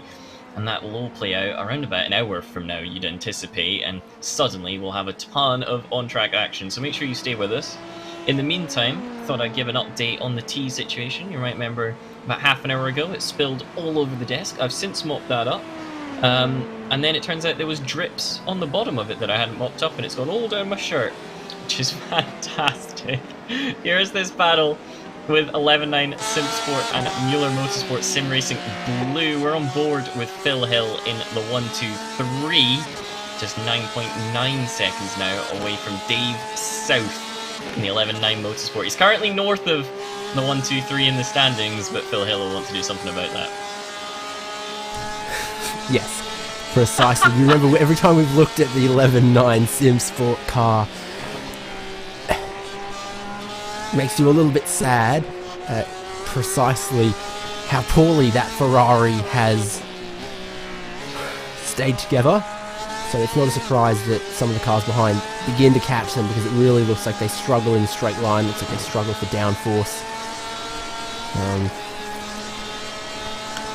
Quite a sad looking Ferrari, but 11.9 SimSport haven't given up on it. They've kept going. Some other teams had their problems here and there, and so 11.9 are still looking at 8th place in GTE for the moment. It's a big ask for them to stay ahead of the Mühlner Motorsport Sim Racing Blue 1-2-3. Can we get an angle of the steering wheel, please, Mr. Hugo? Because I wonder if they managed to straighten that steering wheel. You remember we rode on board and there was a lot of right hand down earlier. I don't have a spirit level, I'm just gauging that with my eyes, but I would say there is still just a little bit of right hand down in that Porsche 911 RSR. It doesn't seem to be as bad as it was, so credit to them, they've fixed something, but they've clearly not fixed everything, because like you say, they are turning a little bit right hand down. It is marginal, however, so I'd say that's a lot more drivable. And the issue is, if you've got a little bit of dead zone in your wheel for whatever reason, you know, getting some hardware issues, that will start shaking around like crazy. When your car is damaged, your wheel doesn't quite sense the top couple degrees, starts giving you force feedback all over the place, and it all goes a bit hectic. But I don't think he's struggling with that, just gauging by the inputs.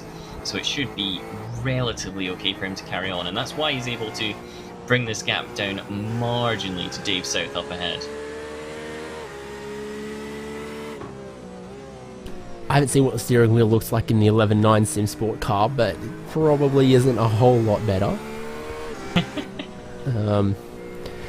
It is wounded versus wounded in some respect, though. It does, at least exterior-wise, look like the 11.9 Ferrari had been belted around a little more. Here's a bit of traffic for Phil Hill through Puan.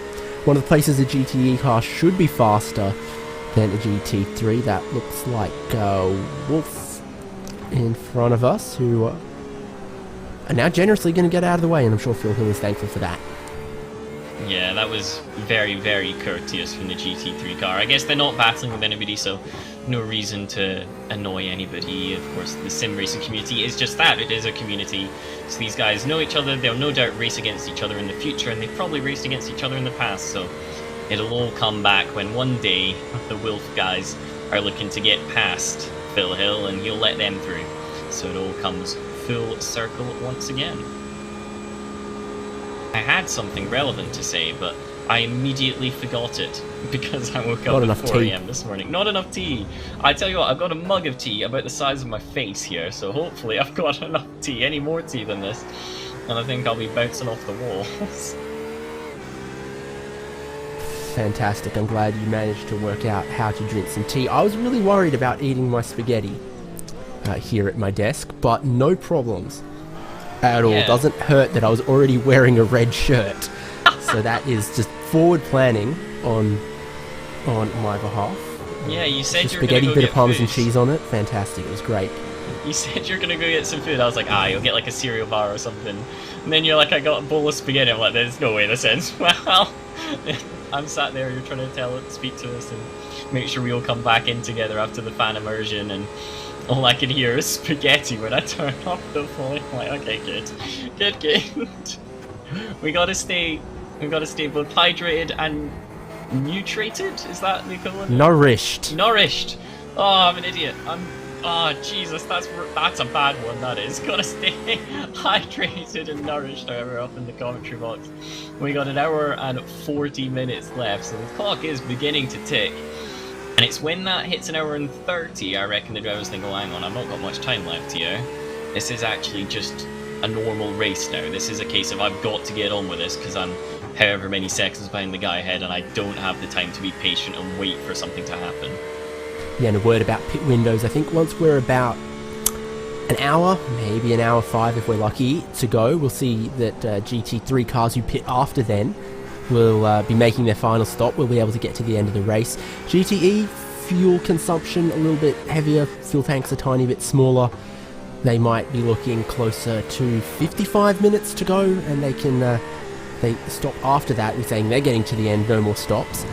And then thirsty little Gibson V8s in the Dallara P217, and also just a 70-litre fuel tank is why they have a fuel stint of about 35 minutes, or it's been 18 laps. So 18 laps at 2-minute laps is 36 minutes. So 37 minutes, okay. We've worked that one out mid-sentence, fantastic. So those are sort of the numbers that we're looking at, and then we can say, okay, in this battle, 8th and 9th, for example, it's looking good for one car because they are, not going to need an extra pit stop to get to the end. And of course, what a penalty it is to have to make an extra pit stop here. I think the only pit lane more punishing is one they did for VLN, where everyone had to then loop through the paddock as well. And it's at the pit lane speed limit. 2 minutes pit in to pit out when you make some service. The pit lane that I always find quite amusing is the one at Goodwood.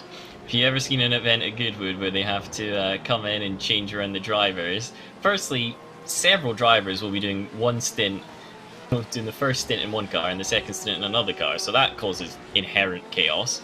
Secondly, the pit lane's not long enough. So you've got drivers coming in trying to find a parking space, and commonly it will just be like at a supermarket where you cannot find a space. They're driving down thinking, oh god, the exit's getting quite soon. Well, hang on. And I think on one occasion I've actually seen someone come in, try to find a place to spot, and haven't been able to, so they've just gone straight through and had to do another lap before coming back in again. So Goodwood, always good fun with all the different types of cars they have there, but also from the pit stops. We're just looking at this this lovely little car here, and I do find it quite amusing how squinty that rear wing is. We've seen a little bit of damage on rear spoilers throughout the course of the 22 hours we've had, but that's extensive. Surely that's got to start having an impact. Who's got that rear wing with the active aerodynamics? But it reminds me of that. It would help them in left-hand corners and not help them so much in right-hand corners. Yeah, it's a bit Wasn't more a Curtis egg. IndyCar. No, it wasn't. It might be one of the Gumpets or something.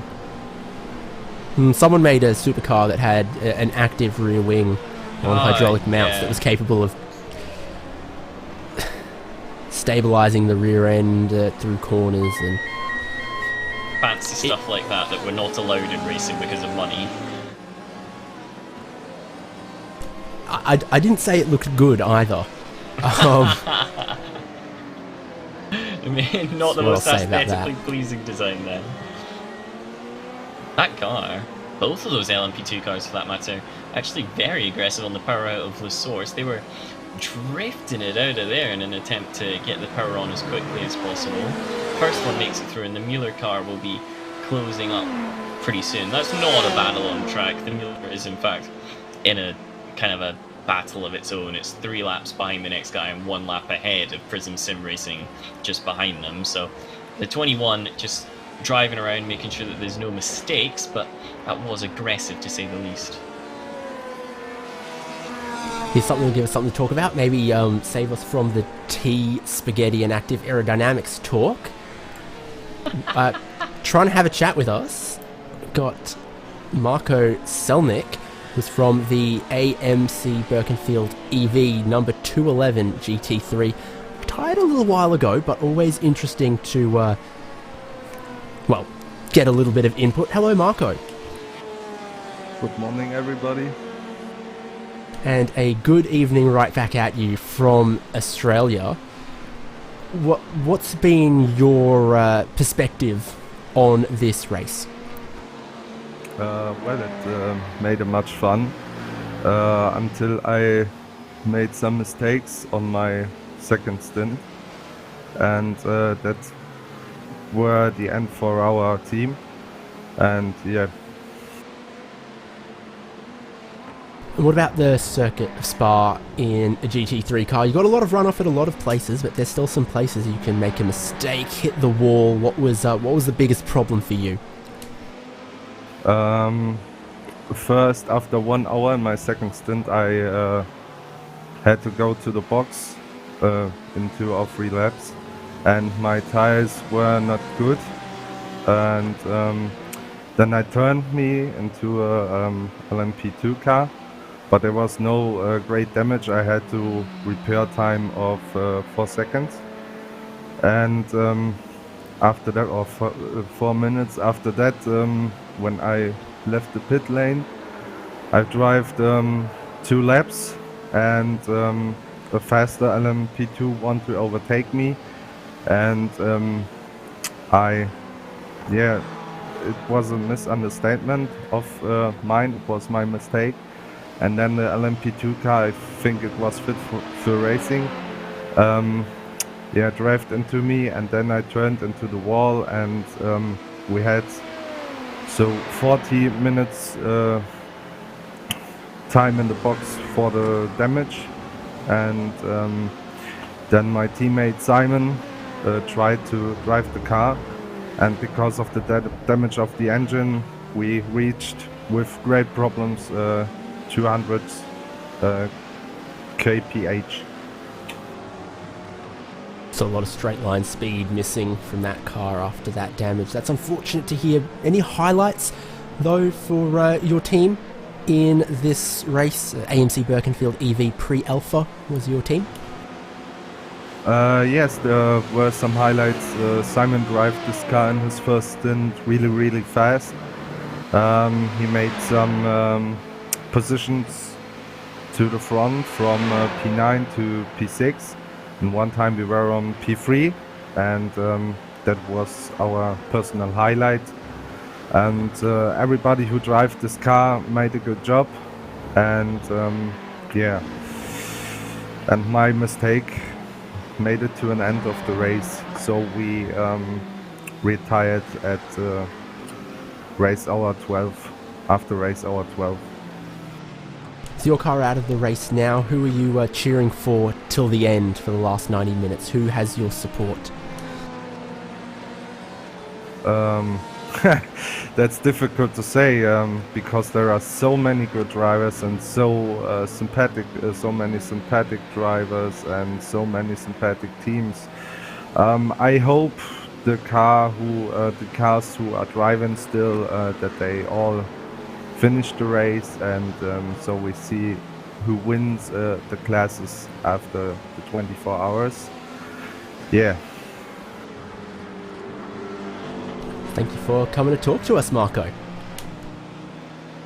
No problem, and I have fun for the last 1.5 hours in your broadcast, and good luck for the other teams that they finish, and we will see in the future, I think. Awesome to hear. Yes, we're going to try to have fun till the end and keep an eye on all of the racing. Thank you, Marco Selnick, from the number 211 car, which we didn't see in this segment of the broadcast, but like he says, well, even 12 hours is a good effort. Sure, that falls well short of the 24-hour mark of the race, but you know, some people have gone even less than that. Yeah, like you said, it is an endurance race, and we've said it time and time again. 12 hours, that's most endurance races that you've made it to the end of, so unfortunate that the failure or mistakes happened in the 24-hour variant, but not a bad position to be in going forwards. I'm sure they'll have plenty of data and experience collected for the next one that they enter. Oh, he may have gone and opened a can of worms there as well, because Fit for Racing have a different opinion on that incident than what Marco told us, but that is racing, isn't it? No two people can share the same opinion about something. While we were talking to Marco Selnick, we had our eyes on a couple of battles that might shape up in the final 90 minutes of the race here. Which one was looking like one that we might need to pencil in? I gotta be honest, this one right here is looking pretty good for 4th position in the GT3 class. Team Race Getter DE, we've seen how quick they are time and time again. They've come out behind German's Performance Sim Racing. Now looking to gain that position back. The dog-eared Porsche in the background. Right there, but closing in all the time are Race Getter, and Sergi doing yet another fantastic job. Oh, it's like the puppy dog ears in a pet food commercial, isn't it? This car is not makes my heart melt. No, that is a different shape indeed. This Race Getter car, obviously it's not the same as the Porsche we could see in the background for a moment, but its rear wing's not exactly straight either, so the backs of these cars have taken a fair beating throughout the course of this race so far, but the gap is down to just 5.7 seconds, so he's coming all the time on Tizian Troika. German's Performance Sim Racing is going to be under pressure. Very solid performance given that they're on one of the outlying cars. But yet another BMW is coming, it's looking to hunt them down.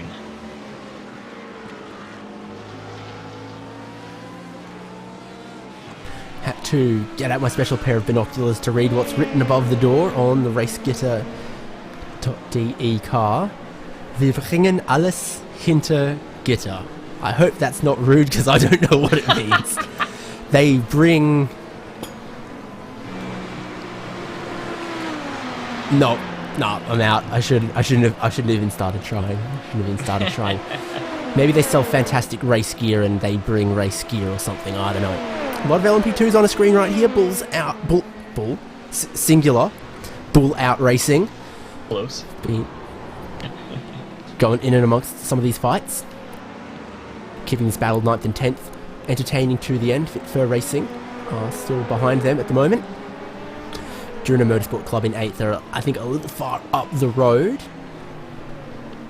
And they're on the same pit strategies, Bull Out and Fit for Racing as well. So it's not like someone's going to have one less pit stop than the others. They all last stopped on the same lap, but carrying a very similar amount of fuel as well in this battle between sort of 9th and 10th here. But traffic for them, you know, the 68 in front. Behind them was the 10 of Angry Bull Racing. So now it's Bull's singular. It's Bull out front, Angry Bull Racing behind. There's something about commentators. We do love making a sentence unnecessarily complicated, don't we? We got Bull out front. I can't remember what it was I did slightly earlier, but I tell you what, the Phoenix Racing yellow car is doing a really good job with this traffic, kind of leaving the other two LMP2 cars to fight for the scraps at the moment. Now, obviously, it is behind on track, currently running in 12th on the timing screens, but showing that it is clearly some pace and experience to Michael Overdrives, who's currently at the wheel of that one. Bull Out Racing 2, the red car, number 41 that we are following, was involved in a few moments of action earlier on in this race and is now trying to stay up in front of Fit Fewer. We're actually lapping just a little bit slower, so we might have this one dealt with and in hand.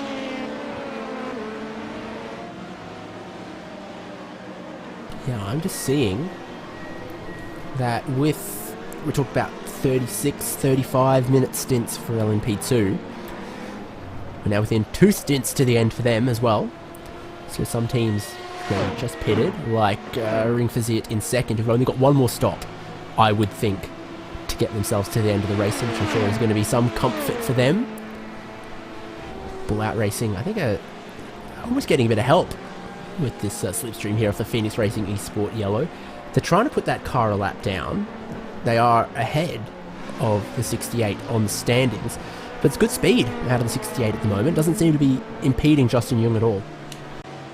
No, and that's what we were saying. It seems that maybe they're a little bit slower in clean air, but in terms of traffic, the 68 up ahead has been absolutely fantastic with that ability to just get through. You'll have another example here. Catches it at the perfect time, and around they go. In terms of getting to Puon, however, the 41's got to do it on the brakes, and just behind that, the next LMP2 car's got to do an awkward one through the inside of the second part at turn 12. So again, just another example of a very niche skill that you don't really think of if you've not done multi-class racing, but as soon as you do multi-class, it becomes very important. Simza and T3 Esports on the lane together at the same time. Simza are ahead as the battle for third in this class. So as long as they don't spend too much more time on the pit lane than their competitors, Simza can still grab third place. T3 Esports though, still, I refuse to count them out of this because this is a tyre change for Azam. If it's fuel only for T3 Esports, which I think it will be. I think they changed tyres at the last stop because we saw them struggle with the cold tyres a little bit. Could be close after this stop, and then it all comes down to the final stop after this one. It's going to be a case of can T3 Esports perform a similar kind of a triple stint to what Simza did earlier on, because they've just changed the tyres. They'll be able to take these tyres to the end you'd anticipate. So as a result, the next stint is going to be a bit quicker.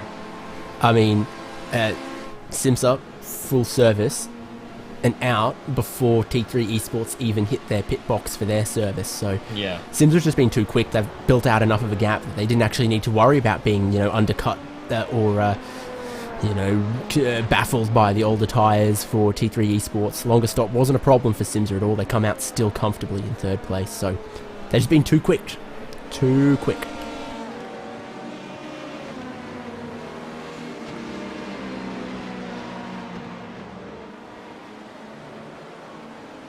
it's almost a case of what could have been for Simza, currently lapping very nicely, consistently being the quickest of the LMP2 cars with Ramez Azam at the wheel. Of course, they were fighting for the lead before a little bit of misfortune, so they easily could have been in contention for the win here. Instead, they'll have to settle for P3, but I'm sure if we run this back, if we were to just see what happened under this race 4 or 5 times, they're going to come on top at least once.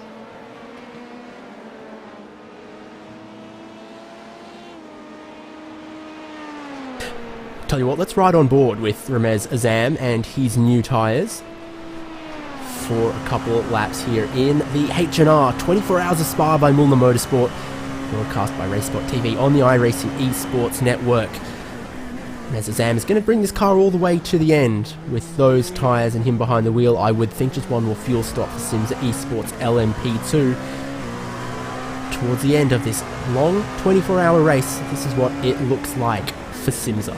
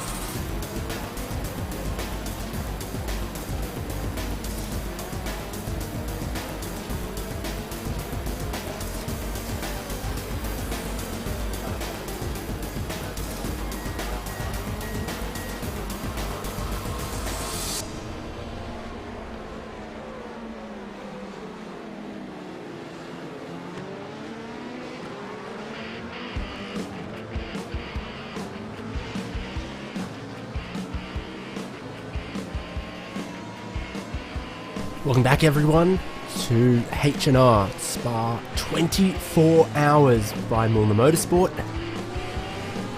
It's 75 minutes to go. We're entering the final stint for all of our competitors as they try to navigate one of the most challenging endurance events that there is. 24 hours of Spa. You see from all the cameras, all of the cars, quite a few walking wounded, but all determined to see the checkered flag after a full day of racing. And it's Hugo Lewis on production, David Haynes here, Tom Davis alongside me for this final segment of coverage. Racesport's covered all 24 hours plus qualifying of this event. What a monster day for us, but also, Tom, what a big day for all the competitors as well. I mean, of course, we talk about, you know, today's the race day or whatever. Today actually has been race day. The whole day has been the race. Now, obviously, depending on your time zone, it's split across Saturday and Sunday. But for some people, this is actually just on one day, if you're in the right place in the world, which is completely crazy to think about. For me, I always put into perspective, I woke up yesterday, I was watching the qualifying to make sure I was all updated for our stint in the box this morning. And then I went to bed for a couple hours. The race was still happening, and then I woke up, the race was still happening, and then we got in for 6 hours, and it will eventually end. It really is a huge endurance event, put simply, and some of these teams will be beginning to feel it, not to mention the teams that are only running a couple drivers. Exactly, what's our record low? We were talking about T3 Esports. They're still only going back and forth between Orang and someone else. We'd seen not every man and their dog in HM Engineering, but certainly Cooper Murray arrived in that car, and then Jack Boyd, and then they had Vlad Kimichev arrive with 3 hours to go to bolster their lineup to 7 drivers, equaling the Wolf Motorsport car. Speaking of HM Engineering, it's still running in second here now. 2 laps down on the leaders Bentley Gods, but 2 laps ahead. Prism Sim Racing. Prism. My goodness. There's a difference. There's a difference. Prism is a lot gentler. So Prism Sim Racing Alpha in third. Only just ahead of Online Sim Racing DE for fourth in this GTE class. So third, fourth, fifth, a little bit closer than the podium positions. HM Engineering in red, still circulating around in second. Actually, has Vlad reached his minimum laps yet? That was something of concern, that fair share rule is in effect. You can't have someone jump in, do 2 laps, and then never be seen again. That would see your car get disqualified. Every driver who drives has to drive a fair share, not an equal share, but the fair share means that there's no one stint heroes. Yeah, no one-hit wonders as such.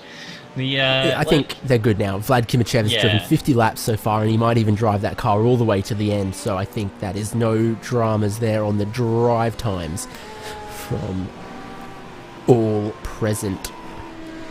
That battle we're talking about, it is actually kind of the closest battle, multi-car fight, if you will, that's all together. You got 10-second gap between 3rd and 4th places in GTE, and then only 37 back to 5th. Now, only 37 might sound pretty wild, but with over an hour still to race, it's all to play for in the podium fight. Not to mention, these two could easily come together in their battle should it get a little bit out of hand, because this is going to be one on the track now for 3rd position. It's going to be Ferrari versus Porsche for the final podium spot, and if you let the car get past you, there's a chance that you never see him ever again, because you don't have 18 hours to try and find that time once again.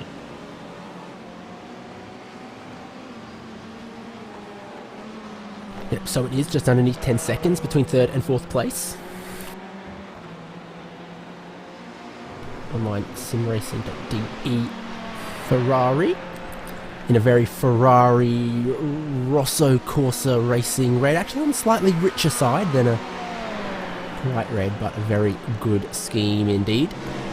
That darker red actually quite similar to the original Ferrari colours. Obviously we don't see them much because back then all the footage was black and white, so it's hard to tell. But original Ferrari was actually a much darker, almost that type of red, and it's in recent years where we've begun to associate that brighter red with them, and by recent years I mean from like the 1980s onwards, which maybe isn't considered recent for a lot of people, but it's certainly not the 50s of F1, for example. No, the track at Spa is a lot safer than it was then. Simply. Not even just by a little margin. By a considerable margin. Of course, the track currently 7 kilometers, which is absolutely huge for a modern day circuit. Originally it was some 14 kilometers, I believe, and it had multiple corners that were considered amongst the most dangerous in the world, and flat out chicanes down the hill. Sterling Moss described it as having the hardest corner he'd ever driven on it, and I believe somebody spun multiple times in one section, still won a race. That's how tricky this circuit used to be, and then was declared unfit in terms of safety reasons and got redesigned during the late 70s, I believe, and gave us the layout we know today, which is by no means an easy track, but it is certainly safer than that original variant. It's always, well, nothing quite says safety like the apex of a corner is someone's house. Yeah. That just, I mean, look, even on a modern street circuit, that just doesn't fly. You've got to have some concrete barriers or something going on at a minimum. Apex of the corner can't be someone's living room. That is just one among the many changes that have been made to the circuit over the years. And of course, the most of the layout we enjoy today was sort of completed in 1979, but you know, runoff has changed a bit around La Source and some places. The bus stop chicane has been reprofiled 3 times, something like that, to the one that we have now. So they weren't done in 79 either. No, it has changes to the runoff at Blanchimont here as well. Someone broke their foot there in 2001 in F1 or whatever it was. Trying to remember. It's in my mind there somewhere, but the runoff's also been changed there for safety reasons, so not only the racing line has moved, but some of the things around it as well. You mentioned it's not okay to have somebody's house as the apex, and one of the other big endurance tracks is of course Le Mans, which originally was pretty much just a triangle, and that first corner, in the first point on the triangle if you will, was in the town nearby.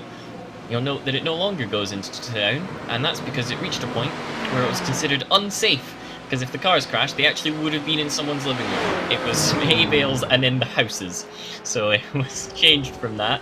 I also find it quite amusing, just whilst we're on the subject of Le Mans, that during the early days it wasn't old tarmac.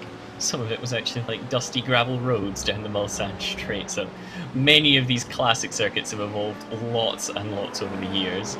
Spa might soon see some pretty big evolutions once again, because there's talk of them bringing the motorbikes here, and obviously you can't have a motorcycle rider hitting the wall.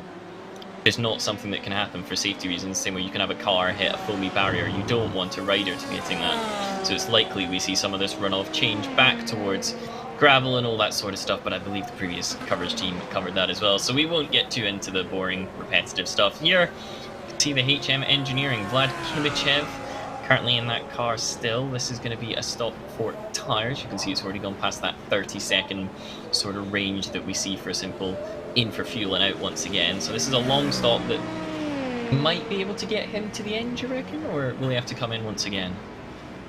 No, I don't think so. I think that's too long. I think there's actually either they get out and push, or there's a splash and go in the future for HM Engineering. Not that that would be a catastrophe for this team. They're barring intervention from Saints and Miracles, they're probably not going to catch Bendy Gods for first, and so long as they finish, they're probably not going to lose out second to Prism Sim Racing Alpha. I think they just get to the end in second place at the moment. Vlad Kimichev staying there. Racesport TV, we bring the action into your living room. It's just a little bit safer than back in the 50s. Yeah, it's not actually going to be a Maserati that appears into that. into your living room. It's just our pictures of the cars that appear. I think that'd be quite a shock. Imagine you didn't even realise the race was happening. It's like practice one, cold tyres, car just appears through your window. That'd be more than scary, I'd say.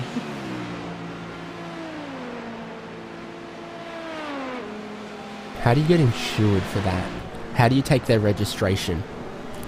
I mean, if it's sat there in your living room, I reckon you'll have quite a good view of their registration. I don't know what the process is after that point, but I suppose it is doable. It'll probably come under your house insurance, right? Or maybe... I mean, this is not an exciting conversation. Maybe contents insurance would cover that? I'm not entirely sure, but... As long as the race sure car what is it does. entirely in your living room, then you just... What happens if it reverses away? Not a scenario that we need to think about too much. I guess the only scenario where you could have racing machines hitting people's houses is in the events like the Isle of Man TT, these bike races that are still run actually on roads with not a whole lot stopping them, so it's not an impossible scenario. Let's take a rundown through our field. Leading overall right now, it's number 66, Phoenix Racing Esport Green. Handy little margin they've built for themselves at the moment, leading by 3 minutes and 30 seconds. That is, of course, more than a lap for Phoenix Racing Esport Green. Christopher Monza driving at the moment, but we saw Daniel Longerich not long ago, Kevin Volk, and we've also seen Michael Machtel driving in the last couple hours for this car, so it's good team effort from them. They are trying to bring home the win right now for Phoenix Racing Esport in the green 66. Second in class then is the number 8 Ring Versiert Sim Racing LMP2.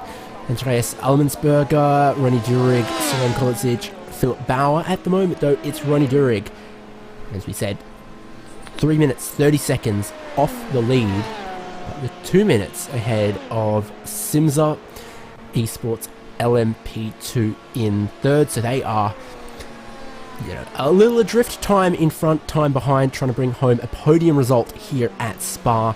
That team in LMP2 rounding out that podium as they run at the moment. It looks like it's going to be Simza Esports LMP2. We've been following their progress up towards third place, but they might have just run out of time to make it another position. But it's been really strong laps, has to be said, lately from Ramez Azam and Gustav Grinsberg.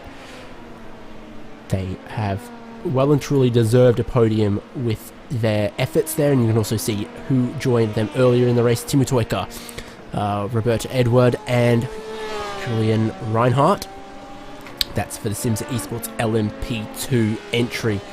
Fourth place, T3 Esports. We've been watching them go back and forth for third place with Simza. Unfortunately, they are on the back foot here now. Bit of instability at the rear of the car at times, looping it on one of the outlaps, looping it through La Source. Fortunately, not too much damage, so they carry on in fourth. Mike Arang and Marcus Beblik and Marcus Broich driving that one. I don't think we've seen Beblik in a little while. It has very much been the Arang and Broich show for T3 Esports of late. Then in fifth place, WS Racing Esports Magenta. They are on the... No, might be even a lap behind on T3 Esports for the moment. They're running in fifth. It's a livery that very much tickles Tom Davis. Oh, I love it. There's their I love it. Good. It's such a nice one. It's just pleasing. There's no other way to put it. I gotta be honest, this is a really, really nice livery. Everything curves with the car, apart from on that big shark fin where you've got the boxy logo on the boxy part of the car. It's really nice, and credit to them, they've been doing a good job in the race. They actually put up a really good fight with that Simsa car as it came by them, making its way up the order. They made them work for it, and since then it's been a case of just conserving, make sure you don't make any mistakes. They are actually on the same lap as T3 Esports. It's just 1 minute and 30 that separates them, so with an hour to go, that'd seem pretty unassailable, but they've also got 2 laps over the next people, so they won't be too disappointed with that. And that next car, 6th place in class for LMP2, is event namesake and organisers Mühlner Motorsport. The fact that they're not sweeping the competition probably gives you a good idea that it is a fair competition and nothing rigged here. I'm sure that they would have liked to stand on the podium, but 6th place it seems like what this car can do, and hey, it's a good looking car, and as you've said and are aware, comes to the real racetrack, Mühlner Motorsport don't seem like they disappoint in a prototype. Said qualified 3rd place at Portimao, so they'd take that one, and that's maybe where they'll take the feather in their cap from their efforts at the racetrack. Not letting anyone down in the sim world though, with 6th place where they're running right now. Michael Finkboner in that one. Jump down to 7th place where it's one of the other Prism Sim Racing cars. It's Prism Sim Racing Beta in 7th place. Richard Finkenzeller it is at the moment, and you can see... Is it? No, it's Julian Trenkel. I was looking at the wrong team. I was wondering why he didn't appear on the graphic, but those are the 4 drivers on the graphic there in the 23 car for Prism Sim Racing Beta. 8th place. It's one of those positions that there's actually been some fighting over around 8th, 9th and 10th at this late stage in the endurance race, but 8th is held by the 77 car, Durana Esports Club EV. That is the car that Richard Finkenzeller is driving. You've got to make sure you're reading the right row of the timing sheet when you're casting your eyes across different monitors. So Finkenzeller driving that one at the moment. We did see Spicker, Badorf and Solewski earlier in the race. So we're within the final hour now. 9th place and 10th is where there's been some excitement, so this is one still to keep our eyes on in the final hour. Anything could happen with a pit stop still to go for these competitors fit for racing. Hold 9th, margin of 10-15 seconds or so, bull out. So it is Sasha Looking who's got to try to hold on to that position for the number 99. Rob Tim we definitely saw driving in this final segment of the race as well for their team effort there. Let's look then at 10th. We're trying to catch 9th. Definitely not that far behind, all things considered. Bull Out Racing have been one of the teams for our RaceSpot TV fan immersion. That was when Justin Young was driving. It's now Frederick Pisani since the last pit stop. Christopher Stahl and Tobias Grundkotter were also drivers for Bull Out Racing number 2, the 41 car, red and black, Dallara prototype.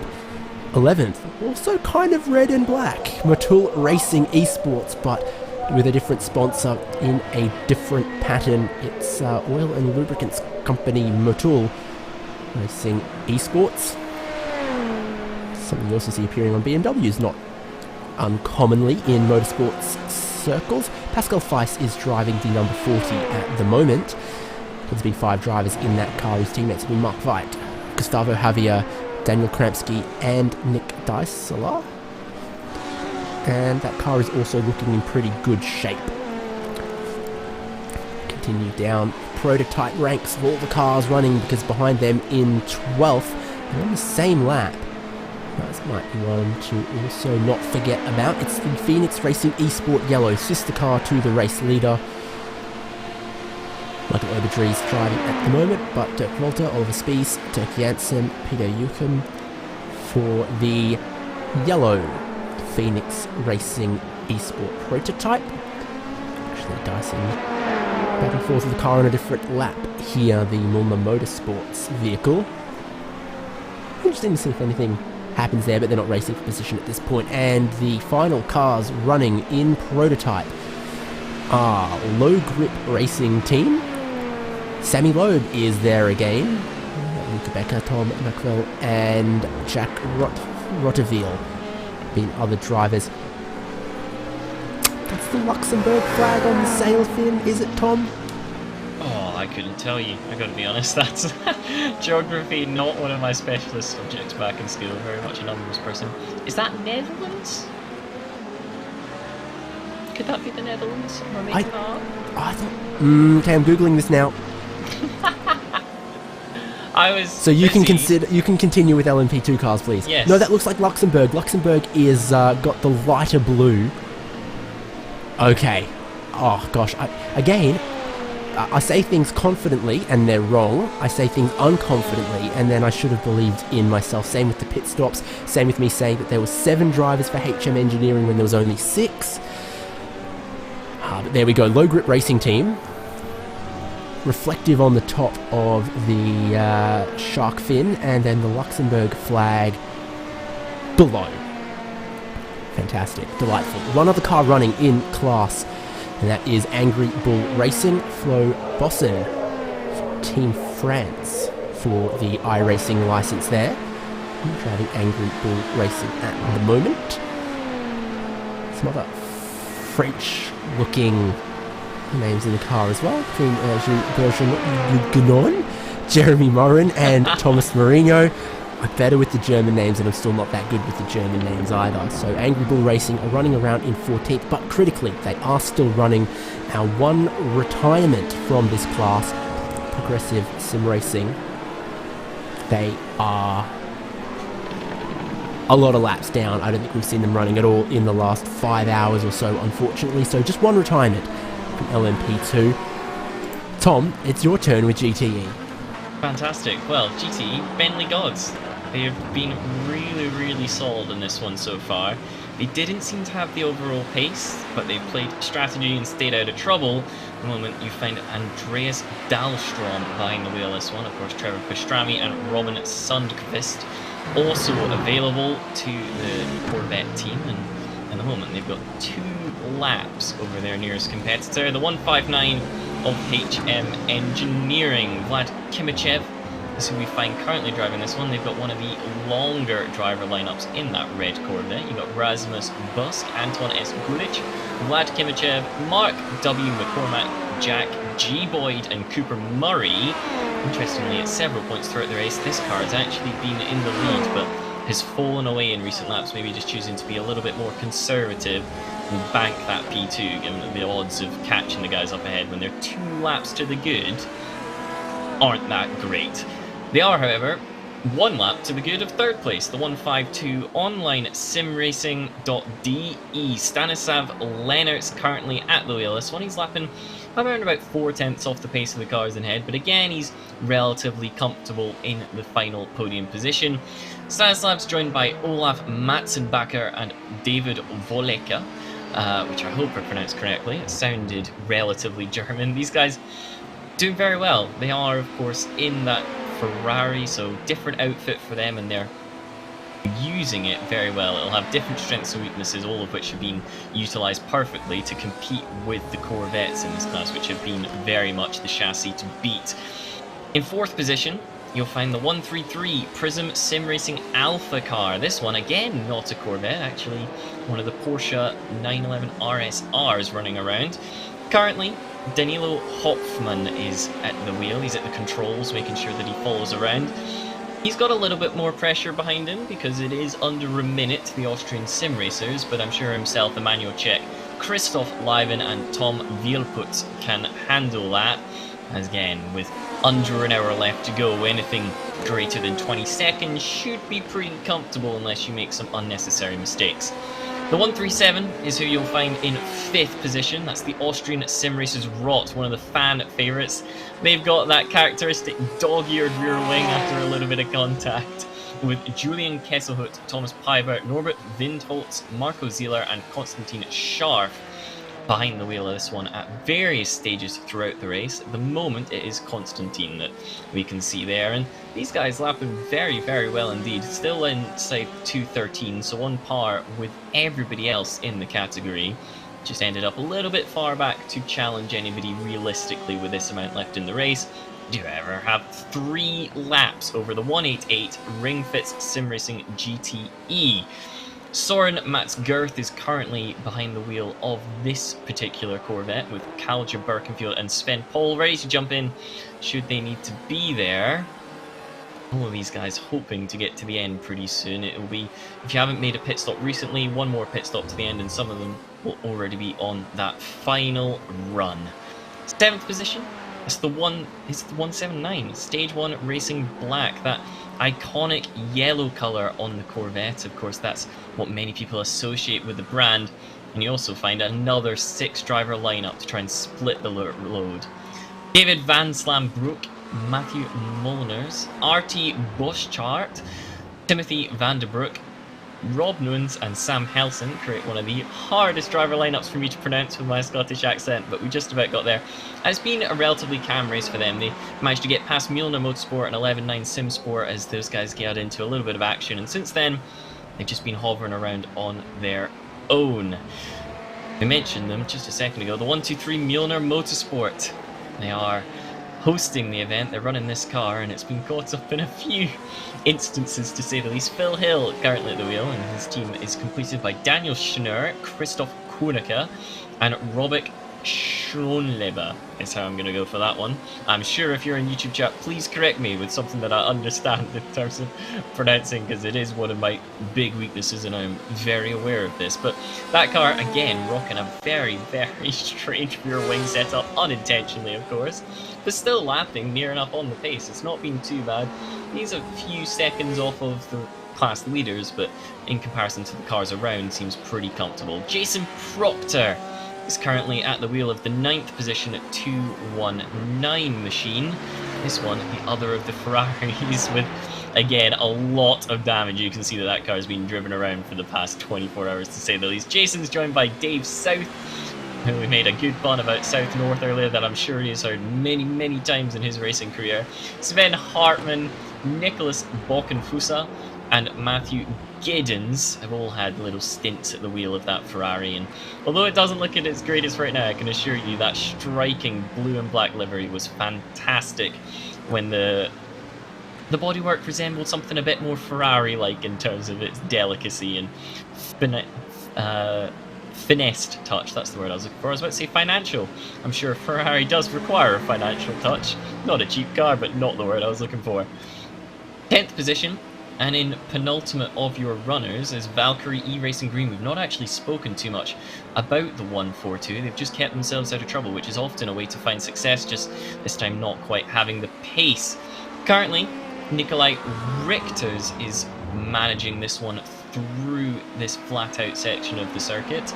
Manuel Bastian, Reinhard Heibel, Pete Snake and Sven Leber are also joining them, and I'm sure they'll be pretty happy with the top 10 finish. Of course, it is very respectable to even get to the end of a 24-hour race, let alone be finishing within the top 10. JMS Racing complete the running GTE cars with Timo Jonas currently at the wheel. In 11th position, this one is a Porsche, got involved in incidents early on and since then has been trying to come back through. Marcel Kiefer of F1 Esports fame joins Thomas Navarro de Andres, Dominique Baum, Patrick Klingen, and Felix Schmidt, alongside, of course, Timo, who we mentioned just a moment ago. That car is somewhat off the pace now. It's clearly struggling with that damage that it has sustained throughout the course of the earlier hours. I believe it was in the night where that one fell away, or in the beginning of the night, but in case you want to see all of that, remember that all the previous videos are available, so if you get to the end of these 46 minutes and you think, wow, this is not played out how I was expecting to, you can go and find out all about that on the iRacing esports network channel, and you'll be able to catch up with ours in 6-hour degree increments, which is all very great. In terms of GT3, we actually have a little bit of a battle developing. It was Chameleon Bomber that led the way for much of it, but Absolute Motorsport in the 299, they're currently at the front of the class. Now the gap seems to be pretty big, 1 minute 35.999, but I believe Absolute still have a pit stop to make, whereas Chameleon Bomber don't, if I'm not mistaken. So this one with plenty to see how it happens. Absolute Motorsport, of course, Dario Agnella, Andrea Salvi, Andrea Dalla Vela, Alessandro Vanozzi and Marcelo Caserta. That one almost tripped me up a little bit more, and they will be feeling the pressure. 45 minutes to go, and that's very, very tight with the LMP2. Maybe got caught in their blind spot. They all get away with it, but that could have gone an awful lot worse. And what about the Chameleon Bomber car? It's been up there, and yet somehow it's in second position, David. Well, yeah, exactly. We very, very early in this segment of the broadcast, near 5.5 hours ago, near 6 hours ago, we saw them get into that pit wall need some damage repaired, fall backwards into second place. Bit by bit, they've been trying to claw back at first, but they're just not there yet. It's within the final hour of the race. It's Fabio Bezuch who is going to have that task. It was one of the Bezuchs that drove it into the pit wall, but as you can see, there is two of them. Was it Fabio? Was it Michael? I can't recall. Definitely wasn't Patrick Henn, Robert Stoll, or Connor Karnick. So they're off the hook for that one if this doesn't go to plan and they can't recover first place for this car. But then currently on track in third, no guarantees that they finish there, is Team RaceGitter.de. Got the translation for what's written on their door, and I don't know if that's a bad thing or not. They're third right now. They're still going to need one more pit stop before Sergey Blum can get that car to the end. See what they do for their BMW. But then fourth place is German Performance Sim Racing. Audi, guaranteed to get to the end on their fuel from here. They're giving way to a Porsche, or are they? Yep, they will give way to a Porsche. They're going to make it to the end. They might be close enough to Team RaceGitter that they actually snatch the final podium spot. That's one to watch when the car currently in third pits. But for German Performance Sim Racing, the Audi R8 in pretty clean condition for Tizian Troika right now. And for that, he must thank Tim Janssen, Micah Kappener, Sven Bartkowiak, Frank Hoffman, and Bastian Lindlau. And I tell you what, almost a little bit of dazzle camouflage on. If there was a dent or two in some of these places, it'd be tough to spot amongst the green, purple, red, and black on the car. Currently running in fourth, and in fifth is another Ringversiert 288 BMW. That one's got Dominic Rosbach for the moment in a four-driver lineup, including Patrick Jasinski, Dennis Schaefer, and Christopher Janssen. They're fueled to get to the end, best I can tell, so they're not going to be able to jump ahead of German Performance Sim Racing. There need to be a long stop for Team RaceGitter before Ringversiert could get them as well. So fifth, I think, is a lock. Fourth place possible for the Ringversiert Sim Racing GT3 Pro car. Running fifth at the moment in GT3, obviously. Behind them, another about 4 laps, I think, to Albrecht Motorsport in sixth. Matthias Kraus for the 247 BMW. That's kind of an iRacing default scheme there in black and red, but it served them well enough in sixth place. Again, another 4-driver lineup. And so then for 7th place, it's going to need to be another stop for Albrecht Motorsports and Wolf Motorsport Sim Racing Lupus here. No, I shan't say that. The team that everyone can drive for, it seems. 7 drivers, and the lucky one of 7 for the moment is Johannes Witt. In 8th place, the Mühlner Motorsport GT3, number 285. Jan van der Spreng has that BMW at the moment. Last pit stop was 12 minutes, but by gosh, they got it back out there, so they're determined to cross a checkered flag after 24 hours. For 8th place at the moment, they're going to need another pit stop, but they'll still hold on to 8th place because it is a long way back. Then to 9th place, Ringversiert Sim Racing GT3 AM 289.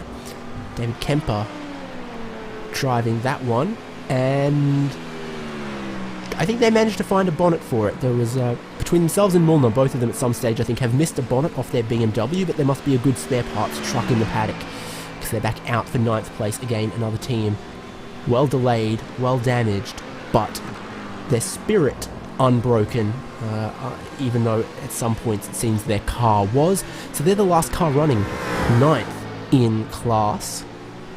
And then the retirements from that class have been Simsa Esports GT3, Reparix by Artel Motorsport, AMC Birkenfeld. We spoke to Marco from that team not long ago. They had to retire just after the halfway point, and retiring before that was Phoenix Racing Esport in GT3. And with that rundown of all of our running cars complete, throw our eyes forward to the GT3 lead. I mentioned both of these teams our fuel to get to the end. Absolute Motorsport in first, Vermilion Bomber in second. Tom, just 4 seconds to keep them apart for the moment with 40 minutes to go. Fabio Bazil could be the hero yet again in this one. We mentioned it when we were coming through the order. Vermilion Bomber have seemed to be the fastest GT3 car by some margin. They made a crucial mistake and have had to do it the hard way. They are closing in. Both these cars going to the end, so this is now just a sprint to the finish. See who can get there first. In the moment, Vermilion Bomber's had a pretty tough run of it with traffic. A lot of guys coming past him, he'll have had to just concentrate elsewhere for a couple seconds down the run into the bus stop. But of course, all those cars will temporarily catch his rival and then it will oscillate back towards him.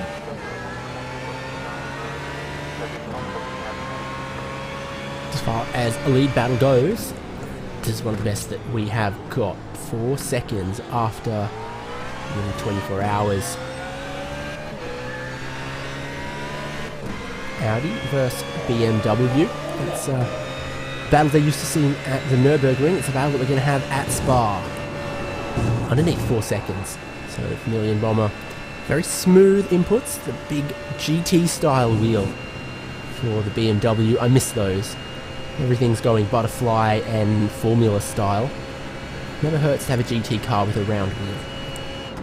No, and you'll often find yourself making pretty big corrections in these cars, and it is possible to save them as opposed to in some of the quicker, even more heavily downforce-based formulas.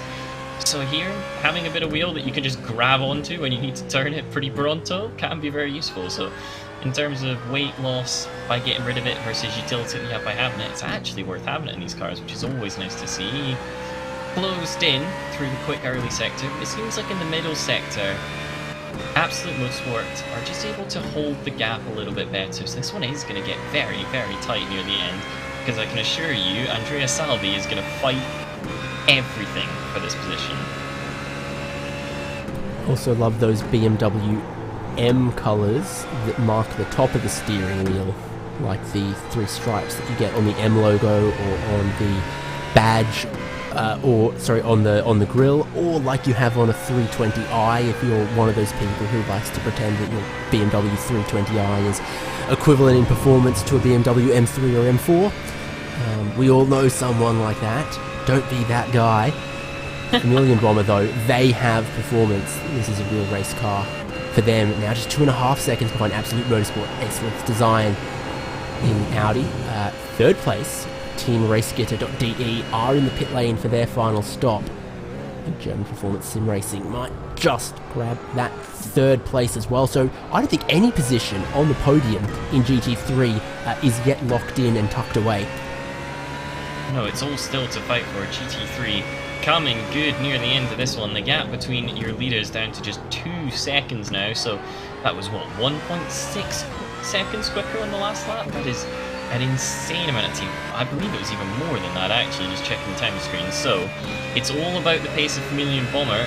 It doesn't matter when you catch him, we've still got to get by him. And as we've seen time and time again, it is very possible to immediately fight back, break up a rhythm, and then we could have a true scrap for the victory. Yeah, Fabio was pretty damn rapid on the last lap there. We were checking out his pace, and now there's nothing in between them there. Andrea Salvi, Fabio Bazuch racing for the lead. RaceGetter are in the box from third place at the moment, taking fuel. Meanwhile, German Performance Sim Racing currently in fourth, crossing the start-finish line, so it still will be close between third and fourth as well. GT3 always close racing, always gives the action. 1.5 seconds now for the race lead.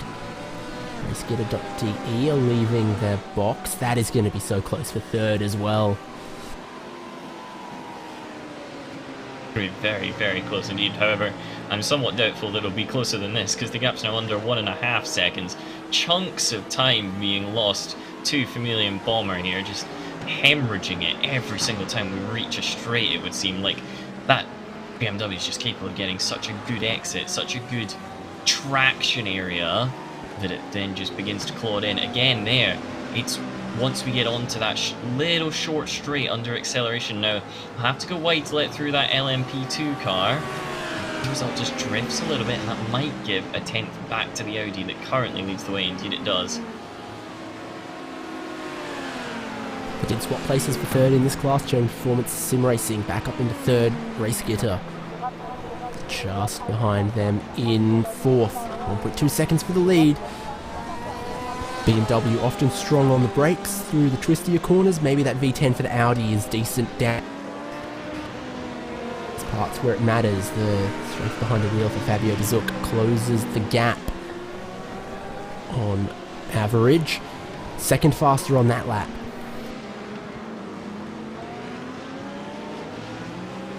That traffic came at a very convenient point as well for him. The LMP2 braking down the inside, really not disrupting the line at all. It might disrupt it a little bit for the Audi, however. No, I think he gets through cleanly, so nothing doing that time around. 9/10 of a second is the gap through Radulon. It's going to be tight by the time they reach the end of this straight, because now we're within slipstream distance. Where they're in, where the toe is really going to make a difference, and the top speed of that BMW will now be significantly increased. It's 8.5 as they break into 7, 8 and 9.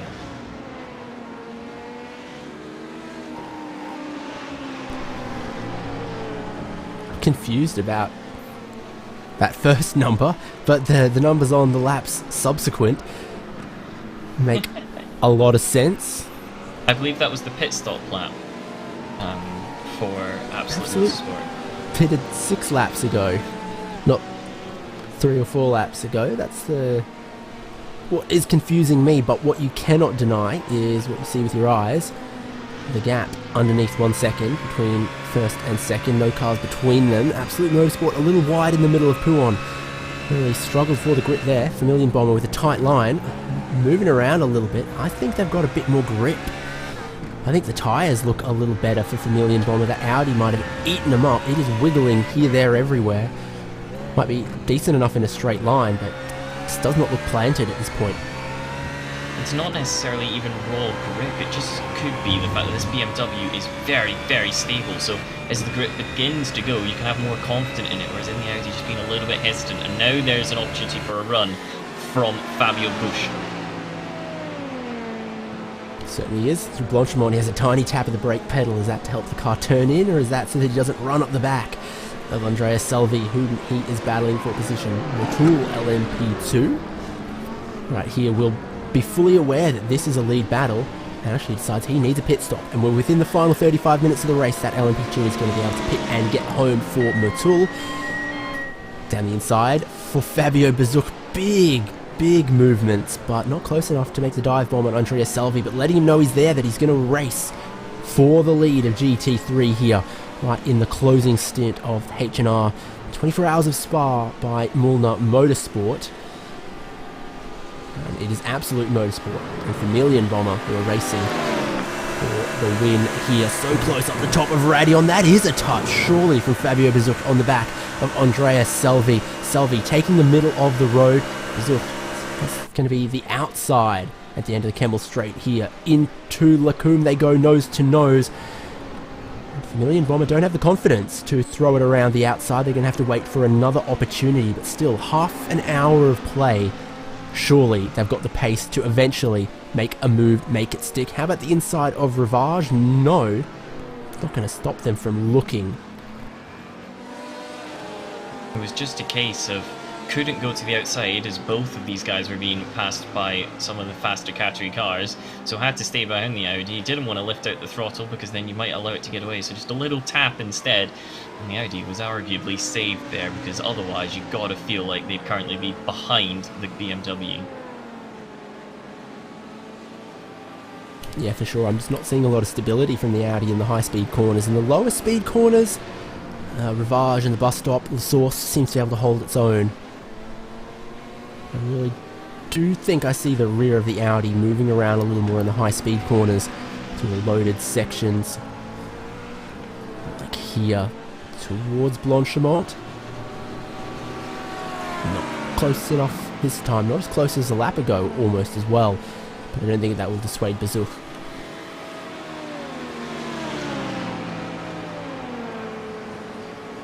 Bezook's going to be close again.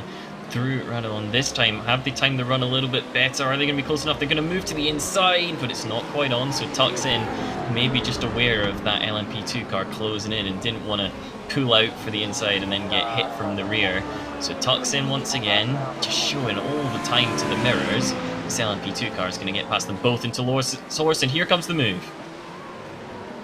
Yep, waited for the LMP2. That's to the inside for the GT3 car of Vermilion Bomber. They get the lead back after they're, well, making a dog's breakfast of the hairpin inside of La Source in the pit lane. It's the actual La Source on track. It sees Vermilion Bomber grab the lead back in GT3. I would not say this is done yet because the Audi has looked like the straight line speed has been something they can count on. So they're going to try, but the inside is defended from Vermilion Bomber. The inside being where the grip is, but around the outside to get the lead back. You just cannot make Absolute Motorsport lie down and give up the race lead. That was a fantastic pass from Absolute Motorsport. Got the run through the second part of that complex. Absolutely perfect, so as they just stopped on the piece of track that Vermilion Bomber car wanted. And as a result, they held the position despite not having the momentum at that stage. They're ahead once again, and Fabio Bisuch has to do it all over. This class leaders on the top of your screen says Phoenix Racing Esport Green for LMP2. Start penciling that one on your results sheet. Bentley Gods leaders in GTE. Start penciling that one on your results sheet. Don't you dare write anything for GT3 yet. Absolute Motorsport's defending the inside at La Fagna against Vermilion Bomber. These are places you wouldn't normally expect to see a big move happen between class. The key overtaking spots are, of course, end of the Kemmel Straight and at the bus stop. But everywhere is a threat for Absolute Motorsports. They're trying to cover off every opportunity. They are worried. Fabio Bisuch has shown that he's willing to attempt a move just about anywhere on the racetrack, including down the inside before Blanchimont. Fantastic exit once again. Traction from the BMW. Absolutely remarkable. Audi tucks in, however. It'll get the slipstream on the run towards the bus stop, and it seems like it's pretty good in terms of straight line braking. There it is. Has the inside line into the bus stop. Do they run deep? No, they don't, actually. Absolutely fabulous. Cut back potentially, though. Fabio challenging once again onto the run-up to the source. It's a complete drag race up the start-finish straight. It's not quite going to be close enough, and the Audi holds it once again. Note that LMP2 traffic's coming, so that's going to get involved, and the Audi might be able to hold it down the Kemmel for a second time. Goodness, one of the Phoenix cars, is that yellow or green? I swear I'm not colourblind. It's going to dive on past before they get to Eau Rouge Radions, where the BMW holds good speed, but the end of straight speed in the sixth gear. The Audi seems to just have enough to be able to pass back into the lead, to be able to be difficult to pass. So gets a good tow. Who is in front when they come to the end of the Kemmel Straight? Around the outside, Absolute Motorsport can hold it once again. Lead in GT3. More traffic queuing up behind them that knows what they are witnessing and has to give a very, very wide berth to this angry fight. And that's an opportunity for Vermilion Bomber to cut in behind the Luxembourgers. And down the inside of Rivage, the BMW to the front again. Is that the move that seals the race win? I dare not say. That was fantastic from Fabio Bisuch. Just nailed a little bit of strategy, tucked in behind the LMP2, followed it, and then suddenly the Audi was trapped on the outside line, had nowhere to go, and this gives the BMW a few corners to try and open up a gap before the straight line speed and power of that Audi come into play. Not only that, but now the Audi's getting hit by some GTE cars as well, which will force them out wide, and that might be game over and guarantee the class victory for Fabio Bisuch and Vermilion Bomber's team. It's making it really difficult for Absolute Motorsports, isn't it? JMS trying to get on through. It's taken them a couple corners. It's kept Absolute Motorsport offline and let Vermilion Bomber break that toe. Maybe find enough clean air to stamp authority on the GT3 class.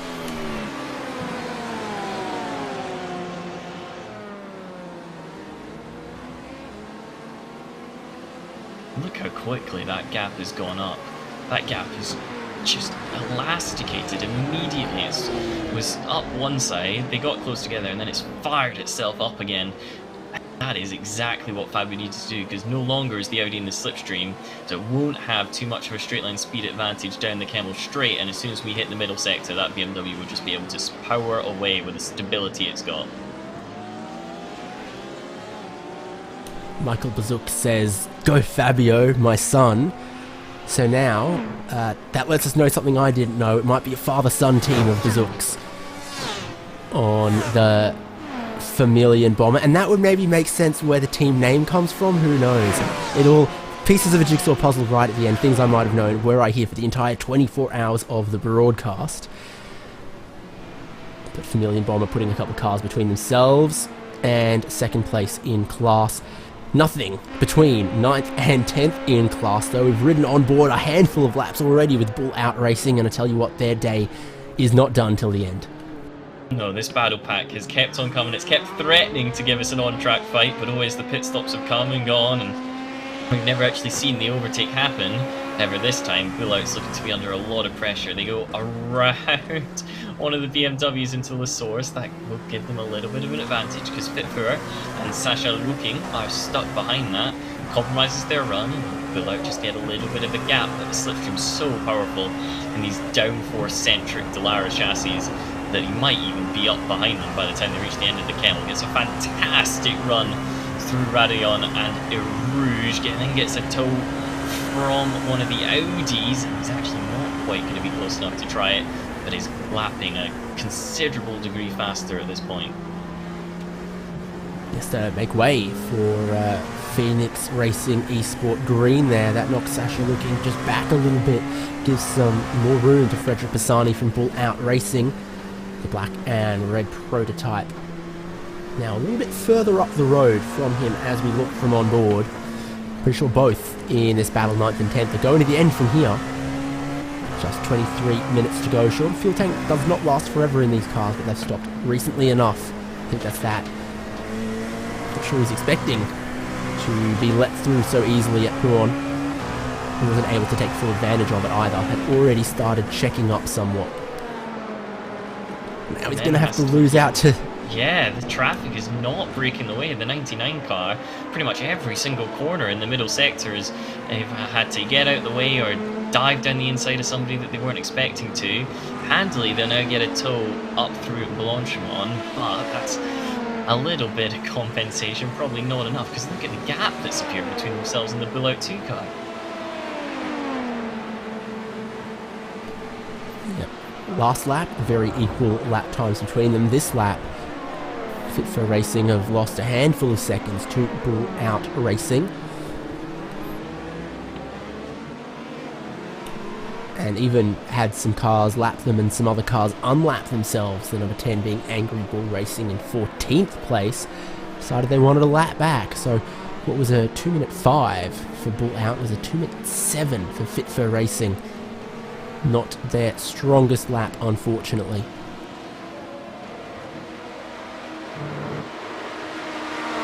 Still, having raced for almost an entire day, the commitment through Eau Rouge is there. That's absolutely mind-boggling, I think is the phrase I used earlier.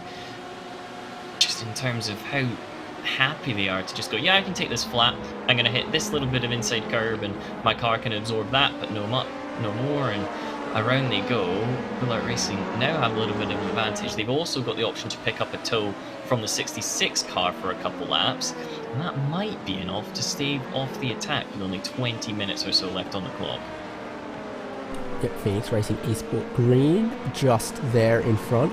Your race leader, and is it 13 laps ahead of Bull Out Racing at this point? The gap continues to extend between Bull Out and Fit for Racing there as well. It's 2 seconds, now it's 3 seconds.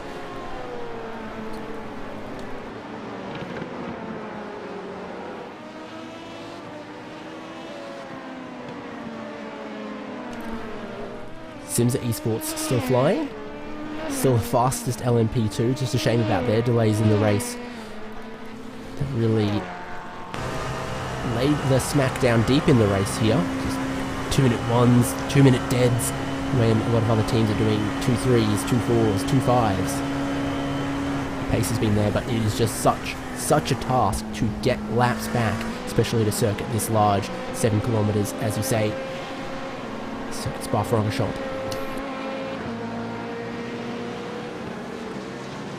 It's been a good run from them, and they are currently fastest on track by around about a second.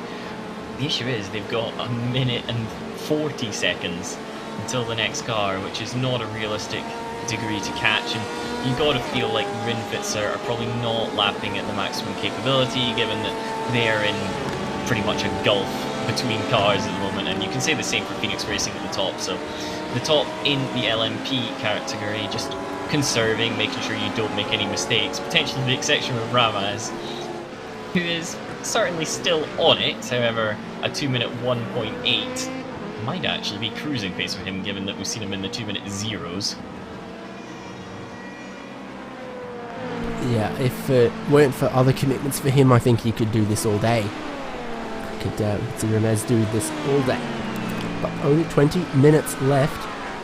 I'm keeping my eyes on the timing screen for who's still going to need another pit stop, and the answer is Phoenix Racing Esport Green, your leader.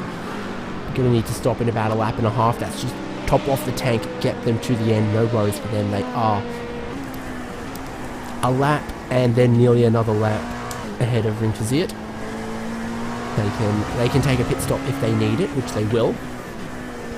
Everyone else I can see in LMP2 though have covered themselves off to get to the end of this race, with the possible exemption of Simza and WS Racing. I'm actually not confident about either of those. But definitely the battle we were looking at earlier, 9th and 10th, Bull out with Fitfur Racing. Both of those are going to make it to the end. In GTE, the Rinfitzer GTE, it's on the pit lane right now. So they're making obviously their final pit stop. Stage 1 Racing Black and the Corvette are going to need another. And 11.9 SimSport potentially as well. Online simracing.de in third. I can tell you, I reckon they've got enough fuel to get to the end. They've got enough fuel, I would say, as well. I'd agree with you on that point. The gap's not particularly big. It's around about 8.1 seconds, and it's staying there. So the battle for the podium not over in GTE. We've got Rinfitzer actually just leaving the pit lane. So they're looking reasonable, you know. They're in the classic situation that we've got going on after so many hours of racing, where they're just kind of in a league of their own. They're not particularly close to the car ahead, and they're not particularly close to the car behind either. But here's Phoenix Racing Esport Green once again. They've been the pace setters for most of this race, took the lead during the night and haven't wanted to give it up since.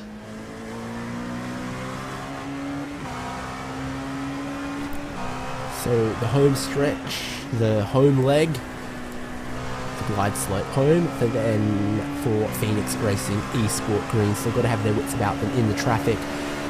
Might almost be an hour or more since I talked about the track temperature, which is now 22.8. So still not at the hotter end. You can see the track temperature get to 40, 50, sometimes even a little bit above that on iRacing from time to time. So 22. Not quite so brutal on the tyres for prototype and GT cars.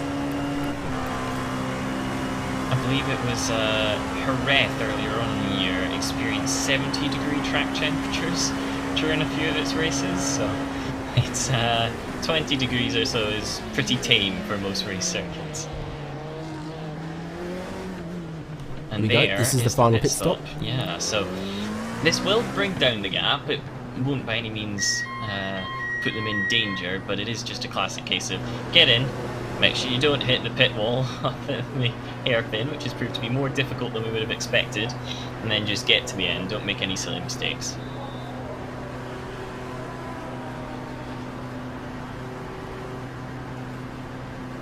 My favourite thing is when at the start of the race weekend your pit box is in the first half of the pit lane, and so you leave from there for qualifying, for example, and then qualify far enough up the grid that in the race your pit box is down this half.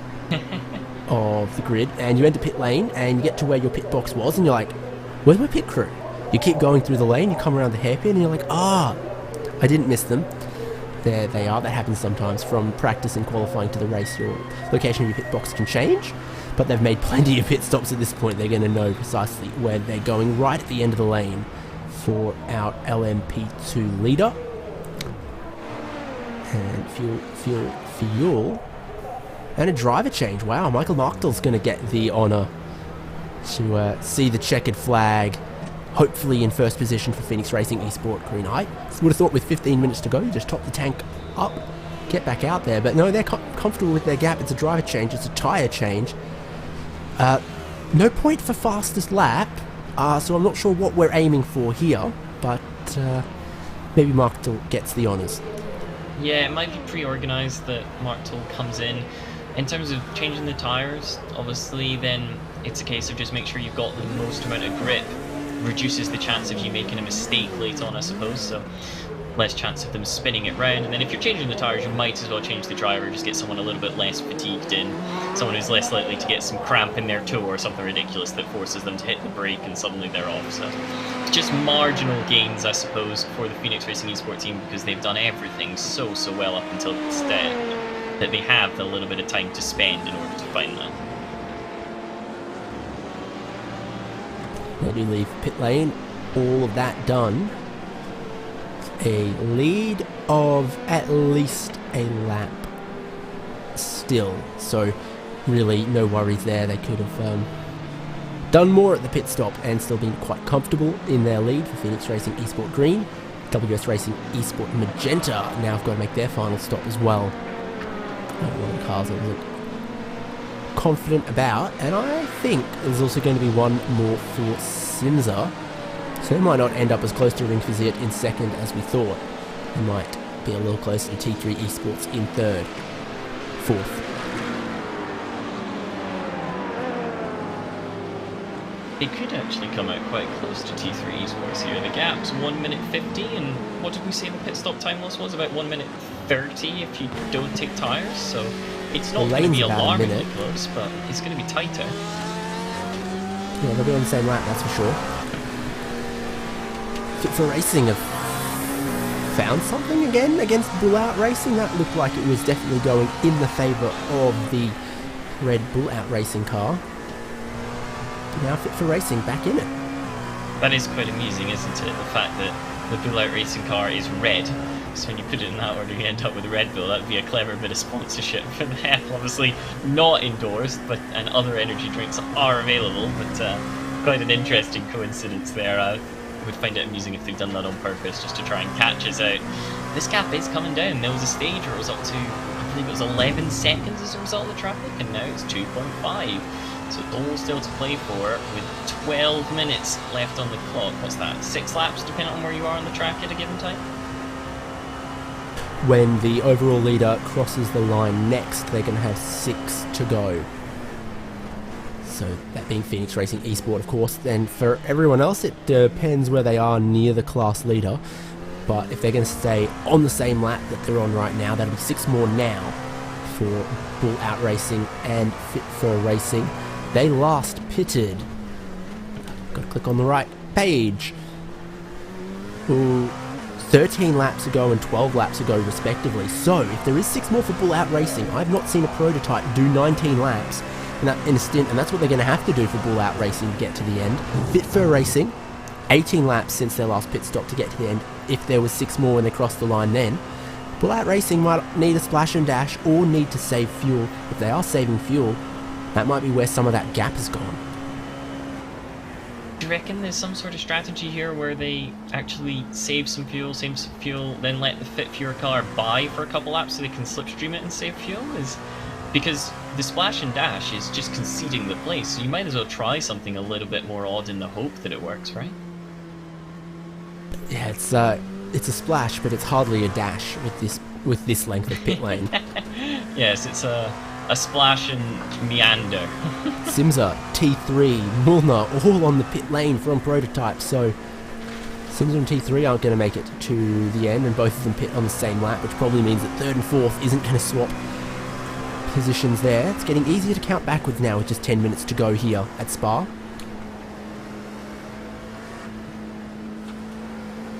I think Fit4 definitely, Fit4 Racing definitely with a chance here, despite the traffic being a little difficult for them right now.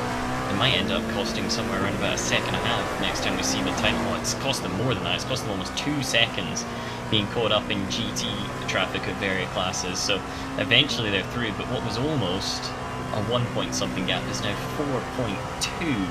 So all of that work to do again, and with fuel saving going on in the Bullout car, we reckon, that might just be a saving grace. Here's the Simsa car in the pit lane.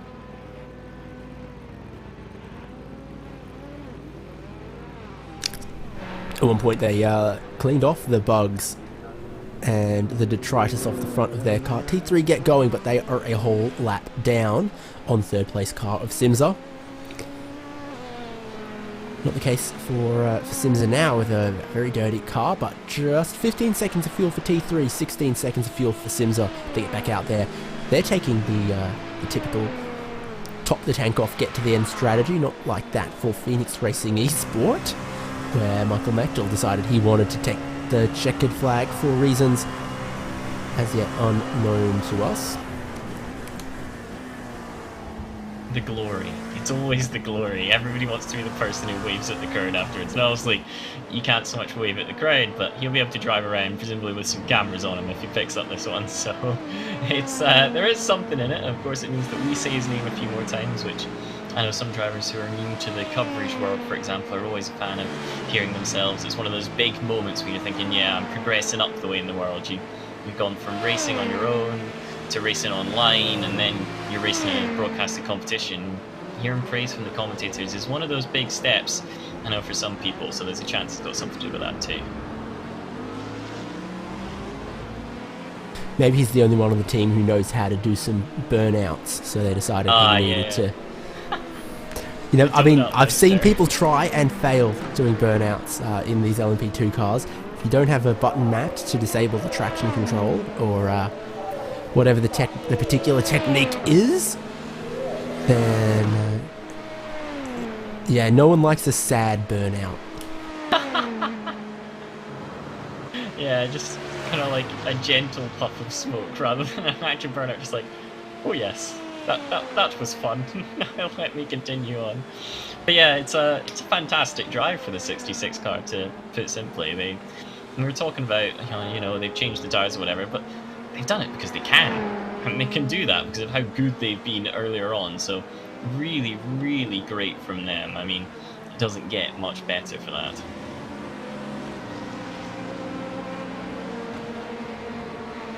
Keep an eye on that gap between the Fit4 and Bullout Racing cars. It's actually come down again. It's at 2.5 seconds. Remember, it was up to 4.7, I believe. So over the course of a lap, it's coming down, and that battle for 9th is not done yet. These two have been locked horns for almost our entire stint in the commentary box. So that's about 6 hours these two have been able to see each other up the road. They've been various ways around throughout the course of that, but at the moment it's Fit4 in the blue car that we ride on board with, chasing down that red car of Frederick Bassani, the number 41. Critical laps coming for Bullout Racing. I'm still seeing 3 laps to go for the leader. 3 more laps for Bullout Racing. We really put them at the end of their fuel tank, of their fuel longevity, so are they going to be able to stay out? If they do stay out, are they going to be able to hold on to 9th? I think at this point you roll the dice, and I hope you get lucky at Bullout Racing. I mean, you've got to. Like we said, I don't think you have much of another option, because you're looking at who they're racing. Bullout Racing against Fit4, and then the next car behind that, Motorsport Racing Esports, is 5 laps down. So even if you have a little bit of a moment, they're not going to catch you, because they'll finish the race and still be 4 laps behind. So it really is all or nothing in terms of this fight for Bullout Racing. They could crash out right now and likely still finish in 10th position, so they have nothing to lose by staying out on track and seeing if they can extend that fuel life by 1 more lap. Get out and Flintstone it. No way that he's going to be able to cut a lap by going down a lap to the overall leader, because Phoenix Racing Esport took 3 laps to go and are now in the very middle of the lap, opposite side of the circuit from Bull Out Racing and Fit Fair Racing. So that isn't going to play in any effect. Huge uphill there. Gap stays between 2 and 3 seconds. It's going to be when they come to that white flag. Do Bull Out dive for pit lane, or do they stay out? Because at the moment on track they're doing similar speed, but it's that final lap. Do Bull Out have the fuel for it? We did mention the concept that they could drop behind and look to slipstream to save the fuel and then try and make a last lap, maybe even last corner move into the bus stop.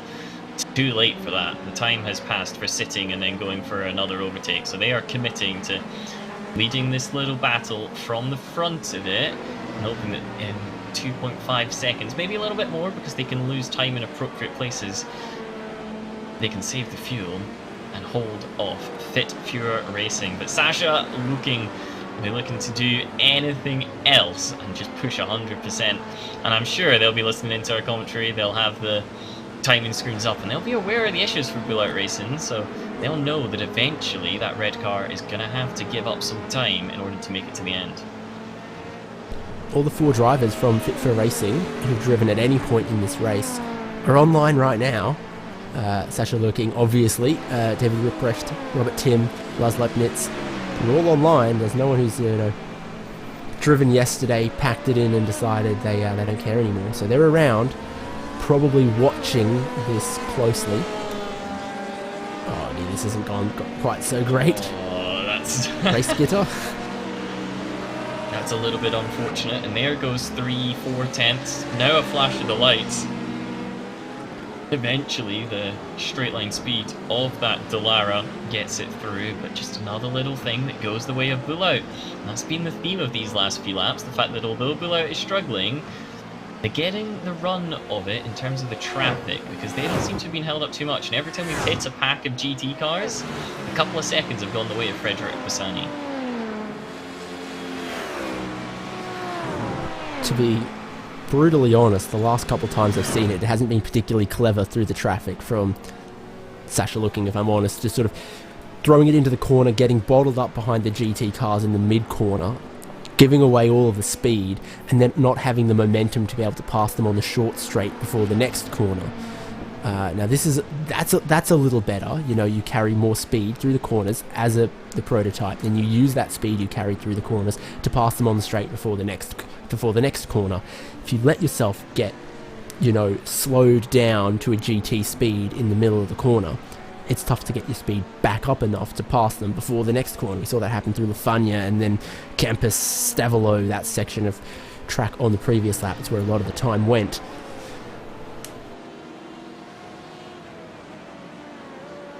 Well, I think Phoenix Racing Esport have just started the final lap of the race. It's really close.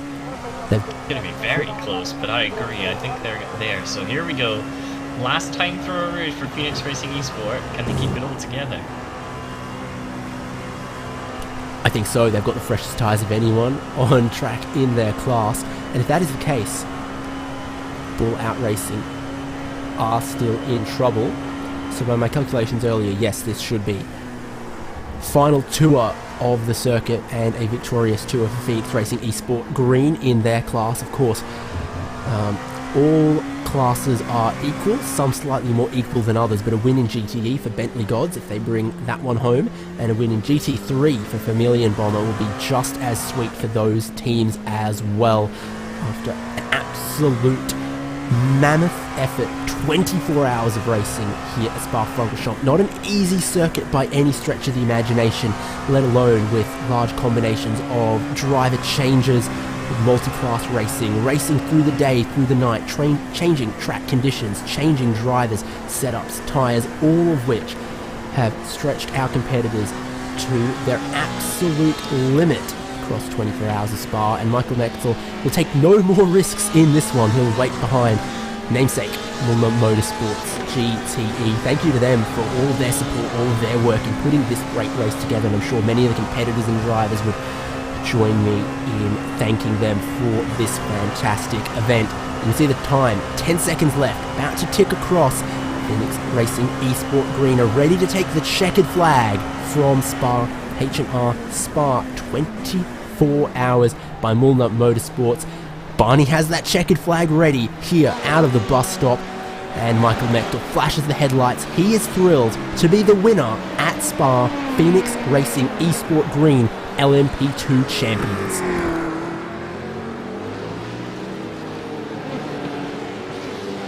Here's the donuts, we talked about it. Oh, and he's just driven into the gravel. Vermilion Bomber are going to be next to the line in GT3. They've got their headlight flash button ready. Fabio Bazook, what a great drive to take the lead of the race in the final hour, making up for all the mistakes in that car so that they can be GT3 winners. Third place could also be pretty close in this division. There's German Performance Sim Racing right behind Team Race Gitter.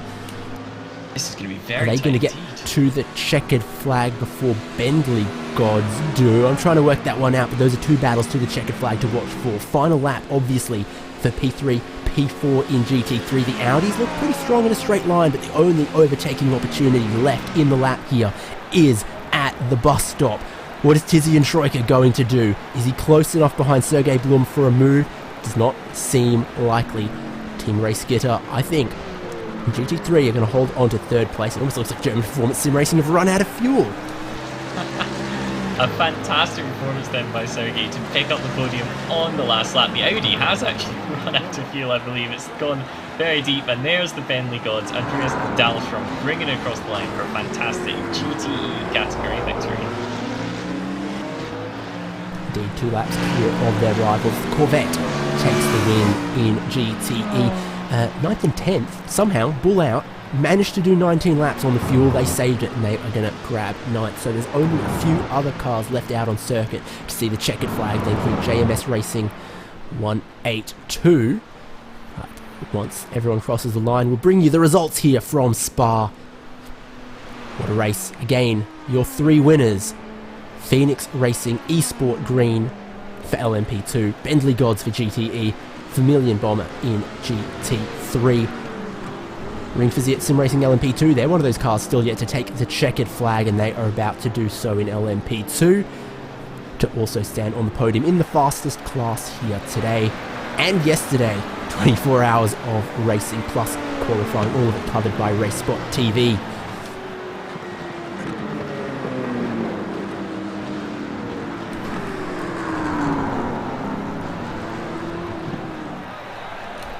So let's get those results from Spa.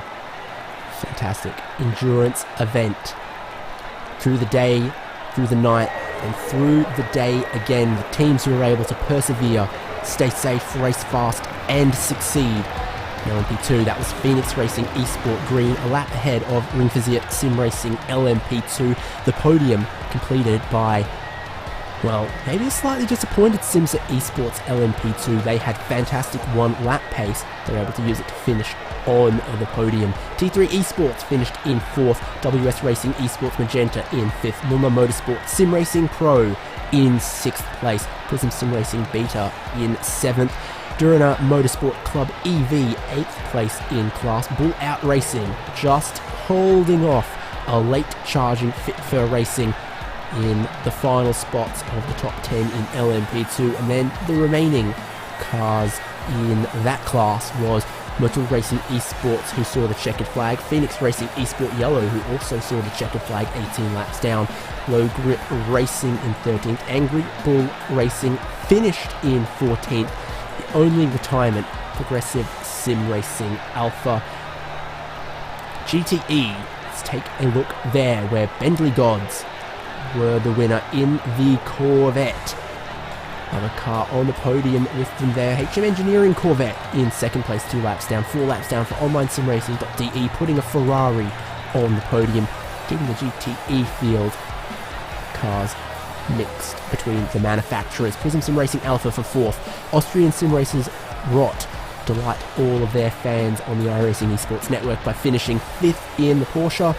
Then Ring Fiziet Sim Racing GTE Corvette in 6th, Stage 1 Racing Black Corvette in 7th. We saw them grab a couple of positions in the final 6 hours of the race here to put Mühlner Motorsport Sim Racing Blue Porsche into 8th, 11.9 Sim Sports Very Wounded Ferrari in 9th place, Valkyrie E-Racing Green finish in 10th, and final cars in that class, JMS Racing finish in 11th, Race Union retire their Porsche 911 RSR. So see, 3rd place GT3 burning down what's left of their tyres on the start-finish line. So let's go to GT3, where your winners by 16 seconds, Vermilion Bomber, absolutely had to fight for it against the Audi of Absolute Motorsport Ace with Design. In the end, there's 16 seconds between them, but for a long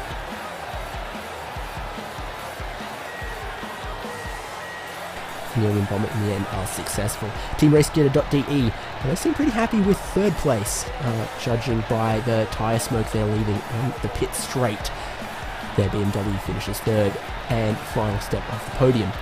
4th place for German Performance Sim Racing Audi. They end up grabbing that spot away from Ring Fiziet Sim Racing GT3 Pro, who finish 5th. GT3, absolutely one of the closest classes here today. Your top 5, all within 1 lap. Fantastic close racing there. A little bit more of a gap to some of the other cars who also endured the endurance race to see the checkered flag. Albrecht Motorsports in 6th with the BMW, Wolf Motorsport Sim Racing Lupus. All 7 of their drivers will be delighted to finish in the top 10 in 7th place. Mühlner Motorsport Sim Racing Black, BMW for 8th. Ring Fiziet Sim Racing GT3 AM in 9th. Simsa Esport GT3, retirement after heavy suspension damage on the rear quarter for 10th. Then it is Reparix by Artol Motorsport Sim Racing, also retirement in 11th. We spoke to one of the drivers, Marco, from AMC Birkenfeld EV Pre-Alpha not long ago, about the problems and the dramas they had. They enjoyed the first half of the race. It's a shame that they couldn't finish it. 12th, 322 laps down. Phoenix Racing Esport Orange in 13th. Final car from the H&R 24 Hours of Spa by Mühlner Motorsport. Gonna grab some interviews, if we can, here with some of our winning drivers. So I'm gonna bring them towards the commentary box here, and Tom Davis, you might be able to hear that my voice is going to need you to do a couple of these. Have we got our prototype winner here? We don't. You know what? Let's start with GT3 winner Fabio Bazook. Tom, we saw a great battle for the GT3 win. It's a delight that we get to speak to one of our winners. Of course, we're always happy to speak to winners, and of course Fabio Pazuc put an incredible move on when it got towards the last hour and you weren't quite in the lead. Did you get worried at all, Fabio? Hello, what was the question? When it got towards the last hour and you weren't quite in the lead of the category again, did you get worried at all? No, not at all. So yeah, great win for us. It's the first time that we actually win with this team the 24-hour race. So yeah, it's really good. And obviously you got to be happy with it. What happened in the pit lane though? Was it just a lapse of concentration, or was something wrong with potentially some hardware issues there? What was it? In which time? Which was there not contact with the pit wall? Unless 6 hours ago. 6 hours ago, yeah. Oh, I was sleeping there. Fair enough, fair enough. But yeah, overall, fantastic performance for you guys. Have you got a specific highlight about the bits where you were driving? No, actually not. Nothing. Fair enough, fair enough. Well, congratulations to you and your team. Yeah, thank you. You drove a fantastic one and had the pace on the field, it has to be said. So, final question. Were you expecting this coming into it, or are you thrilled because it was kind of out of nowhere? I don't know, it was stupid a bit, but I don't know what to say there. Fair enough. Well, thank you very, very much for joining us, and Enjoy whatever time of day it is for you over there. Yeah, thank you. It was a pleasure. Come on, Tom. If he's in Europe, he's not very far away from you. Fabio, thank you so much for speaking with us. Congratulations on the win once again. Yeah, thank you. Appreciate it. Oops, I might have cut him off mid-sentence there. Let's stick with the GT3 theme, though. He's lost for words. That's how delighted he is with the win here. We'll stick with the GT3 theme, though, because I think we have Dario Agnello from Absolute Motorsport Ace, the second place car in this class. Dario, we loved watching that battle between BMW, between Audi right at the end here. Was it old tyres, or was Fabio Bazook just too quick for your guys at the end?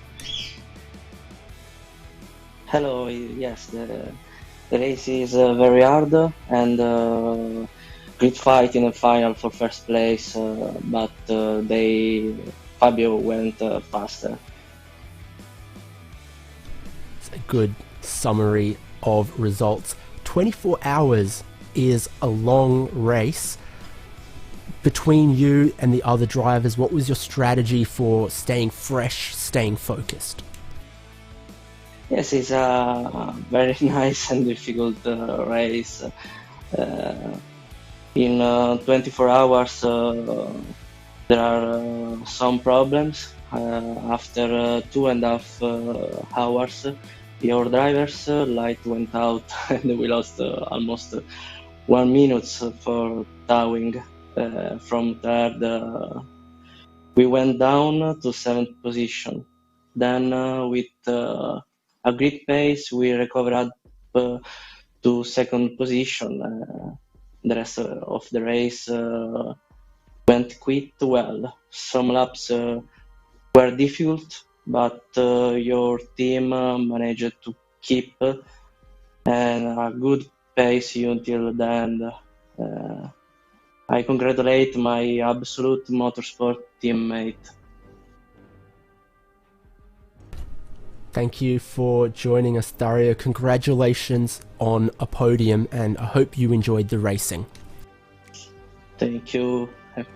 First, I would like to congratulate the organizer of this very beautiful race. Thank you. Okay, thanks to Mühlner Motorsport from Dario Agnello, and a thanks from us to him for putting on such, and his teammates and his team for putting on such amazing racing for us to talk about right at the end, when sometimes the field can be a bit spread out. I'm looking at who else. We started with GT3, so we'll move up the categories a little bit. We'll find someone from GTE, and that someone is going to be Stanislav Lenarts from OnlineSimRacing.de.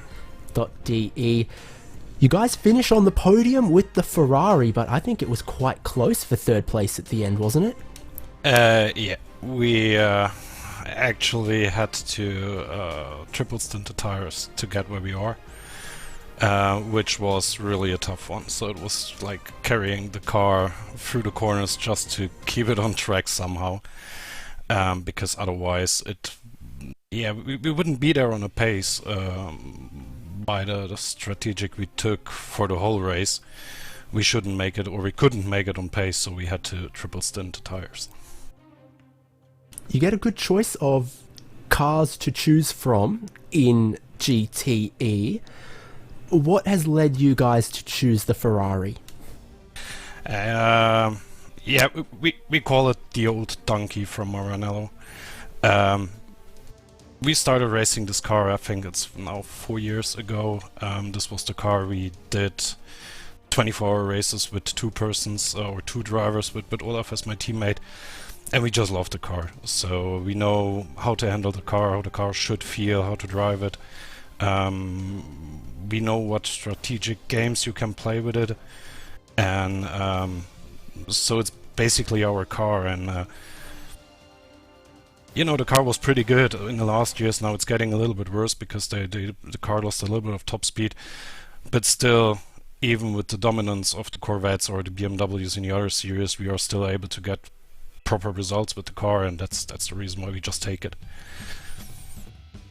You get third place here. What was the toughest moment in 24 hours? Because it doesn't sound like anyone can make a perfect race of 24 hours.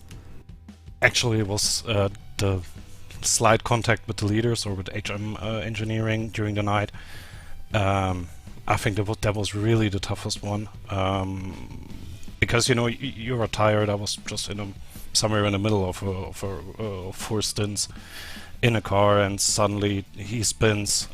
You have to make a choice, and I took the wrong one. I went left and not right, and so we had a contact. This sort of lost the rhythm, and that's where we lost a little bit of time. So it was more close to the end than we wished to, because we lost in the pits something like 50 seconds.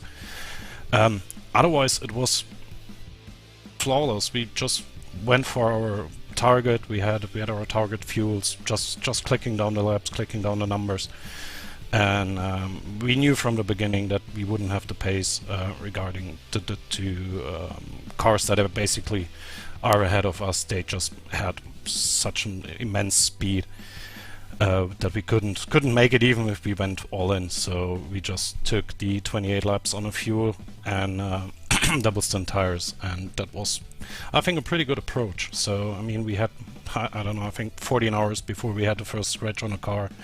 I think that's pretty good. Congratulations then for your podium finish. Anyone you want to thank? I think actually the organizers, they did a pretty amazing job. I mean, we had on Friday a training session where our team was a little bit worried because it was sort of a, not really good driving, but to be honest, there were some situations here and there where let's say it was a little bit of bad luck how you hit the traffic, but everyone was behaving really good, showed really skills. And I think the organizers just did an amazing job with the penalties. They were always up to the game. And of course I want to thank my teammates for just bringing the car home on a podium. There we go, Stanislav Lenartz from OnlineSimRacing.de, third place in the GTE class with their Ferrari 488. We continue moving up the pile, and we can find your winner overall from Phoenix Racing Esport Green, Kevin Volk. Congratulations, Phoenix Racing Esport take the win in H&R Spa 24 by Mühlner Motorsport. Hi guys, yeah, what a feeling. We didn't really expect it. We knew we will have a good pace, but we also knew we had very good opponents, and yeah, we took a little advantage through the Simsa incident yesterday, and they recovered well. But yeah, we are happy that the advantage was enough in the end, and yeah, now we are just wasted and happy that it's over with this result. Yeah, exactly. You have plenty of reason to be delighted. Earlier in the year with the iRacing special event, Spa 24, it was all GT3. So what's the difference in a multi-class 24-hour race, and especially with the Dallara prototype, a very fast car? Yeah, it was the first endurance race for us with this car, and of course it's the speed, the difference of speed between especially between the GT3s and the LMP2. When you have to overtake while overlapping, you have to see in close situations. Can I stick in that? Can I stick in that gap, or is it better to wait? And yeah, I think that the speed difference, especially in the high speed sections, is the main difficulty in this race. And what do you think about the endurance pits here at Spa? A very long pit lane for a car that needs to stop for fuel almost every half an hour. How much of your life have you lost to that pit lane? Yeah, of course. The pit lane, the endurance pit lane in Spa is something other. We are happy that we didn't have to do drive-through penalties, because this would really hurt and in a pit lane like this.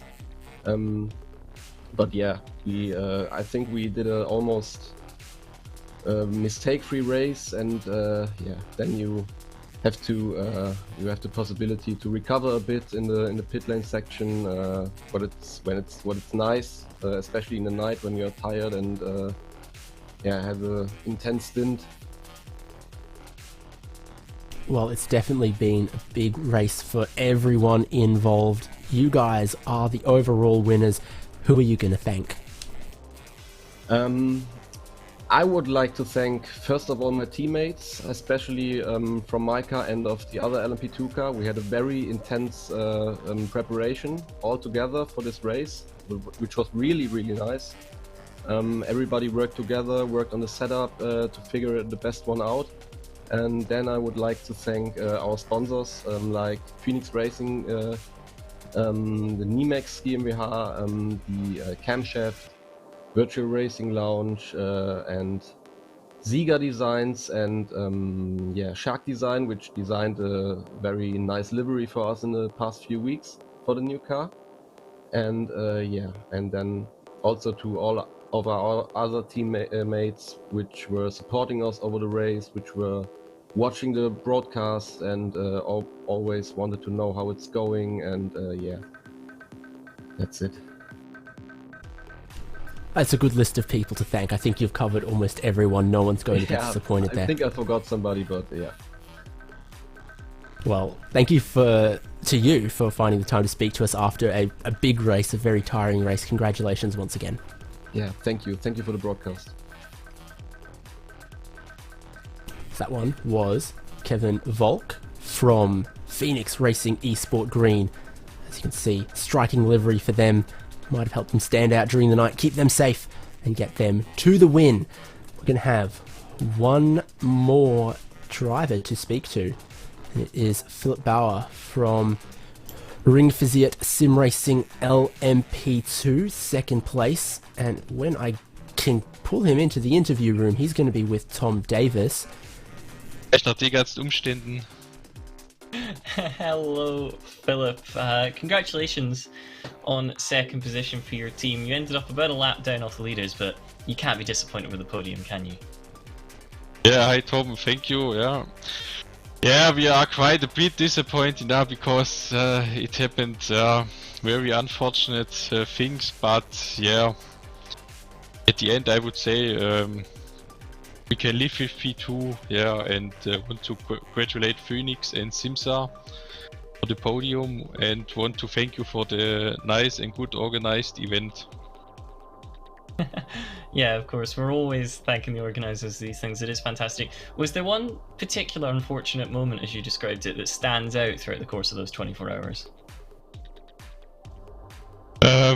Yeah, we had two black flags because of speed limits, which does cost us a lot of times, and yeah, and other things happened in the box. A bug which where the tires didn't change cost also a bit time, and yeah. Well, yeah, that was the biggest. Yeah, of course. It's always a shame when, you know, the 50-50s as such don't break your way. There must have been highlights though over the 24 hours, you know. Which bit for you was kind of like a real yes moment, like this evens out something, I feel good about that? Yeah, that was a really good moment. It was in lap 530 or so. Ronnie Dirick, our driver, was driving a Rouge, and GT3 car lost the control because it was damaged and drove into the barriers and turned over the track, and he could avoid the contact, and that was a very big moment for us. So it could be even much more worse, but it's also cool to drive. It was the first event for all of us with the new LMP2 car, and it was just great. Yeah, it's certainly a quick car to say the least. I just wanted to ask about traffic as well. What's your approach to navigating that sort of stuff? Because also you can be passive or aggressive. Do you think there's a better way of doing that? Yeah, it depends on. After a few laps, you know, which GTEs are hard or not so hard, which will defend in the corners. And so you can say, okay, now I can get into the gap, and yeah, by some others you have to be very careful. And yeah, but it depends also on your status. If you are in the car for around 2 or 3 hours, you maybe do not risk so anymore, because yeah, you are a bit tired, and so yeah, you don't do risk so much. Yeah. Yeah, I mean, I can imagine the tiredness has been a bit bad. We were just in the commentary box for 6 hours, and already I can feel my eyes getting a wee bit droopy. But nonetheless, congratulations on a fantastic result, and enjoy. I'm sure a lot of sleep catching up on is what's about to happen. Yeah, thank you guys. Yeah. Have a good one. Okay, goodbye. Philip Bauer from Ring Fiat Sim Racing LMP2, our second place car in that class. One more interview, one more driver to speak with in our coverage here. That would be Sergey Blum from Team RaceGitter.de. At the end of the race, a lot of burnouts from your team, so you guys must be pretty happy. Yes, of course. It was a pretty tough race for us. And since tomorrow we have seen there's the chance to get the 3rd place, and from there on we're in full attack mode to get in there, and in the last lap it happens, we get the 3rd place, so we are really happy. Yeah, of course, always good when after so much work you see some reward for it. In GT3, you know, you had some choice of cars. You guys have chosen BMW. Do you think that was a good choice compared to the Audi? Yes, of course. I think the cars are the same in the performance, and we are also use the BMW for the VLN digital in iRacing on Nordschleife, and so the guys know the car, and it was the best decision for the team to get in their car. What about all of your strategy? Do you have to save any fuel? Did you have to look after the tires, or was it 24 hours of racing fast as you could? At the beginning, we always change the tires after 1 hour, but in the race we saw it's possible to get a double stint with 1 tire set, and it was no reason to save some fuel or tires. We are always pushed. Especially during the night, Pascal Umhöfer made an amazing job. 6 hours full of push, and it was in every situation it was a hard race because of the LMPs overlapping.